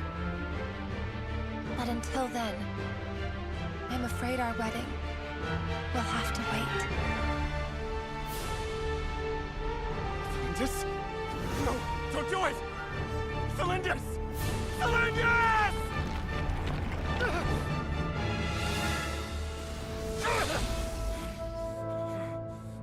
I told you, Rerir. Let her go. You will find someone better. No! No, I won't do it! I have to save her! By what means exactly? A lowly pawn. You lack the power and the strength of will. Do you know a way? Tell me! Come to the palace. Join us.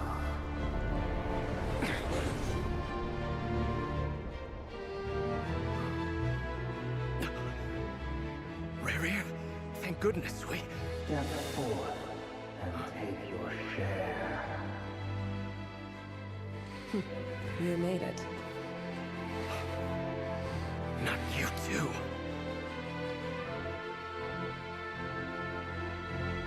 Hatred or grief, despair, desire. We all have our own.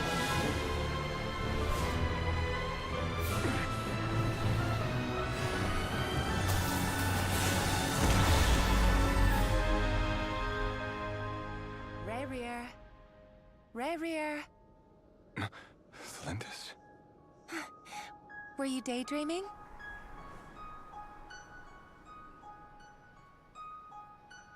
You still remember, Rerir?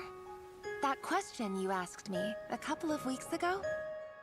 Oh. You mean the proposal? Yeah.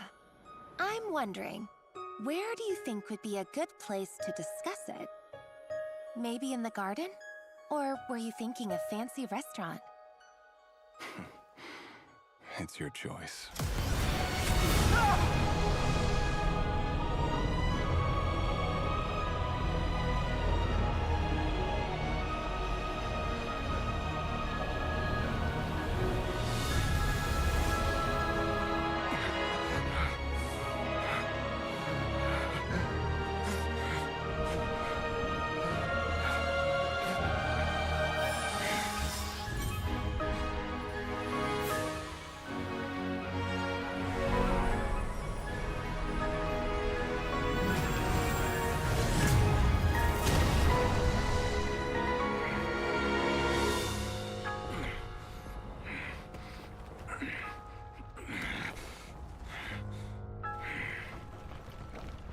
I will find you.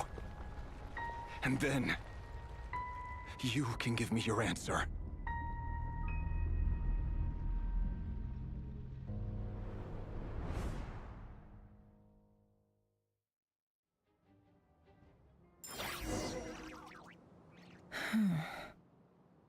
So that's how the Raker of Solnari was born. A monster created by circumstance is a monster all the same. Viewing other people's thoughts for too long can get uncomfortable. Right now, I'm feeling a strong sense of loathing. In a nutshell, The story of Conria is what happens when the truth falls by the wayside. Everyone tells little white lies, and before long, you have a huge pack of lies that destroys everything. Phew. Time to get back.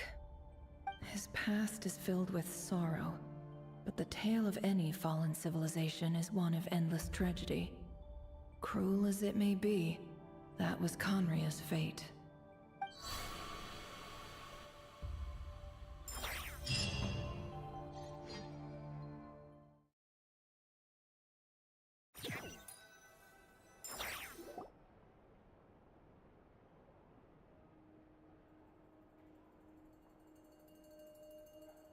Everyone, I'm back.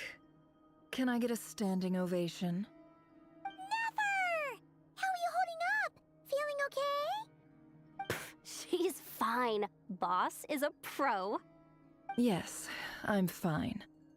You will have seen the events of Rarir's life through my thoughts. It's now clear that he is just a regular nobody, driven by personal tragedy, as he said himself. I mostly agree. There's only so much we can know about him from his memories alone, but they did give us a clear glimpse into his life in Conria.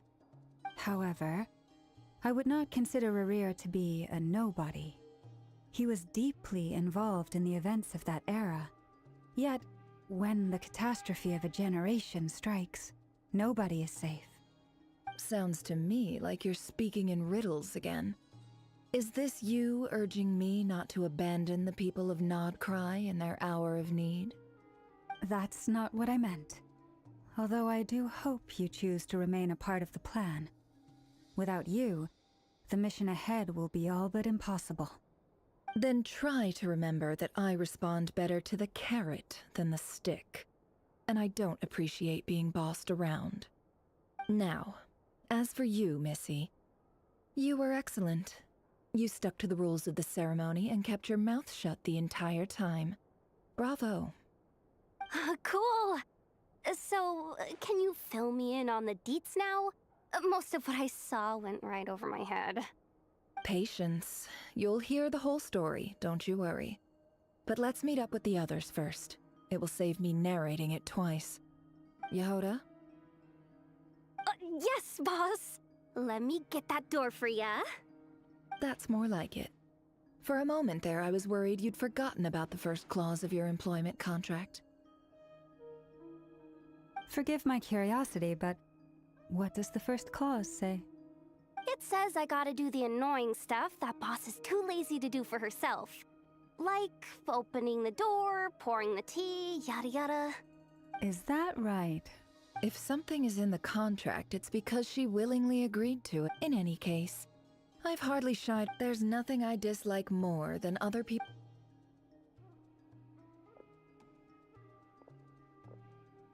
Oh no.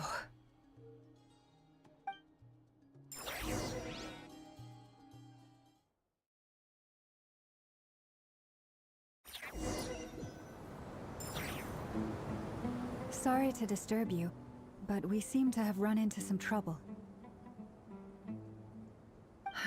Evidently so.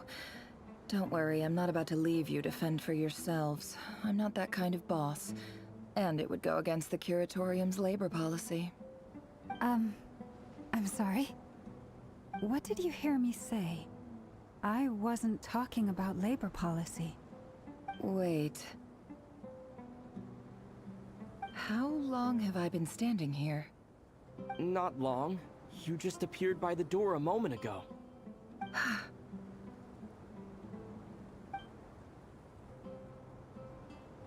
Boss, what's wrong? You look like you've seen a ghost. We've been tricked. We never left at all. Somehow I hallucinated that whole scene back inside the office. Hallucinated? But how? How indeed. This place should heed my will alone. All thoughts and actions that occur in here are just a result of pawns moving across the chessboard in a carefully calculated manner. And nobody has access to this chess set but me. So you control everything in here? More or less. But yes, it's a special technique of mine. Has anything like this ever happened before? Only once. It was the first time I used the chess set. Is there any similarity between what happened then and what's happening now? I suppose my thoughts are a little turbulent, which was also the case my first time. Is there anything I can do to help? The first clause of your contract clearly states that I only need your help with things that I'm too lazy to do myself. Meaning, you're not feeling lazy right now? Meaning, this is not something Yehoda can help with. The chess set is a personal treasure that I alone understand. I must be the one to find our way out of here.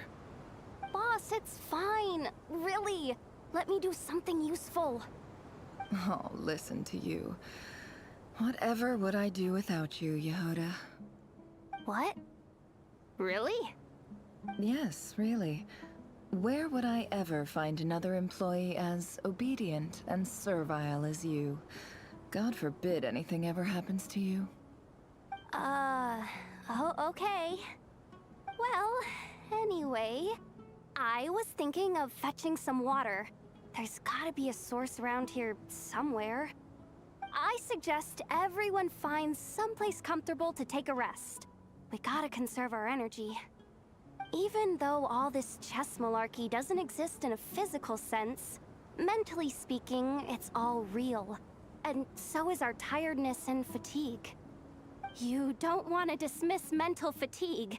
Just because it isn't physical doesn't mean it's any less serious. But anyway, I got your backs, so don't worry about a thing. Don't I have the best employees? Jealous much? If we can find a suitable time, I'd love to borrow Yehoda for a day to help out at the Frost Moon Scions. Would you be amenable to that, Boss Nefer? Oh, Lauma. Have I ever told you just how pretty you are? Beauty runs from the tips of your antlers to the depths of your imagination. Time to rally, everyone. Follow me. As we continue our journey, the same rules will apply. That means stay focused and no talking no matter what we encounter. And don't disturb the chess pieces. You have my word that I will get us all out of here.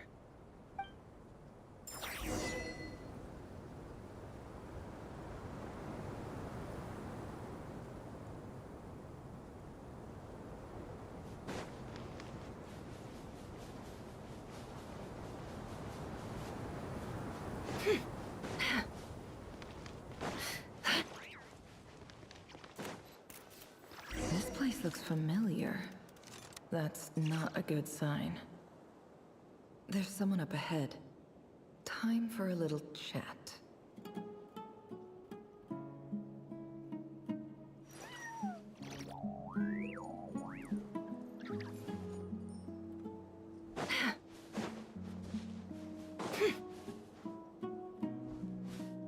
I wasn't expecting visitors at this hour. Wait, is that? Oh, it's him. There you are! Sinue's been looking for you all day. I think he has some news for you. Oh yeah? What were you doing just now, Uncle Retinue? Hiding away some more loose change? I know I saw some Mora. What do you mean loose change? Oh, come on, I'm too old for this. Just pretend you saw nothing.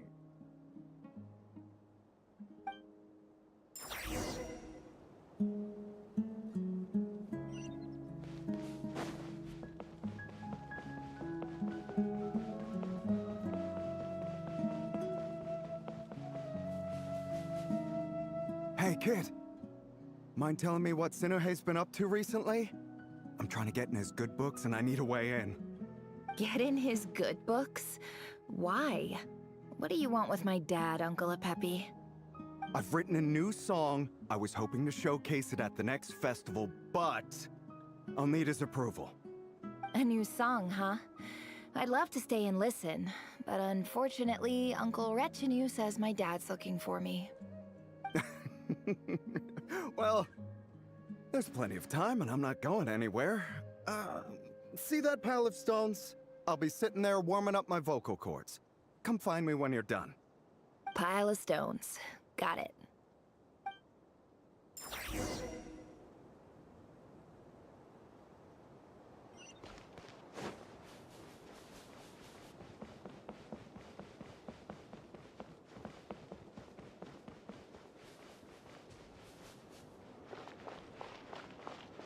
Hi, Dad.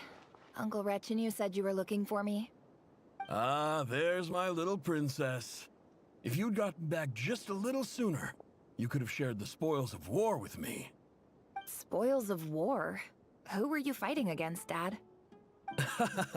It was just a figure of speech. The aftermath of a sandstorm is no time to be waging war. I was talking about our war against thirst. I went out to fix our water supply problem, and now I'm back. Which means... We have a well again! That's right. I found a new one and brought back as much water as I could carry. It should last us for a good while. If it wasn't for these blasted sandstorms, our wells wouldn't be caving in. You wouldn't be spending all your time out searching for new water sources. As the chief of our tribe, I'm supposed to be leading us out of hardship and poverty, onto better things. You know how prosperous our ancestors were. I've told you all the stories. And look at us now, squeezed into these hovels. No one would choose this, if it wasn't for the endless wars over the years. But things are looking up. I started working with some folks from the academia a few months back. They gave me some contacts in return for my assistance in the desert. So you're the academia's helper now? Special ambassador, they call it. Think of it as a partnership. It's nothing bad, okay? We've been isolated here in the desert for too long. Seeking opportunities elsewhere is the best thing for us, and the fastest way to progress. So, do you get anything good out of being a special ambassador? Of course. My luck's improving all the time. One day, I swear I'm gonna lead us out of this place. We'll find somewhere new. Somewhere better.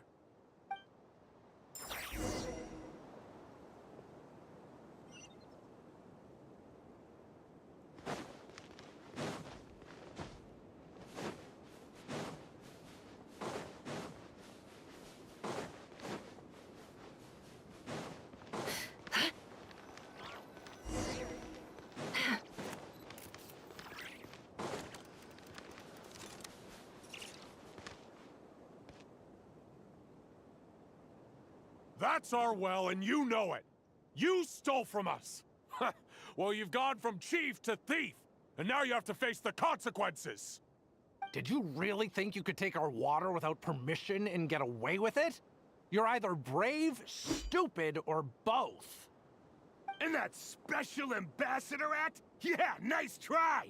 We spoke to the academia. They said it was all news to them. You're a liar and a cheat!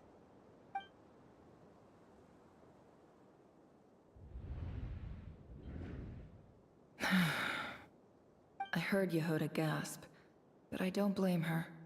Most people are terrified by the sight of blood. Corpses strewn across the ground. The wounds are clearly from scimitars and daggers. The desert dwellers' weapons of choice. There's a handwritten note on the ground. Let's see what it says. Halil, this is Sinuhe, chief of the Shimti tribe. Surely you remember me. I was the one who helped you and your colleagues avoid the quicksand in the desert. This is my second time writing to you. I assume my last I'm writing to praise the god. You told me to urgent. This is an emergent. Looks like this letter never got sent. The writer what a ridiculous...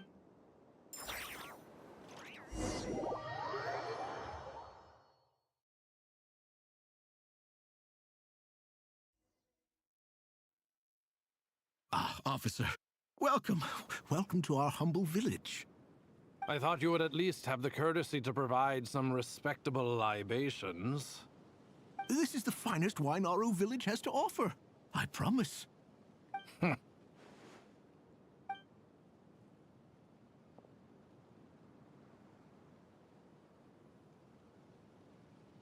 The Academia has agreed to reserve a single space for a candidate from your village. But I remain skeptical of this entire endeavor. I highly doubt anyone in this desert possesses serious academic potential. Please, have faith. If not in us, then in our god. The child we found shows great promise. I beg you, take her away from this place. Give her a chance. Don't let her talent go to waste. I don't recognize her. New arrival? She showed up here a few days ago and we took her in. She's a really bright kid. Please help. I'm begging you. So, where are you from? Nowhere special. Just a sand dune. What about the rest of your family? How many of you are there? Just the one. It's only you? Correct. So, no brothers, no sisters, no mother or father? Any who have slept on a bed of sand, I call my brothers and my sisters. Apart from that, I have no family. All right.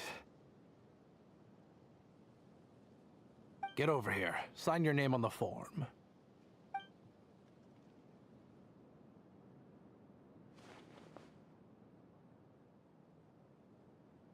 Never?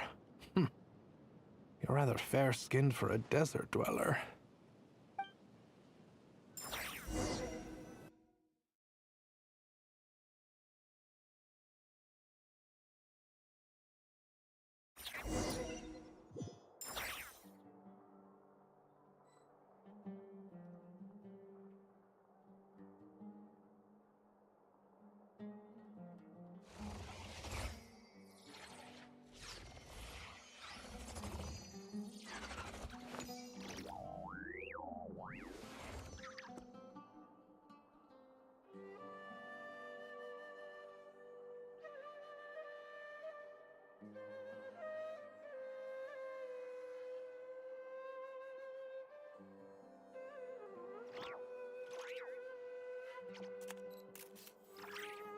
Don't trust your eyes uncritically.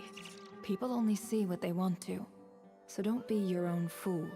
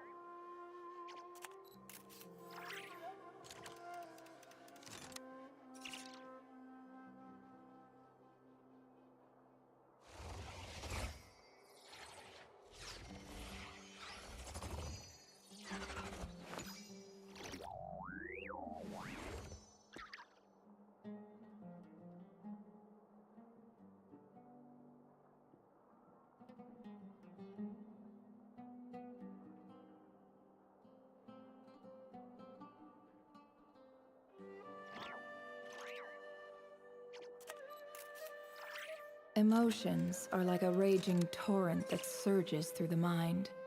More often than not, if you try to hold them back, you'll be swept away by their unstoppable force. And if you try to ignore them entirely, you'll end up tearing yourself to pieces.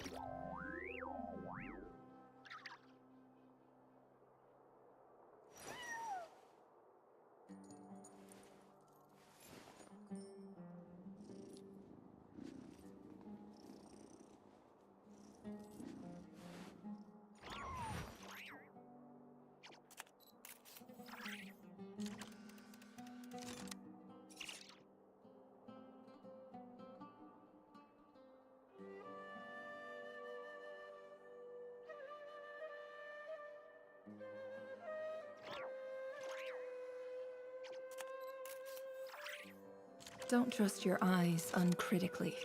People only see what they want to, so don't be your own fool.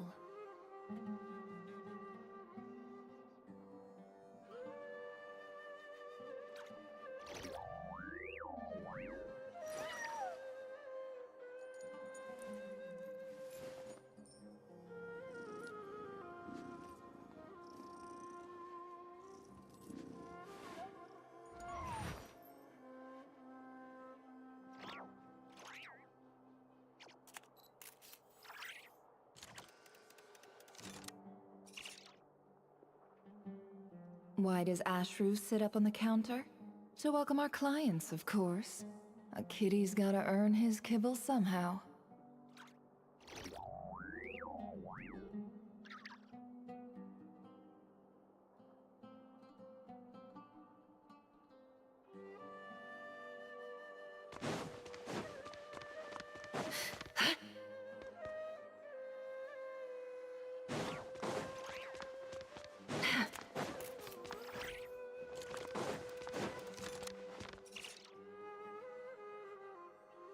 Nefer, this term's assignments have been issued already. Please read through the materials thoroughly, conduct your own additional research, and then write an essay on the topic. Yes, Professor, I'm aware. I just had a couple more questions I wanted to get your perspective on. Oh? Please ask away. Well, I saw the other students' problem sheets, and I couldn't help but notice that my assignment is much easier than theirs. Do you really think I'm a weak student? A weak student? Goodness, no. Quite the opposite. You have a sharp mind. Almost too sharp. I think what you're saying is, a weak student wouldn't have noticed the discrepancy. And if they did, they certainly wouldn't complain about the lighter workload. You see, sharp as they come. You see things the way they are, and I'm sure you know why they're like that. Because of where I come from. Because I'm different. I'm sorry, Nefer. I don't like it any more than you do. It's just... Anyway, you said you had a couple of questions. What's the other one? I wanted to check. If someone sent me a letter to the academia, where do I go to collect it? Ah, your family wrote to you. Well, as long as they put your name on the envelope, someone should hand it right to you. Not exactly. It's not even a recent letter. I was just curious where the mail would end up if no one collects it. The House of Dana, I expect. I know there's a box for unclaimed mail somewhere in there, probably sitting on a shelf. Whatever you're looking for, that'd be the place to start. Okay, got it. Thank you, Professor. Oh, don't mention it. Honestly, I feel like I failed you.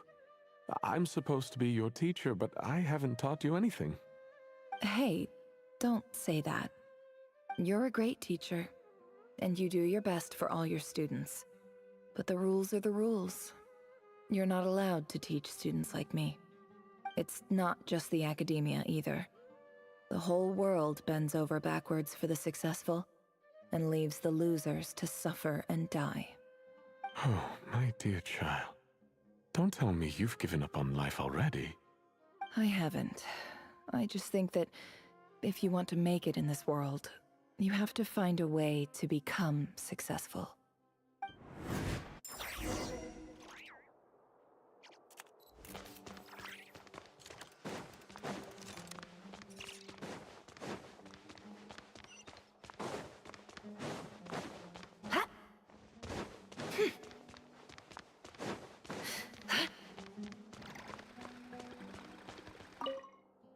This must be it.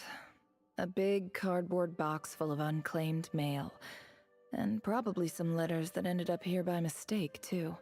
Let's take a look.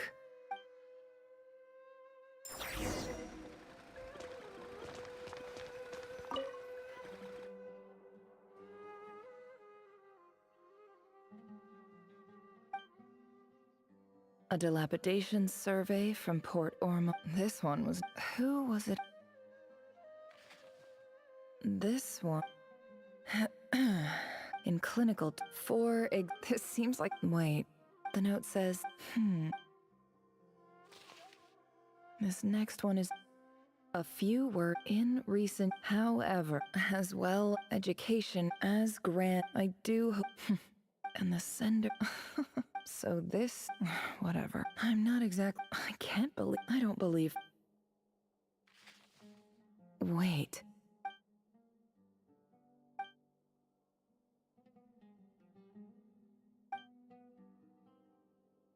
Greetings, Halil. My name is Sinuhe, chief of the Shimti tribe. I was the one who came to you and your colleague Zaid when you ran into trouble in the Great Red Sand.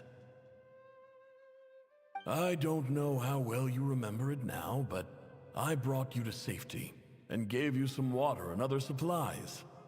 You seemed very pleased and told me your name. In my tribe, learning a person's true name is serious business, and I therefore see you all as friends. You were kind enough to leave your contact details, so we could stay in touch. The Shimti tribe lives a harsh, nomadic existence in the desert. You were sympathetic towards my plight, promising to make me a special ambassador of the academia and help us find a way to make a better living. This brings me to my reason for writing. Our tribe has fallen on particularly hard times, and I would like to ask for your assistance. There was a terrible sandstorm a few days ago, which blocked up the well in our land. To ensure my people's survival, I had no choice but to venture into Iyab and Unut territory in search of an alternate water source. The Iyab and Unut are descended from the Thamudians. While we trace our ancestry, I found a well. When we met, that aside, we have... From the outset, the academia never took you seriously, and you were you lied. And who fell for it? I think I'll take...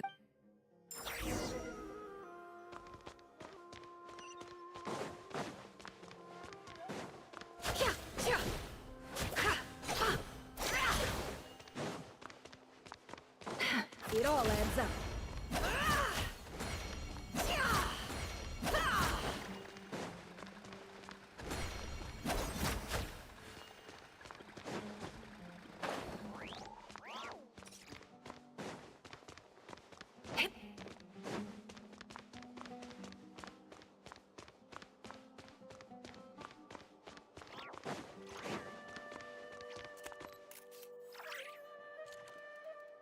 I just came to say goodbye. Thanks for everything you've done for me in my time here. Nefer? You packed your bags. Where are you going? I'm quitting. Something's come up in my hometown. Gonna head back and deal with it. Huh? But this was a hard-won opportunity for you. You know that better than I do. It was. But it doesn't matter. I have more important things to deal with, and they can't wait. Oh, and I didn't want to overfill my bags, so I left some incense on your desk. What's wrong? I thought you liked incense. Although, I did read somewhere in the House of Dana that it has hallucinogenic effects. Don't use it all at once, all right? Isn't this the stuff you brought from your hometown? You're just letting me have it? But you said it's a rare and valuable commodity. Yeah, about that. I lied. It's not rare at all. There's this bunch of ruins near my hometown that are practically overgrown with this plant. It's not worth much. Keep it, it's fine. But never... All right, that's all from me. You take care.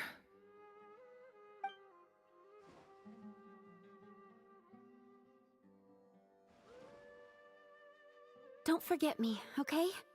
I mean, we're more than just classmates, right? We're friends. Yeah, I'll remember you. I lied again.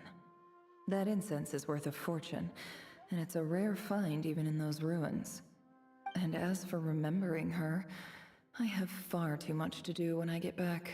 No time to reminisce. I'll be lucky if I even make it through this alive. But either way, I expect I'll forget you pretty quickly.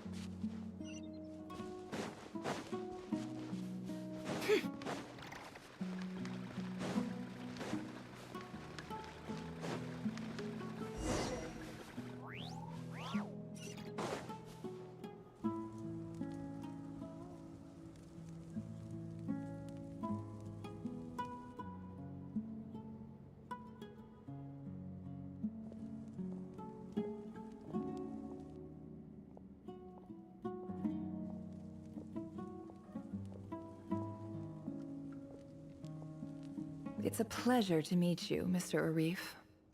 So, what does the Academia want? Since they've sent their special ambassador, I assume there's a big business deal to be made. If not, I'd be very disappointed. Please, sir, lower your blade. You're lucky I'm the one they sent. Not all special ambassadors share my admiration for the Eab people. The ever-shifting balance of power in the desert reduced the once great civilizations of this region to rubble and sand. But the story of the Eab has a very different trajectory. Others grew weak, but you grew strong, beginning in obscurity and moving to prosperity. You're the only ones who defied the trend. Huh. So, you do know who you're dealing with? This well is the perfect symbol of your strength, is it not? It used to belong to the Unut, but it looks like you have control over it now. You're not wrong. But I'm sure you didn't come all this way just to flatter us. Of course not. I came to bring you some very good news. Some information that recently came to light, which might just be your ticket to freedom. Records uncovered by the Vahumana Darshan show that a certain well currently under Eab control is built on top of some ancient ruins. These ruins are of great archaeological interest to the Academia. I checked the map carefully on my way over here, and I'm confident that this is the well in question. The Academia is offering 50 million mora in return for excavation rights. 50 million? No, wait. If these ruins are as important as you say, 50 million's a little low, don't you think? Don't get greedy, Eab. We know far more than you think. We know that you seized this well by force. Wasn't that the first step in your rise to power? To drive away the Unut and steal their water supply? So what if it was?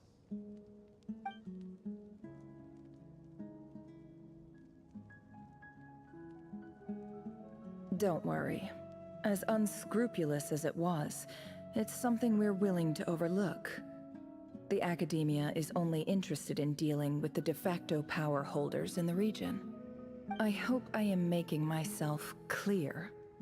And I hope your words are the truth.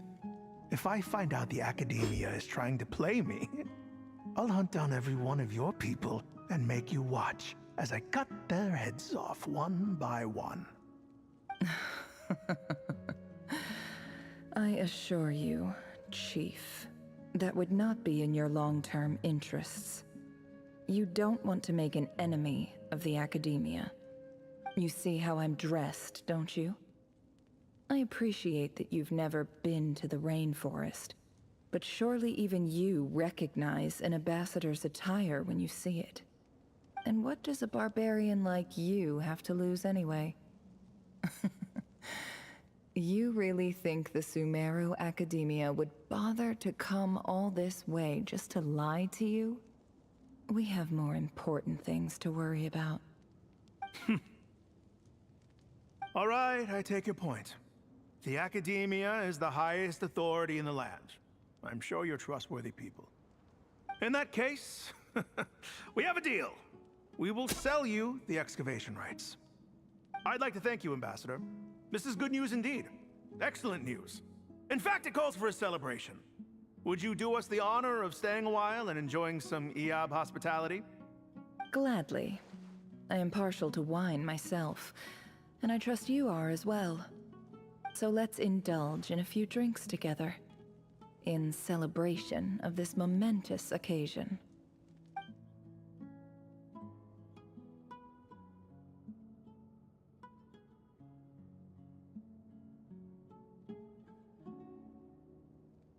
Chief! Chief, it's an emergency! It's the Unut. They've taken the well. What? Well, don't just stand there. Take it back.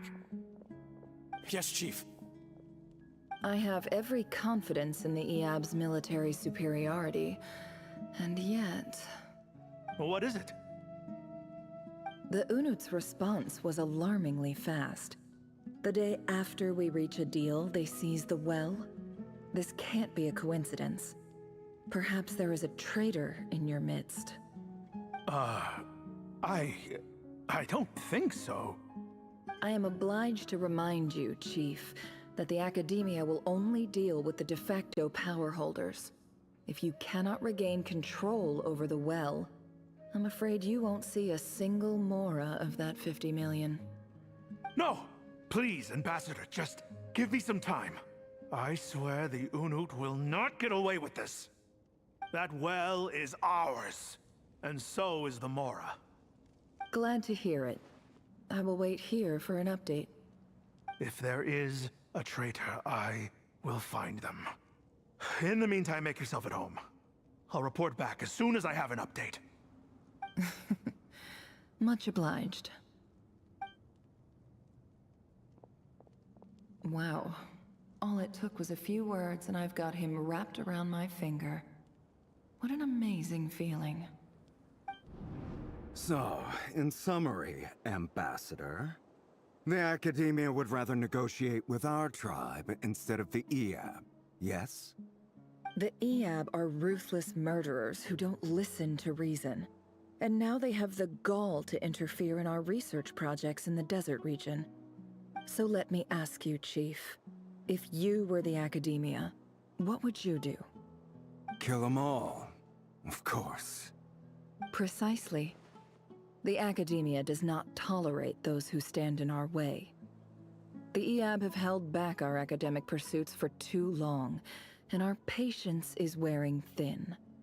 At the same time, there is simply no way that the Academia can be seen to be intervening in desert affairs. I'm sure you understand where I'm coming from. We have our own rules out here. If the rainforest dwellers raised arms against a desert tribe, you'd start a bloody war. Right. We can't confront them ourselves, but we can support their enemies. The Unut have always had strained relations with the Eab, which makes you our natural allies. Natural allies. Weren't the Eab your allies once? You were quick to send them after us to protect your interests back when we stole that water. And now look at you. You're at each other's throats. Let me be clear. The Academia wishes to collaborate with the legally recognized rulers of the desert in this matter. We are asking for excavation rights to that well, and our offer is 50 million mora. Say no more. I believe we have an understanding. Good. Then I suggest you get to work. Get us access to that well, and the mora's yours. You see, Dad? Lying is easy when you know how. People will believe anything.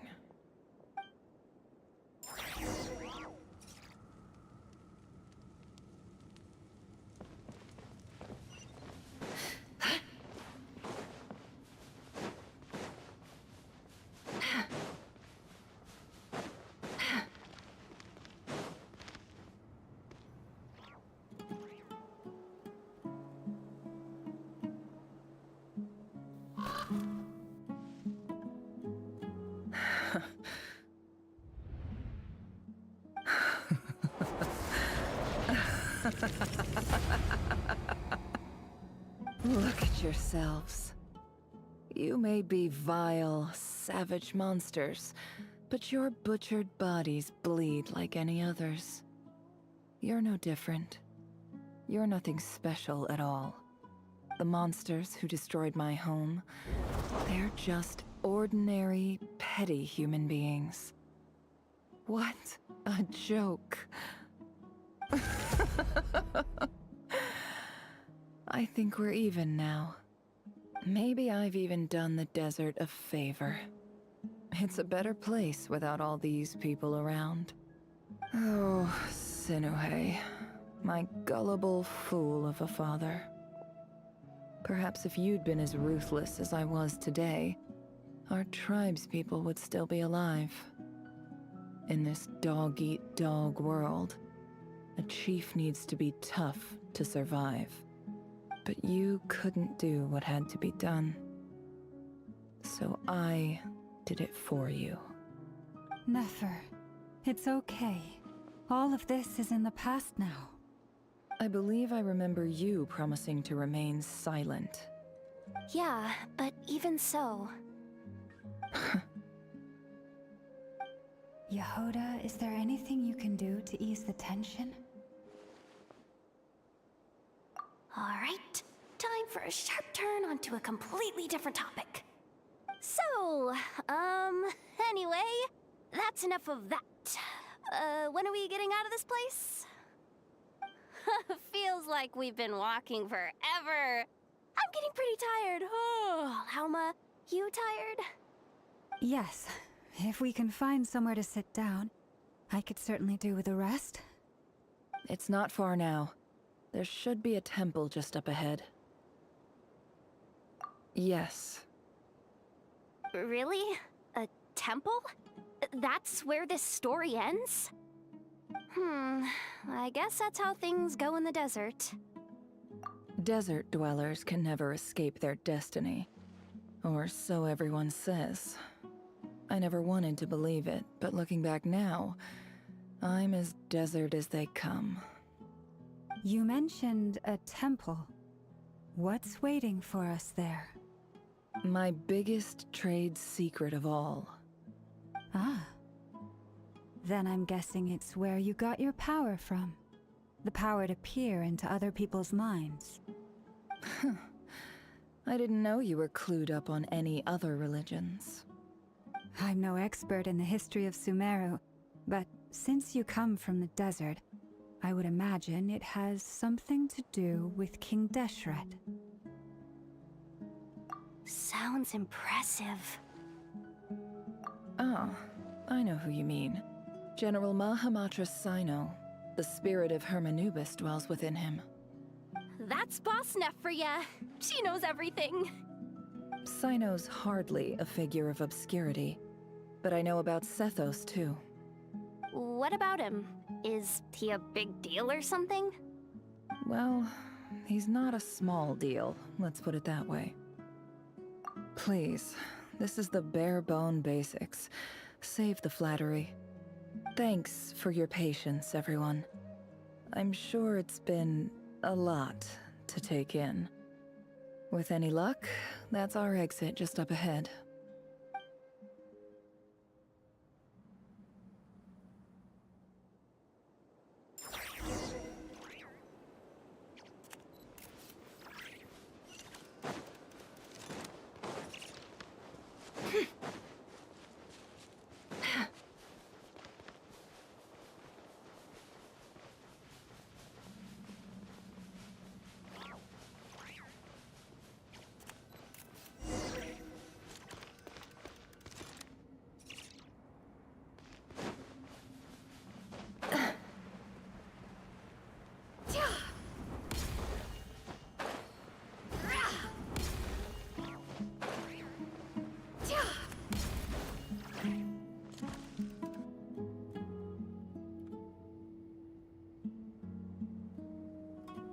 Uh-oh. Uh-oh. Uh-oh. I'm totally out of my depth here. I don't have anything to add about any of this stuff. Like, look at that statue, for instance. I want to do the whole name-dropping, this girl knows her stuff thing too, but I've never seen anything like it before. A statue with the head of a bird. That's Thoth, the Ibis King, one of the 7 pillars of King Deshret. The legends say that he, the Crocodile King, and the Goat King were the 3 retainers of King Deshret. Let's take a look.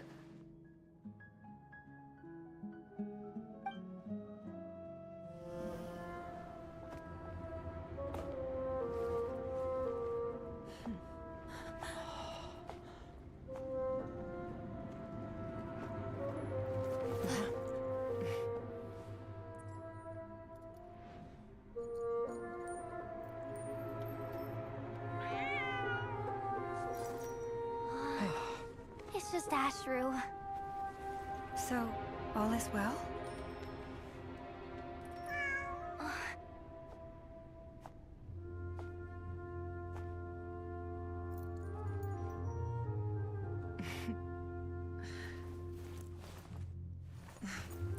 Typically speaking, at this point, the world disintegrates. Then we find ourselves back in the outside world. Besides, these are my memories. There's nothing to fear. You're sure? Of course. It's almost over.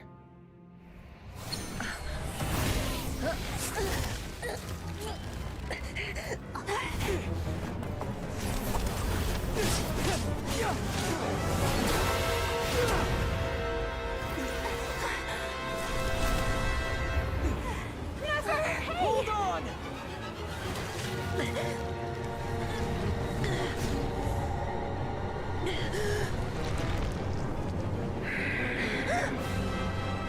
Knowing too much is always a death sentence.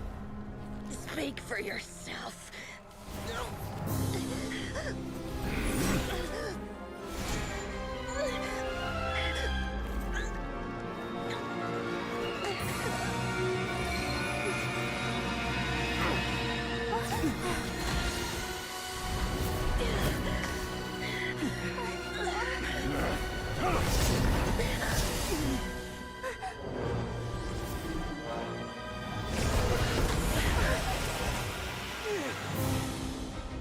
How repulsive.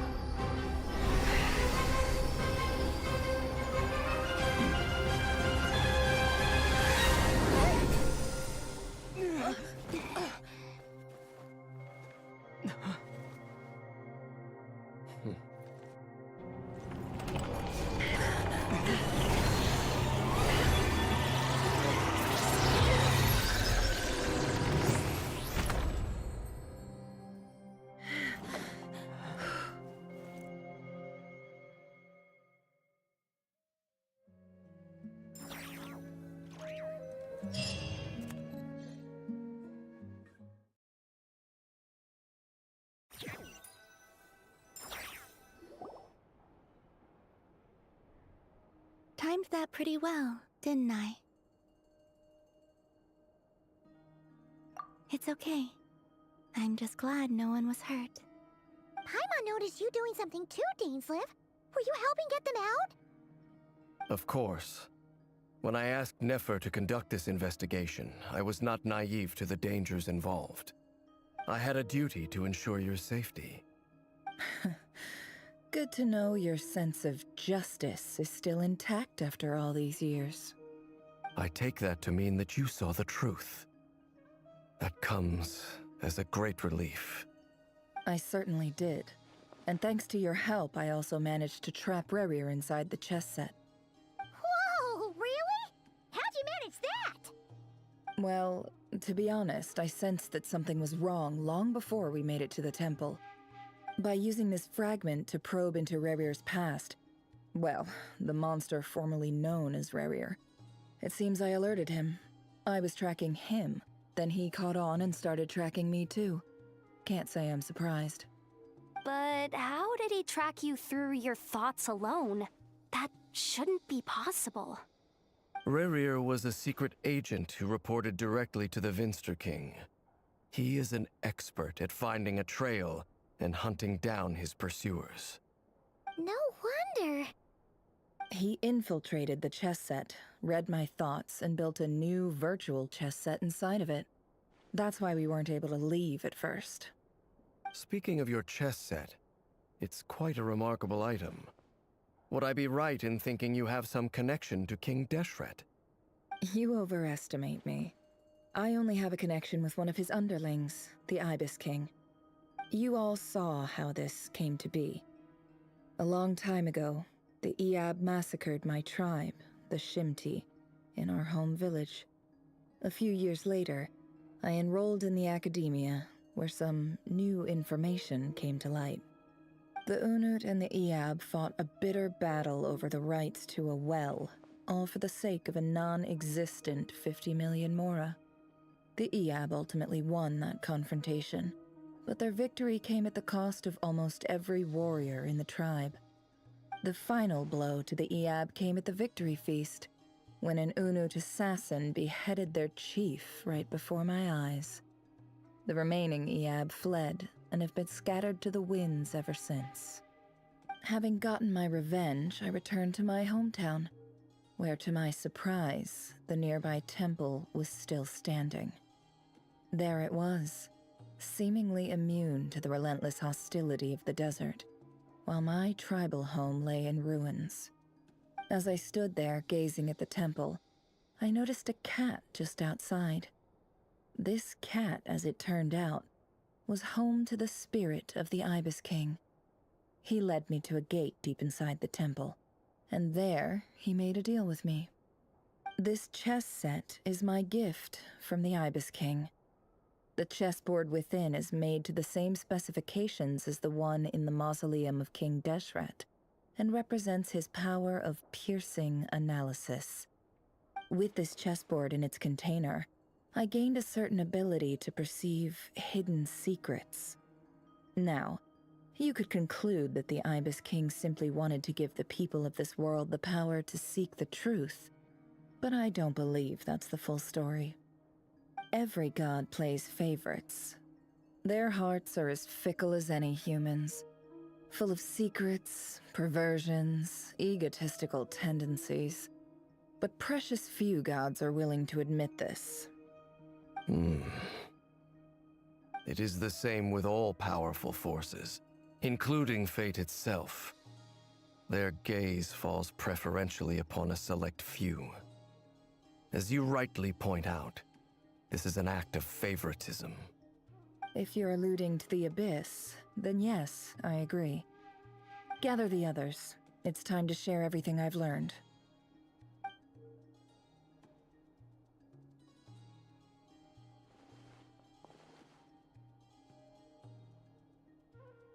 Thank you all for being here. As promised, I did some further investigating into the Raker of Solnari's background. I am pleased to report that the investigation has been most fruitful indeed. The Raker of Solnari, real name Rerir, was once a Conrian subject who served the Vinster King. I will now share the important details of his story. Please save any questions or comments for the end.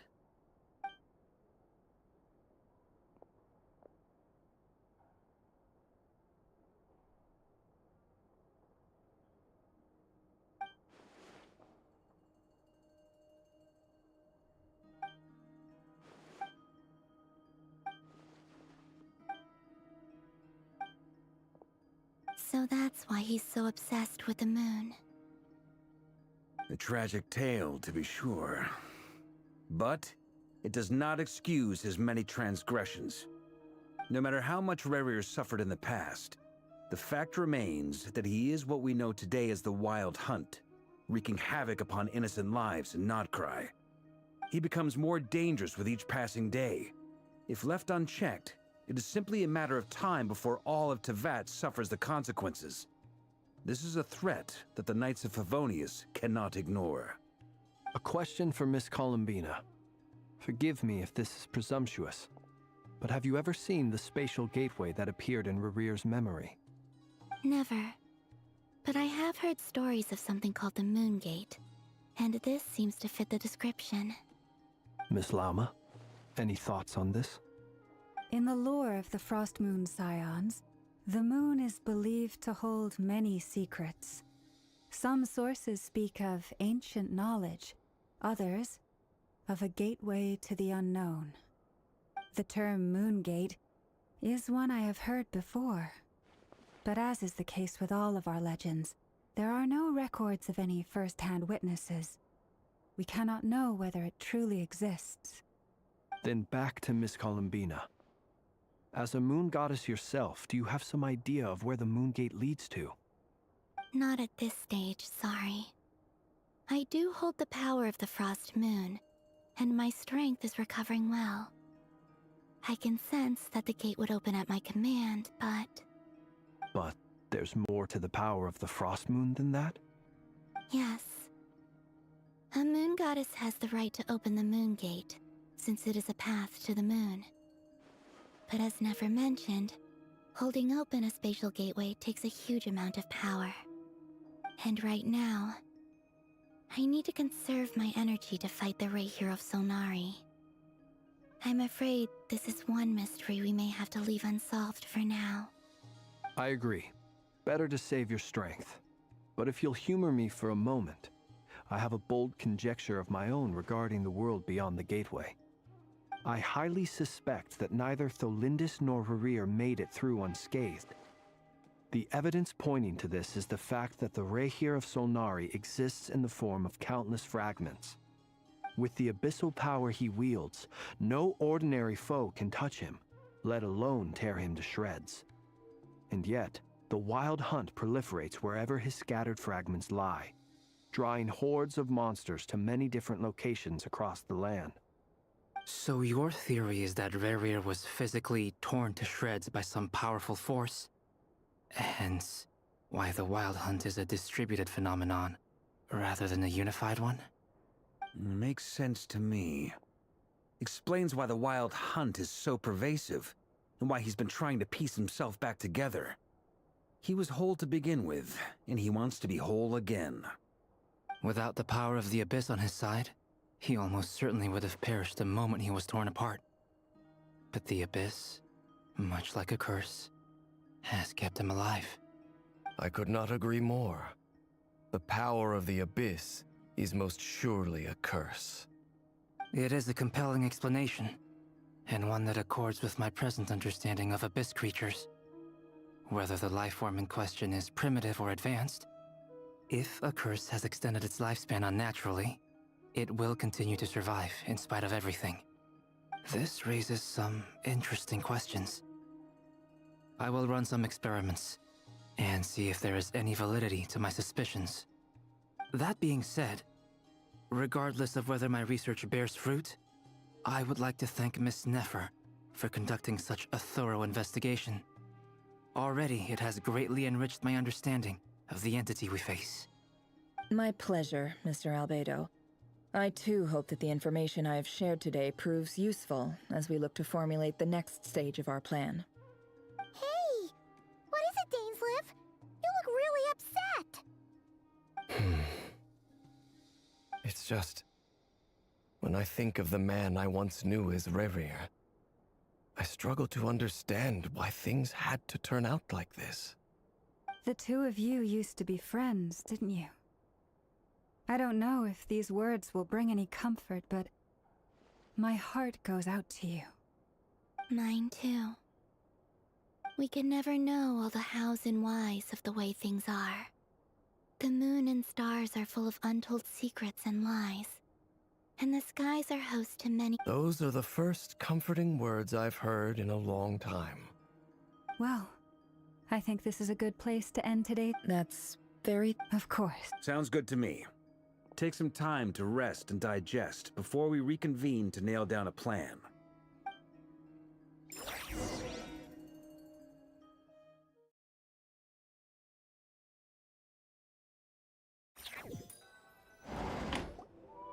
Hey, is this a bad time? Hope I didn't kill the conversation. No need. Come on, let's talk outside.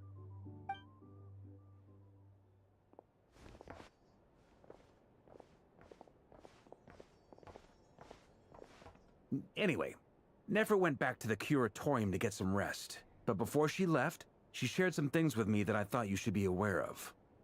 Firstly, although she managed to trap the Raker of Solnari inside her chest set, there's no guarantee that the power of the Ibis King is any match for one of the 5 sinners. Their powers are beyond our comprehension. It's only a matter of time before he finds a way to break out. We have to come up with a plan and take care of him before that happens. Honestly, my mom figured that might be the case. So, how long have we got? Well, I asked her that same question. She talked for a long time, but for the most part, it seemed like she was trying to convince me how precious her chess set is, and what a long and storied history it has. It felt like some kind of sales pitch, you know? The kind where you end up handing over Mora against your will? Anyway, after all that, she finally answered the question. 2 days at most. 2 days? Holy moly! Can we even recruit enough help in that time? That remains to be seen. Which brings me to the second issue. Dainsleif is obviously conflicted about this whole thing. But given how little time we have, there's no way we can pull this off without his help. You have some history with him, right? Do you think maybe you... Great. I appreciate it. All right, on to item 3. So, Albedo, Durin, and I put our heads together and came up with a plan. Can't promise it's gonna work yet, but at least it's a start. We figured we'd bounce the idea off you first. We'll explore it further once everyone's recovered. Oh, Paimon's dying to hear this. All right, so here's what we're thinking.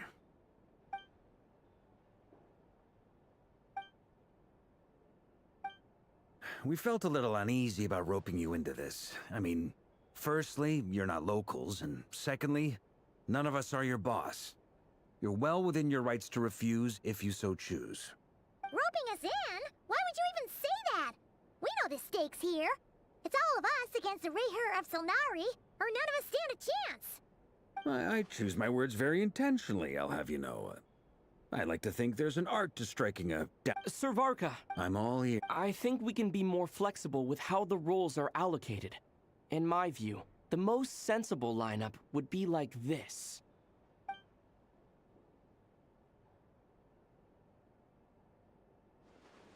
I see your point, yeah. But if that's how we're going to approach... To be clear, I want to do everything within my power. The Rayher of Solnari is a truly fearsome opponent, and if I do my part, it'll greatly reduce the risk for everyone else involved. Well, that tracks with what I've heard. As in, most people weigh up the risks and... Of course, everyone appreciates a... Thank you, Sir Varka. Well, I should be the one thanking you. It means a lot to have you on...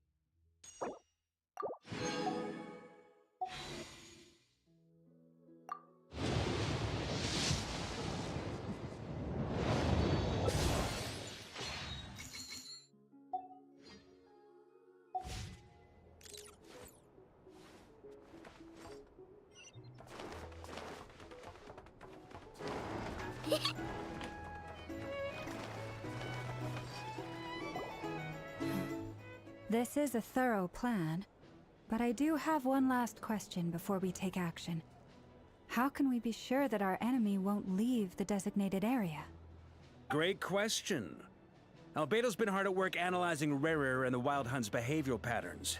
His conclusions are as follows. Firstly, from the earliest known confrontation until now, Rayher has never displayed any ability to manipulate the dimension of space. So it's unlikely he has any power in that domain. Secondly, he seems to have a particularly strong vendetta against our group. If we put him in a fight-or-flight situation, he'll choose to fight every time. Thirdly, finally, and most importantly, he is consumed by hatred, both for the moon and for his enemies. Turns out, we tick both of those boxes. We have a reincarnated moon in our ranks, and a spy who accessed his private memories without permission. He'll be baying for blood, not looking to escape. As someone who's had their fair share of interactions with the Wild Hunt, those all seem like valid observations to me. Understood. Then I will defer to the verdict of the group. Well, everyone, that's the plan in full detail. Albedo and Durin are carrying out their part as we speak. Plan approved. Scheduling. Okay, any firepower you need, I got you covered. Let's light this baby up. The Frost Moon Scions are behind you as well. And the rest of you?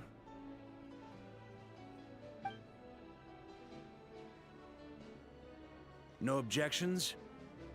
All right, then it's settled. This is the plan we're going with. Next up, an old tradition of mine. Anyone who wants to back out, now's your chance. Wait, we can still back out of this? Everyone says things they regret, right? I don't want anyone feeling trapped because their mouth said yes before their brain had time to think things through. A very people-first approach. I hear that's common practice in the Knights of Favonius. Heh. Who'd you hear it from? D-Luke? Shh. We don't use people's real names at work. This contact will be known only as Owl, please and thank you. This plan can only work if everyone does their part. Flint's and I will absolutely support it. We shall indeed. You'll be glad you accepted our help.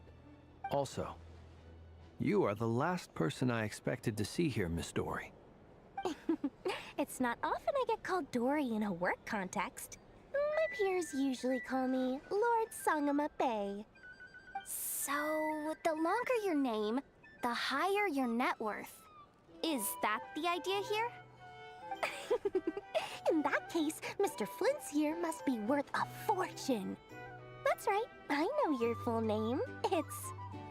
The walls are thin here. I'd appreciate you keeping that a secret. Okay, fine. I'm actually only here as a favor for someone else. Do you have any idea how much it would cost to hire me otherwise? Oh, does this mean someone out there actually has the power to boss Dory around? It most certainly does not.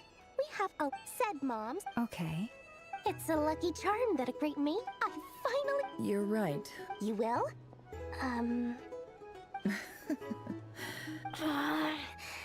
It's a very Hey, don't be so pessimistic.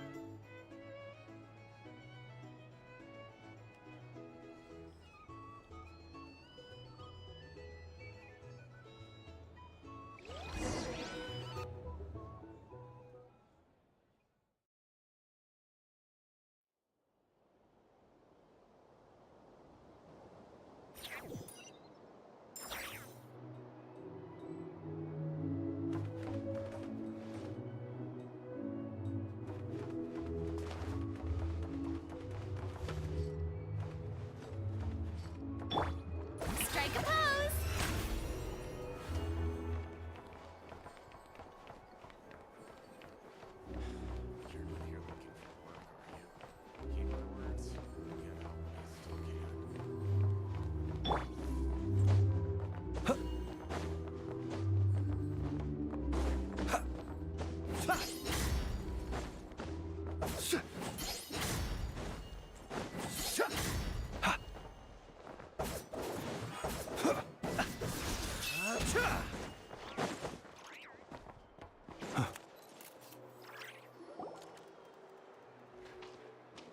Dory, how are things going? Feeling ready? Oh, I was born ready. We only have 2 days. You think Lord Sangama Bay would let an opportunity like this slip by? Don't forget, when something ta-da! See? It's right here. Ah, it's so pretty. Did you make it? No, I have a supplier. We go way back, so he made me a very attractive offer. Aha! No wonder you were talking about lucky charms at the meeting. You've been getting Kaveh to make them for you. That's not the full story. It actually started a while back as a project between me and the Dendro Archon. Mage Alice once warned me that this world won't stay safe forever. There may come a day when everyone faces a great crisis. I passed this on to the Dendro Archon, and she secretly brought together a research team made up of Sumeru's top scholars to invent a technology that could keep people safe. I won't go into the details because it's all very complicated, but if you want to know more, You can ask the Dendro Archon about it sometime. Anyway, point being, it was the Dendro Archon who asked Kaveh to build this little contraption. As one of the top Kashara War talents, he was the obvious choice. Took him long enough. He stressed over it for ages. Must have gone through at least a dozen designs before producing a final product. But that's Kaveh for you. Marak delivered it to me a couple of days ago, along with a letter from Kaveh. Could I ask why I'm sending this technology to you? And what's your proposed use case? Has it been approved by the relevant authorities? So nosy. My fault for sending him the research permit to begin with. Surely Nahida must have told him you were involved in this project. He was probably just nervous because you're always so secretive about your business. Could be, could be. Anyway, I just replied, let's hope there never has to be a use case. Fair. Or, either way. Huh? Paimon's... Well, there are always... Alice has been... And more than that. No, oh, that? Don't be thinking it was my priority. All right. I do say so, and... Oh, and could you...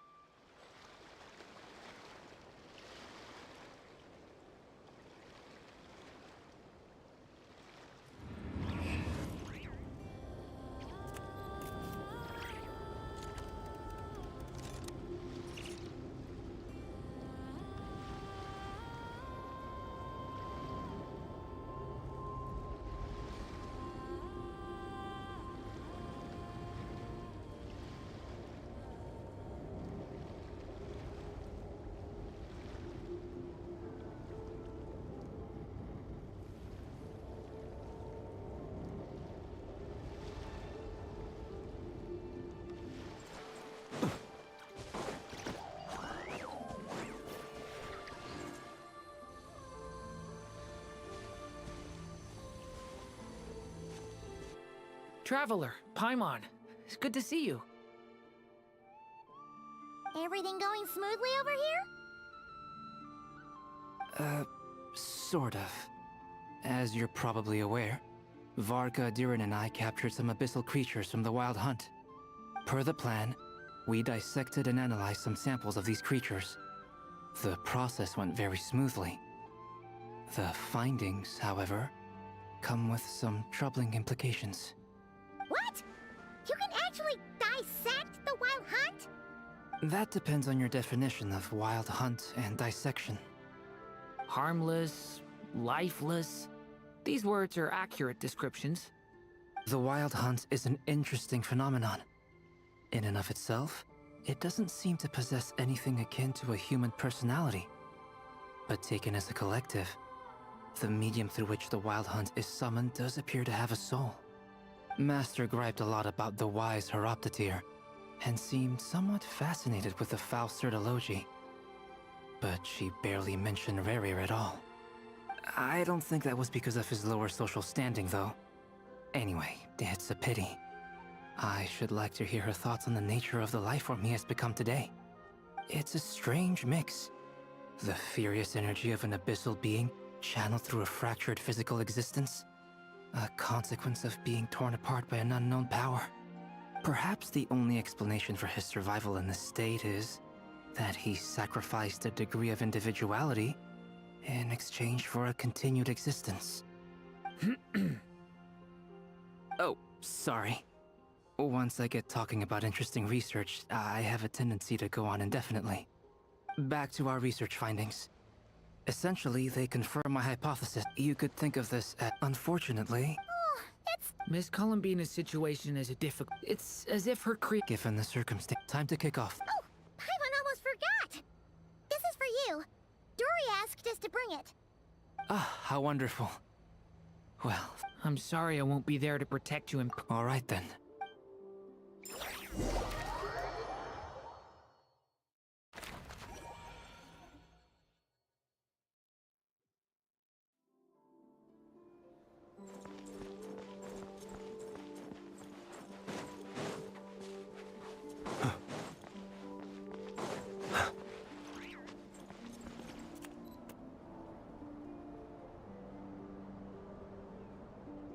Miss Lauma, is everyone here? Yes. The fate of my lady. Within the next 24 hours, we will face the biggest crisis the world has ever seen. This is not a burden that we deserve to bear, but I believe that we reap what we sow in this life. So I intend to act. I must do what I think is right. For me, that means fighting for the future of Nodcry. This gentleman is the Grand Master of the Knights of Favonius, Varka, Knight of Boreas. In my absence, please follow his lead. Hey, everyone. Guess I should introduce myself. Well, to start with, I know my way around a battlefield. Biggest strengths are honesty and hard-workingness. Anyway, point is, I don't intend to let Lauma down. I'm gonna do everything in my power to keep every last one of you safe and sound.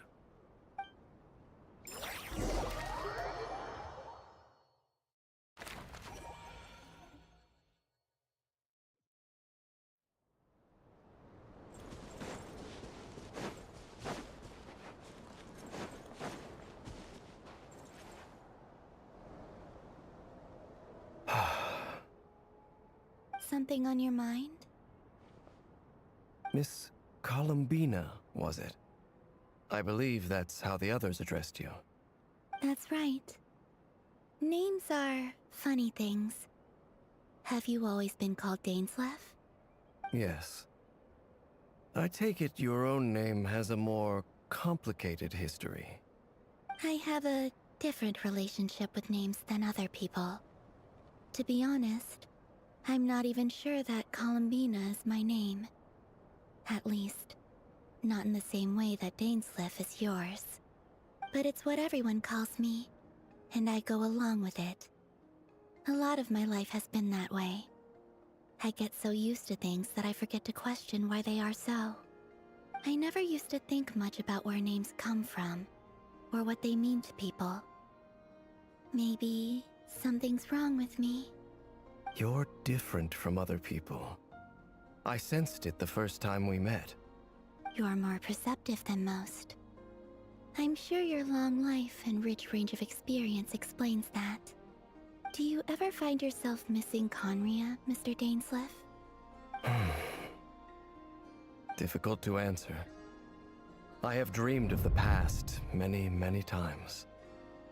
Sometimes I'm fighting tooth and nail.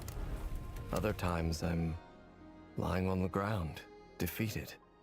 I don't recall any happy moments from that time. It has been too long.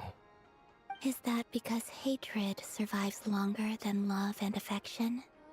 That would not be for me to say. I make no excuses for the grudges I bear. But whatever the reason, I remember little that was beautiful or sentimental. Thank you for your help with the Rerir situation. Without your efforts, I never could have learned the hidden truth of his story. You're welcome. I know he's your friend. Friend? He betrayed me. And I never really understood what he was going through in life. Some friendship, that is. Okay. So, do you plan to fight him with us? You see, you're torn. Now you know what really happened. You see the things he's done in a new light. I need some time. Of course. I completely understand. Anyone else in your position would feel conflicted too. Actually, I went through something similar myself recently. Something happened that changed my perspective on a situation.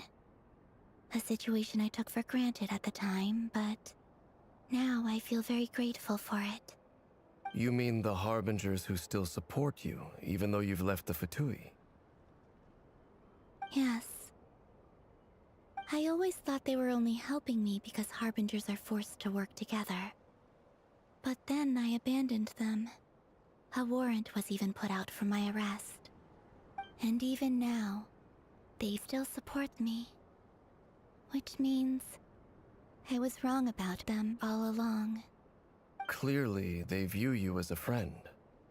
I feel a little guilty now. I regret not seeing her help for what it was, and not treasuring it.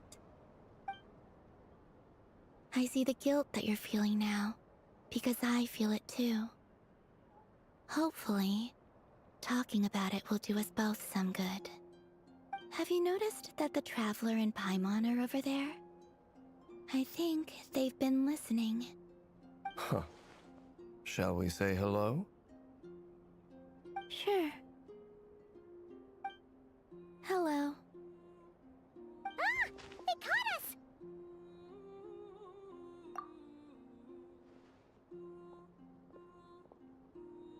I apologize for making you worry. No doubt you wish to know where I stand on the plan to take down the Recher of Solnari. I'm afraid I need a little time, but I will seriously consider joining you. You will? Oh, thank you so much! Everyone will be so grateful to hear that! They needn't be. This was something that I was going to have to face up to eventually. That doesn't matter to them. They're grateful to you regardless. You can't control their gratitude, so just accept it. And then, have a think about whether you're willing to join us.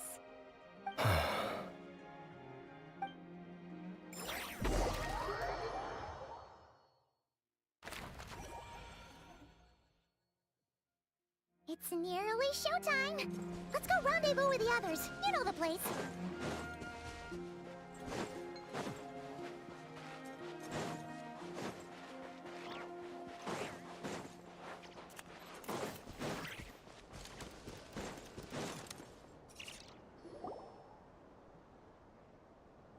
Ah, you're earlier than I expected. Hey, Flint's! Been waiting here long? Not too long. I came a little early so I'd have some time to think. Are you nervous about the battle? Quite the opposite. I'm reminiscing on my past battles.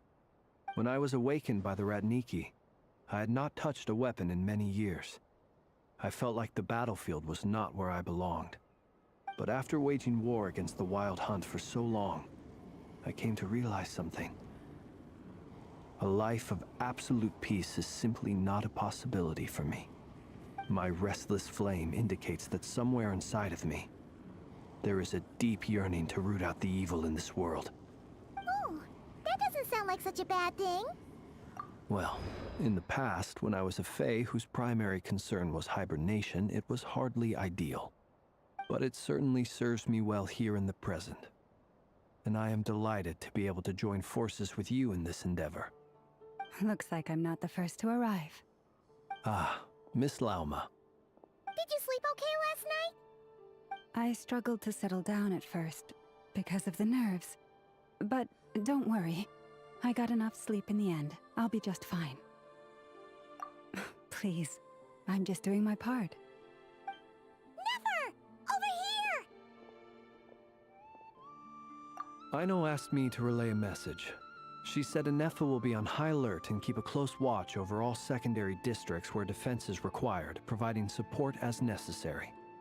Meanwhile, Aino herself will provide range support to us directly, using her latest invention. Excellent. My thanks to all involved. The chess set's looking a little unstable. It won't hold him much longer. We should be prepared to engage at a moment's notice. No sense sitting around waiting. Let's make the first move while we still have the option. I agree. Paimon, find a safe hiding place. Got it! Be careful, Traveler! I will.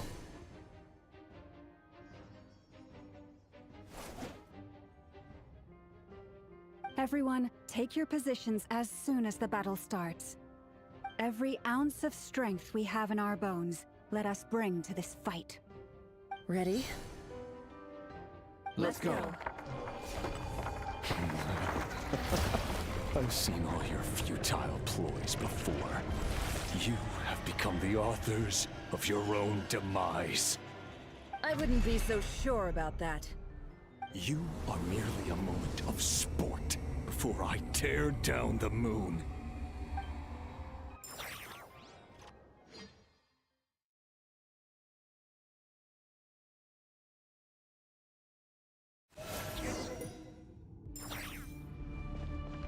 Stay on your toes.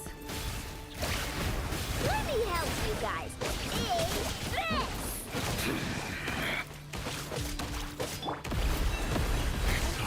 Futile hunting. Close your eyes. Be silent. Night falls. No more lies.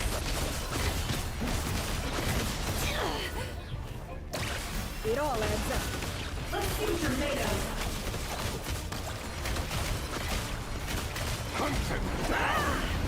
Leave this place. No more lies. How unfortunate. Can't hide the truth.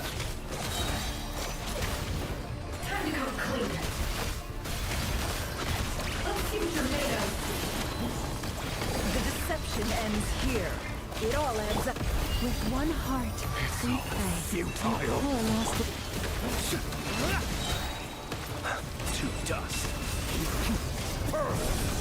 It began with the moon, and so shall it end. The moon will protect you.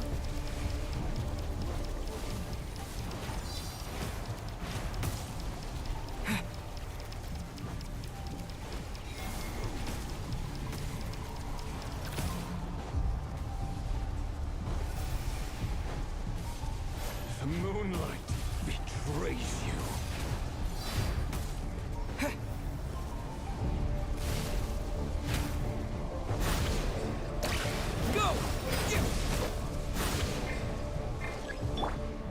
Forest, protect us.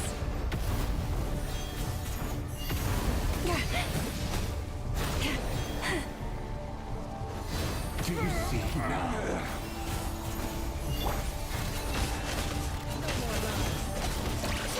Vedifenir, when will it be as you foretold?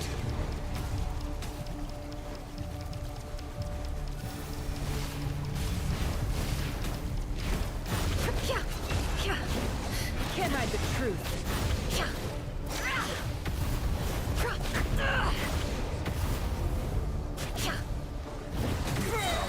You're not welcome here.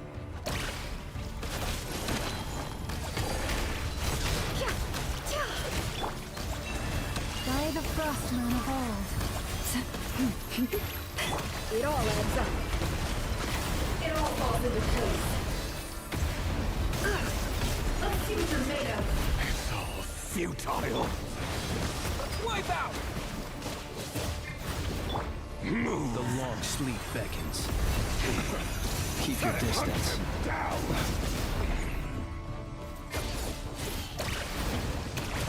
Steady now. The moonlight Can't hide the truth. betrays you. Hunt him down. Time to go clear. Futile.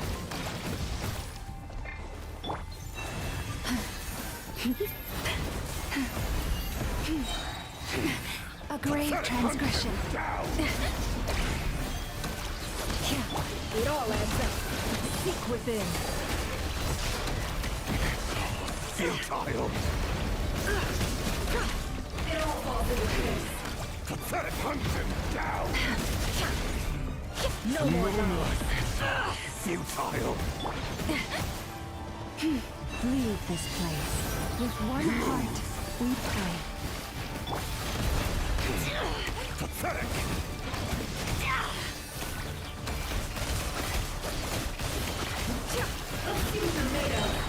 The moonlight.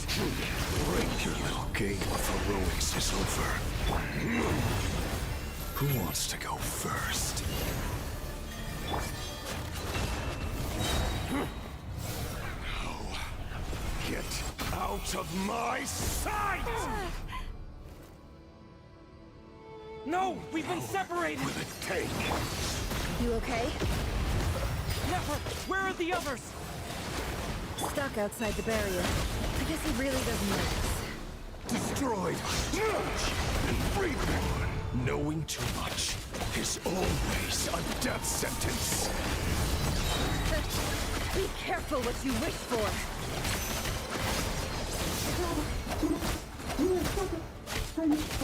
Lauma! Can you hear me? Hold on. Silence. The voices are gone. But at least I know they're still there. I need to focus. Stick to the plan. Remember my most important task. Just keep stalling him. If I can stall him for long enough, the moment will come.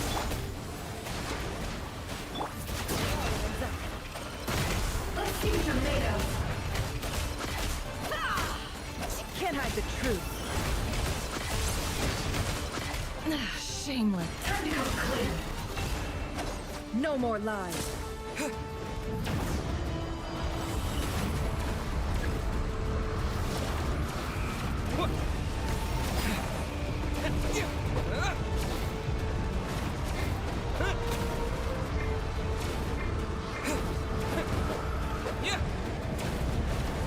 Go!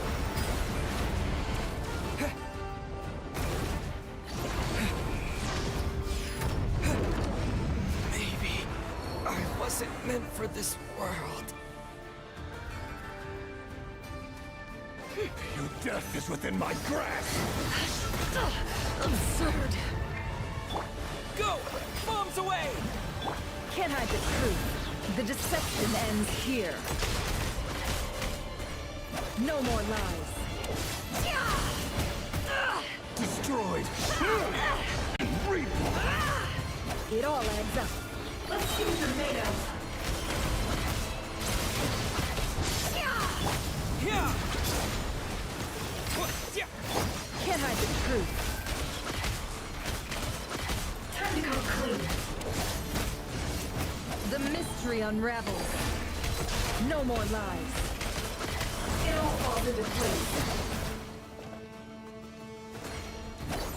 It all falls into place.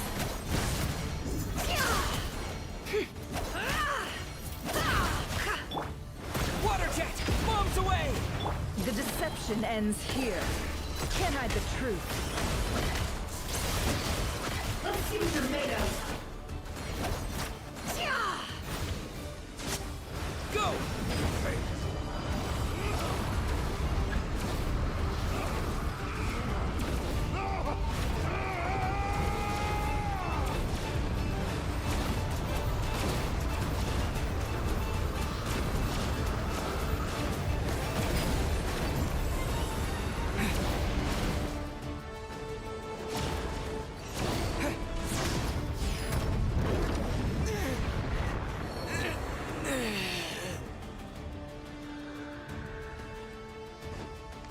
How much power will it take? Yeah! Seek within. Nowhere to run, nowhere to hide. Absurd. Time to go clean. Water jet! Bombs away! No more lies. The deception ends here. Time to go clean.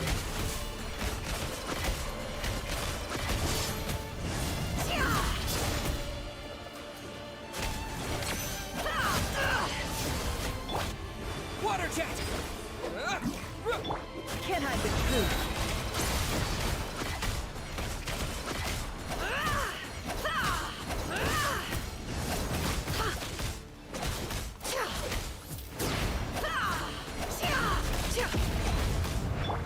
Water jet! Yeah! It all falls into place. Shameless. The mystery unravels. No more lies.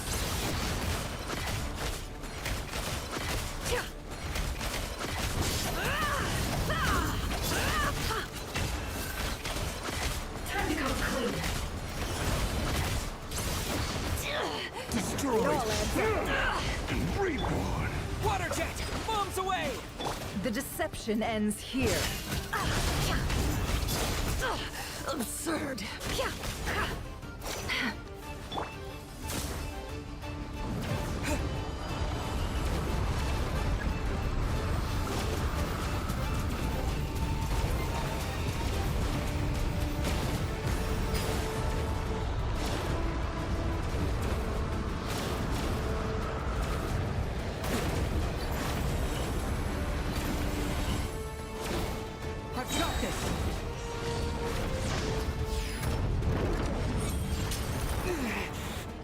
shield's broken.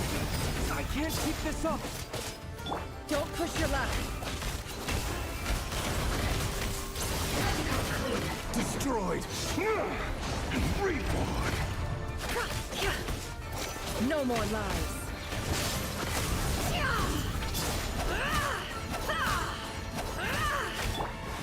Your death is within my grasp. The mystery unravels. Can't hide the truth.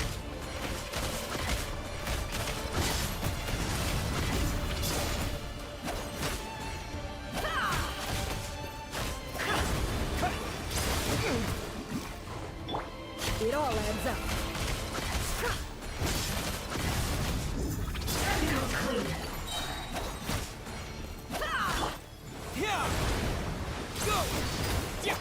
Seek within. No more lies.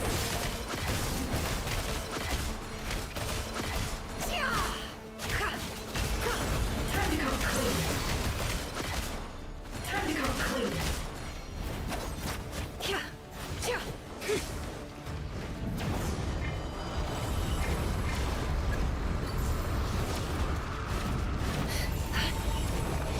Curses. There's no other way.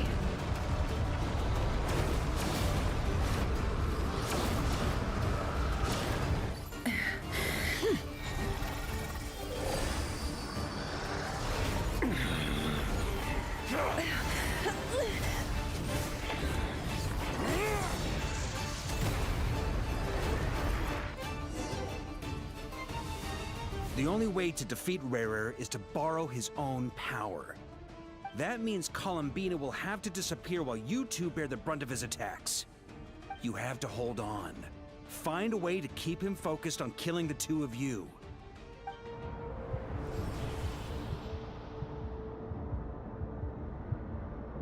Never. Your eyes are bleeding. Soon you will be powerless to resist. And then, I will reduce you to dust. But that dust will plague your memories. Come on. Keep holding on. Any other tricks up your sleeve? Let's see them. As entertaining as they are, you've backed yourself into a corner. You don't fool me. I see your fear clear as day. I have to stoke his rage. Make him unleash everything. You fear what you could never defeat. You fear the thought of never being able to save your beloved. You cannot win the fight against fate, Rarir. Is that what you think? Well, now it's your turn to feel afraid!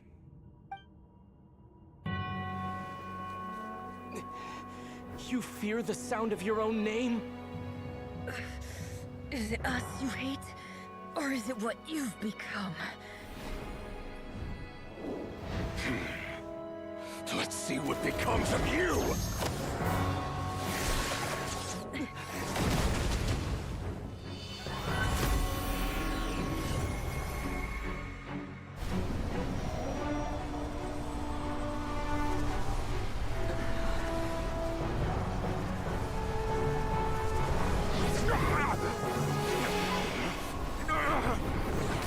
What's happening?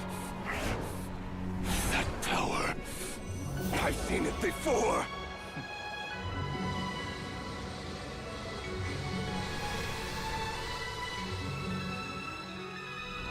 His power is on another level. We'll need to use an alchemical array to convert his power into a usable form. Then quickly channel it into Columbina, rendering her powerful enough to compete with him. I'll join you.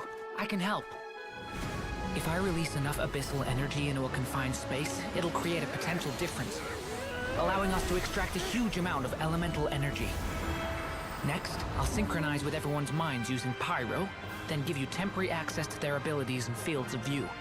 But it won't last long. Can you see?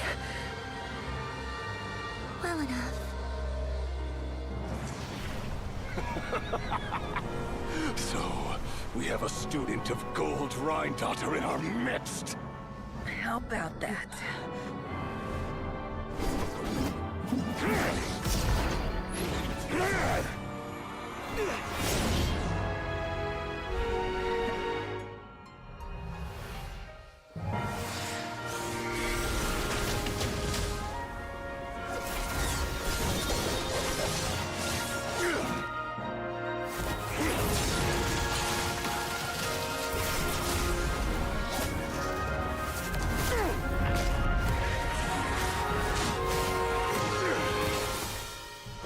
You use my own power against me? Just like how you stole Kuvaki. Look familiar?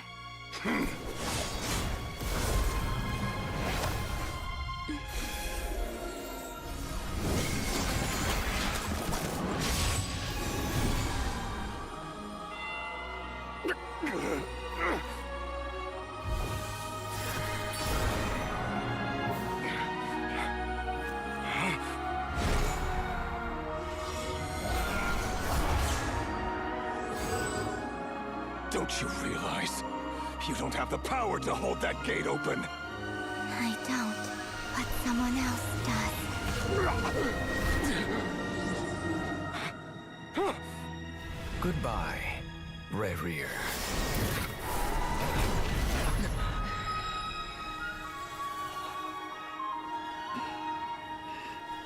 We won.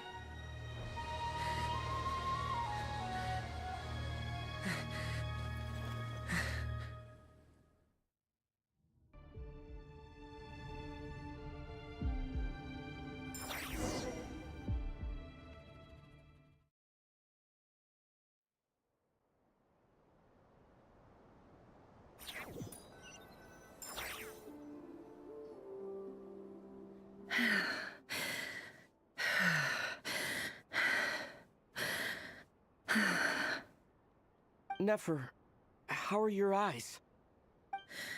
They're fine. Apart from the blindness, of course. It's not too late. Let me handle it.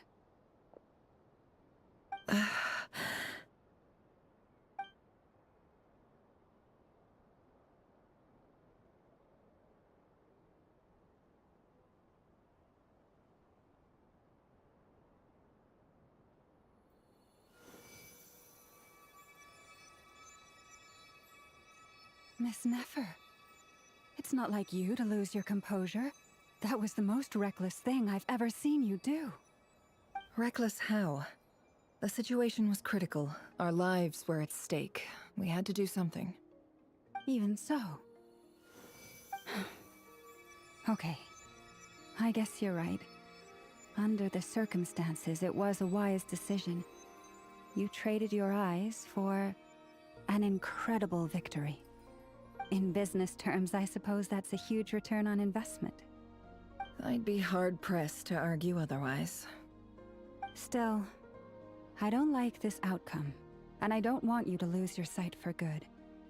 People suffer when they make sacrifices they shouldn't have to make, whether that means faith, strength, or in this case, your ability to even see. I had hoped you could win without sacrificing so much as a single hair on your head. Thank you. Really. All done. Don't try and open your eyes just yet. We'll see how you're doing in a couple of days. Until then, please follow your recovery plan to the letter. I'll send full details through Yehoda. For now, just get yourself home, relax, and rest. My dear friends, we have fought bravely and achieved a spectacular victory. A dark cloud has been lifted from the skies of Nodcry. All in this land will be grateful for what you have done. The moon will remember this day. Thank you both.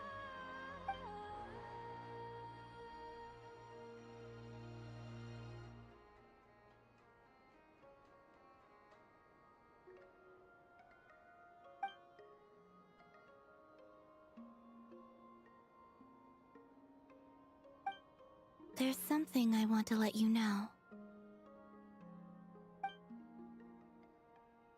What is it? When Durin connected everyone's minds so I could access their powers, I also felt everything they felt. And since Nefer's eyes were injured, my eyes are hurting now too.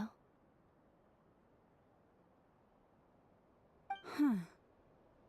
Hold on. Let me try. I only feel the pain. There's no actual damage. I just thought I should tell you. You're right. There's no damage. That's a relief. But I must say, I'm surprised to hear the Kutar share something like this with me. In the past, you never used to open up about yourself. Things are a little different now from how they were. I'm learning to share how I truly feel with my friends. Friends? You have no idea how glad I am to hear that.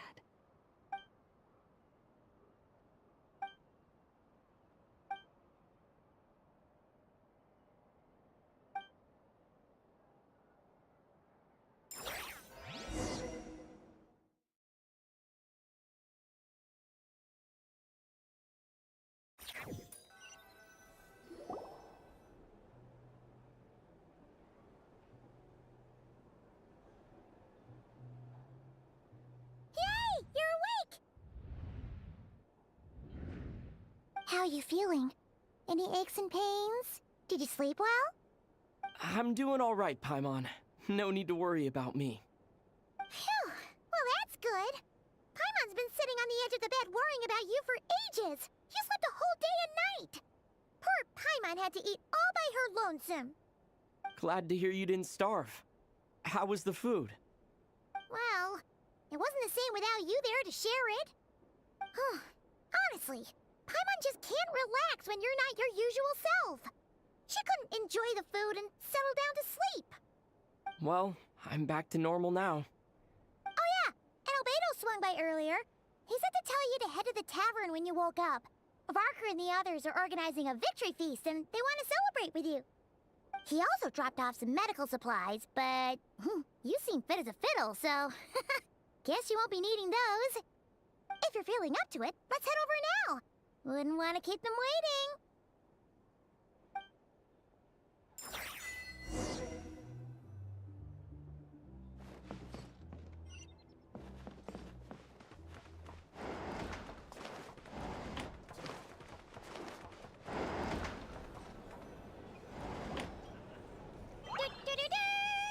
We're here! Oh, Traveler and Paimon! Perfect timing! We were literally just saying how there's no way we're holding this victory feast without you any longer, and we would have postponed it till tomorrow. How are you feeling today? Much better. Thanks. Don't worry about me. Relieved to hear it. If that changes, just let me know. Happy to check you over at any time. Yep, we're here for you. Anything you need, just let us know. Oh wait, where's Nefer? How are her eyes doing? Nefer's right over there. I'm sure she'd love to catch up with you.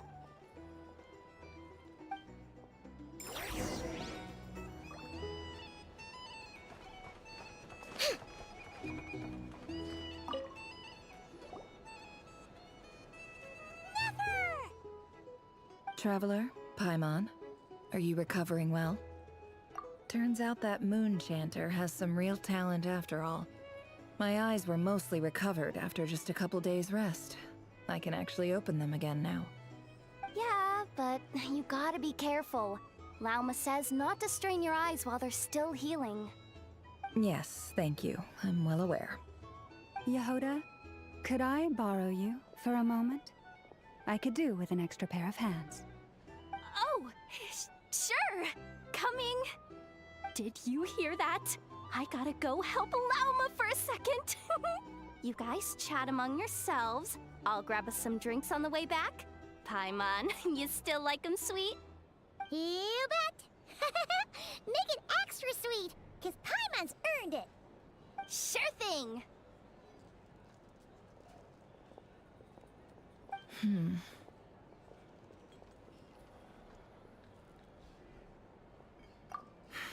The Raker of Solnari. Kind of a snake, don't you think? No, definitely a snake. A poisonous one who spewed his venomous hatred everywhere.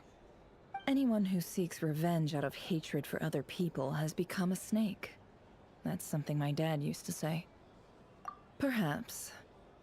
I'm sure it sounds like a very wise and open-hearted perspective to your ears. But me? I think hatred is a perfectly justifiable emotion. What else is left when everything you depended on in life gets stripped away? Something's gotta fuel that drive to keep on living. If you're worried about me, you can nip that in the bud. I'm not someone who gets stuck in the past. It's just... I suddenly feel like I was wrong to call my father a liar. He was just a fool. That's why the academia turned their back on him, and why the other tribes ganged up on him. Oh, Father. How much better things could have been if you were a skilled liar. Look at the Ibis King. Thoth is a fiendishly cunning liar. And yet, strangely, he feels more like a father to me than my real dad ever was. He's never brought it up, but I'd bet he feels the same way.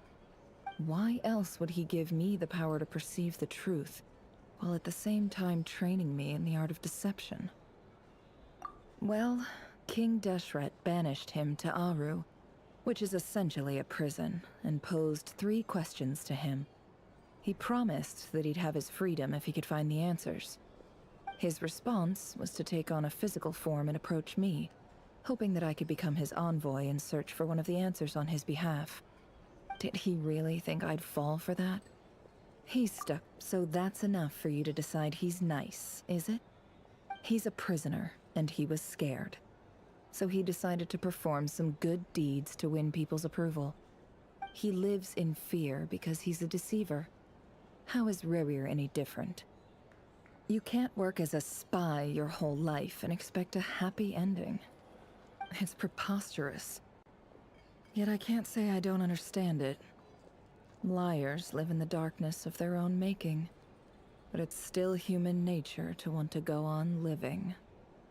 They say that a liar's soul is the most worthless thing in the world. What do you think? Good. If you understand that, it means you're smart, and you see things objectively.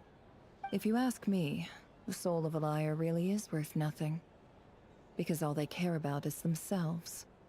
For example, when something good falls into my lap, I don't go sharing the news around. Stops other people trying to steal it from me.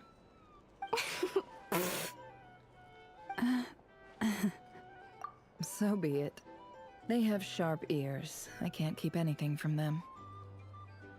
Wow, is that what it looks like? Well, you all know my past now, and I can't simply eliminate everyone who knows too much. So, when you find yourself in a situation you can't control, the safest play is to keep calm and start monitoring everyone involved like a hawk. In the intelligence world, you need to have a sense of perspective and play your hand accordingly.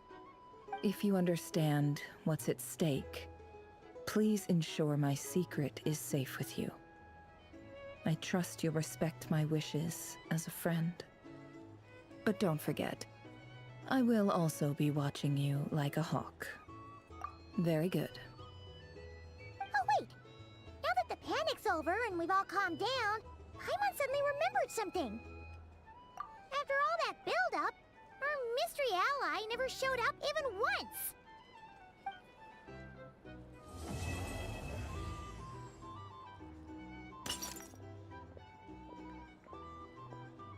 Huh? Am I imagining things?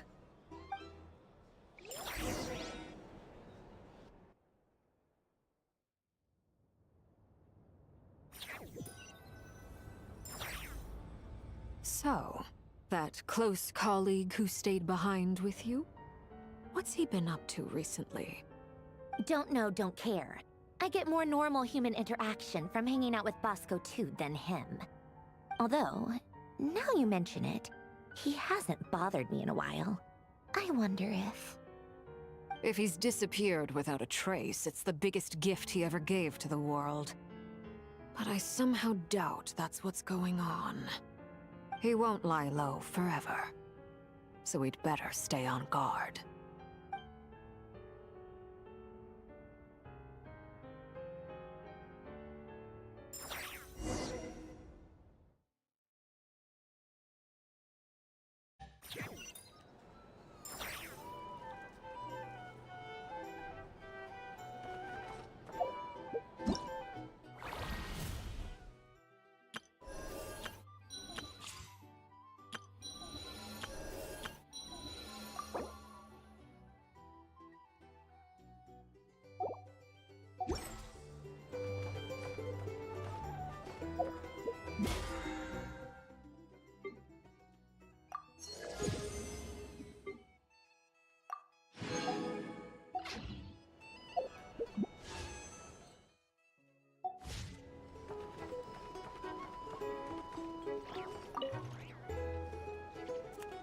How have you been holding up?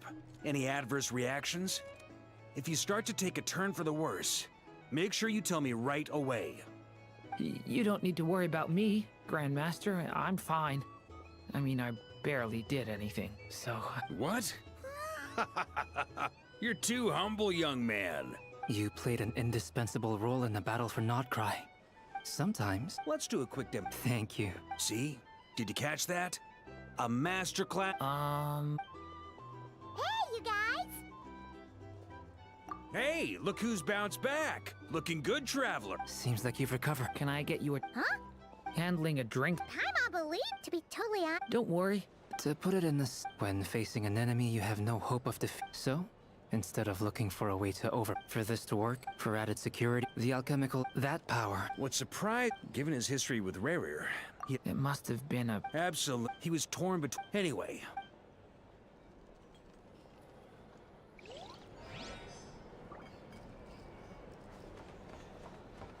Hey there. Looking for a drink or two? Perhaps a room for the night? Ah, Lord Sangama Bay. How I must thank you for... Why come and ask me? I mostly... That's more like it. A little gratitude goes a long way with Lord Sangama Bay.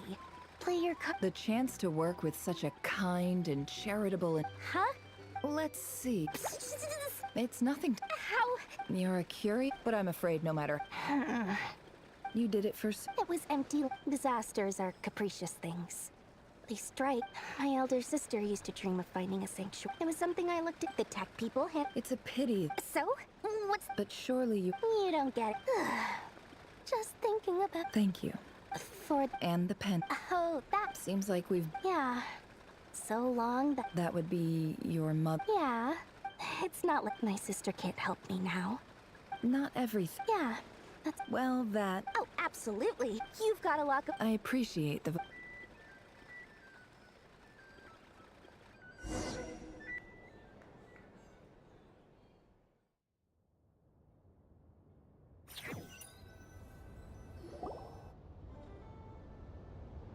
That's the only reason you're here. Yes. I think that... Well, this is... Do you not want to be friends with me? Or is it that you prefer being co-workers? What is this, Columbina? Are you deliberately testing my patience threshold? Right now, my politeness module is active. But if you say another word, I swear I'll shut it down. If your politeness module was active, wouldn't you say the word please at some point? Polonia, please see Lady Columbina to the door. Will you still invite me to your next tea party? What? Yes, I think you will. Bye-bye, dear Sandrone.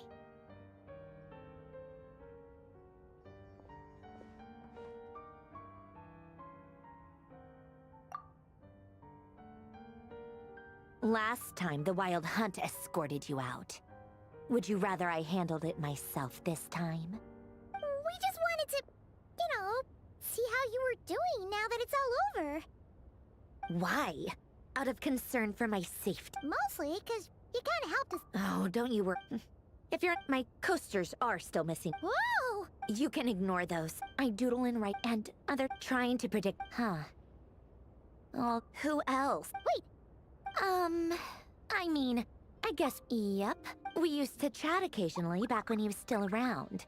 Before I honored his, so... I just... Not that there's... Anyway, while we're on... Alain Guillotin had two close buddies, Renee and Jacob.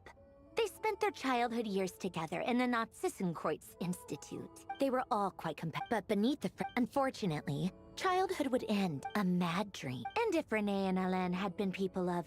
But alas, the first of them to... Against Alain's wishes, he persisted in experimenting on a mutual friend of theirs to try and save their life.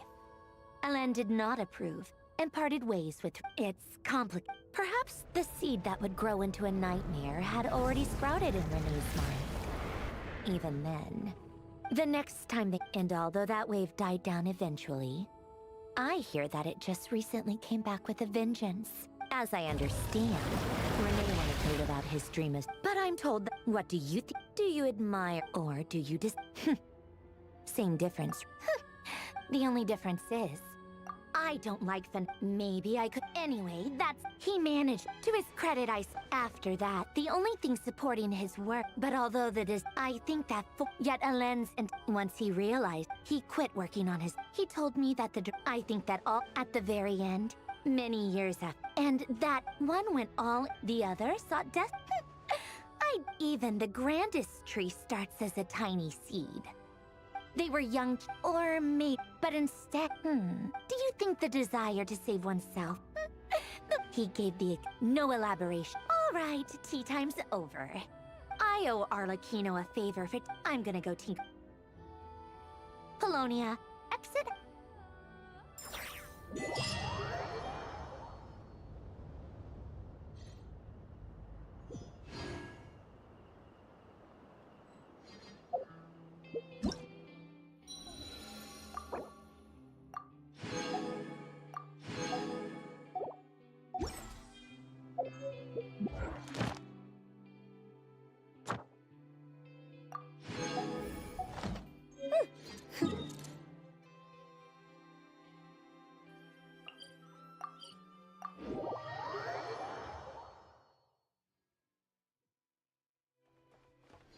Add Astro. Thank you for completing.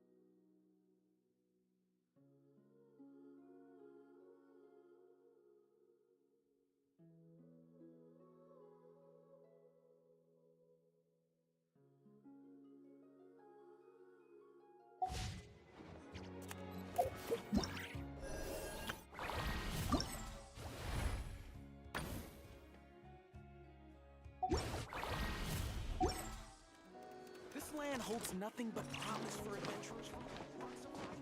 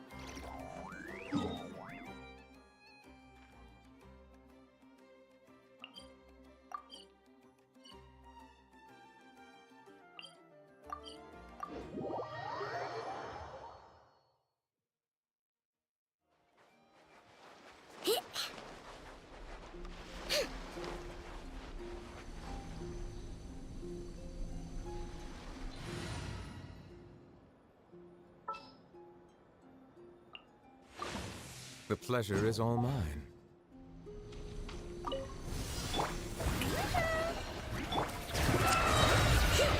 Be sanctified. Silence!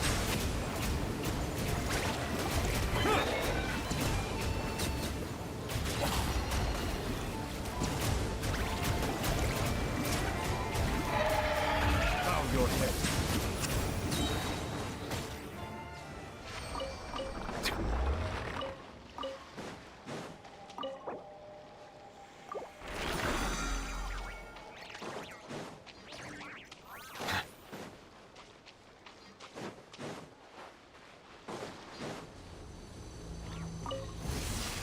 We got ourselves a strike. Showered with praise! Time to shine! Let the mountain's veins boil! The night cometh.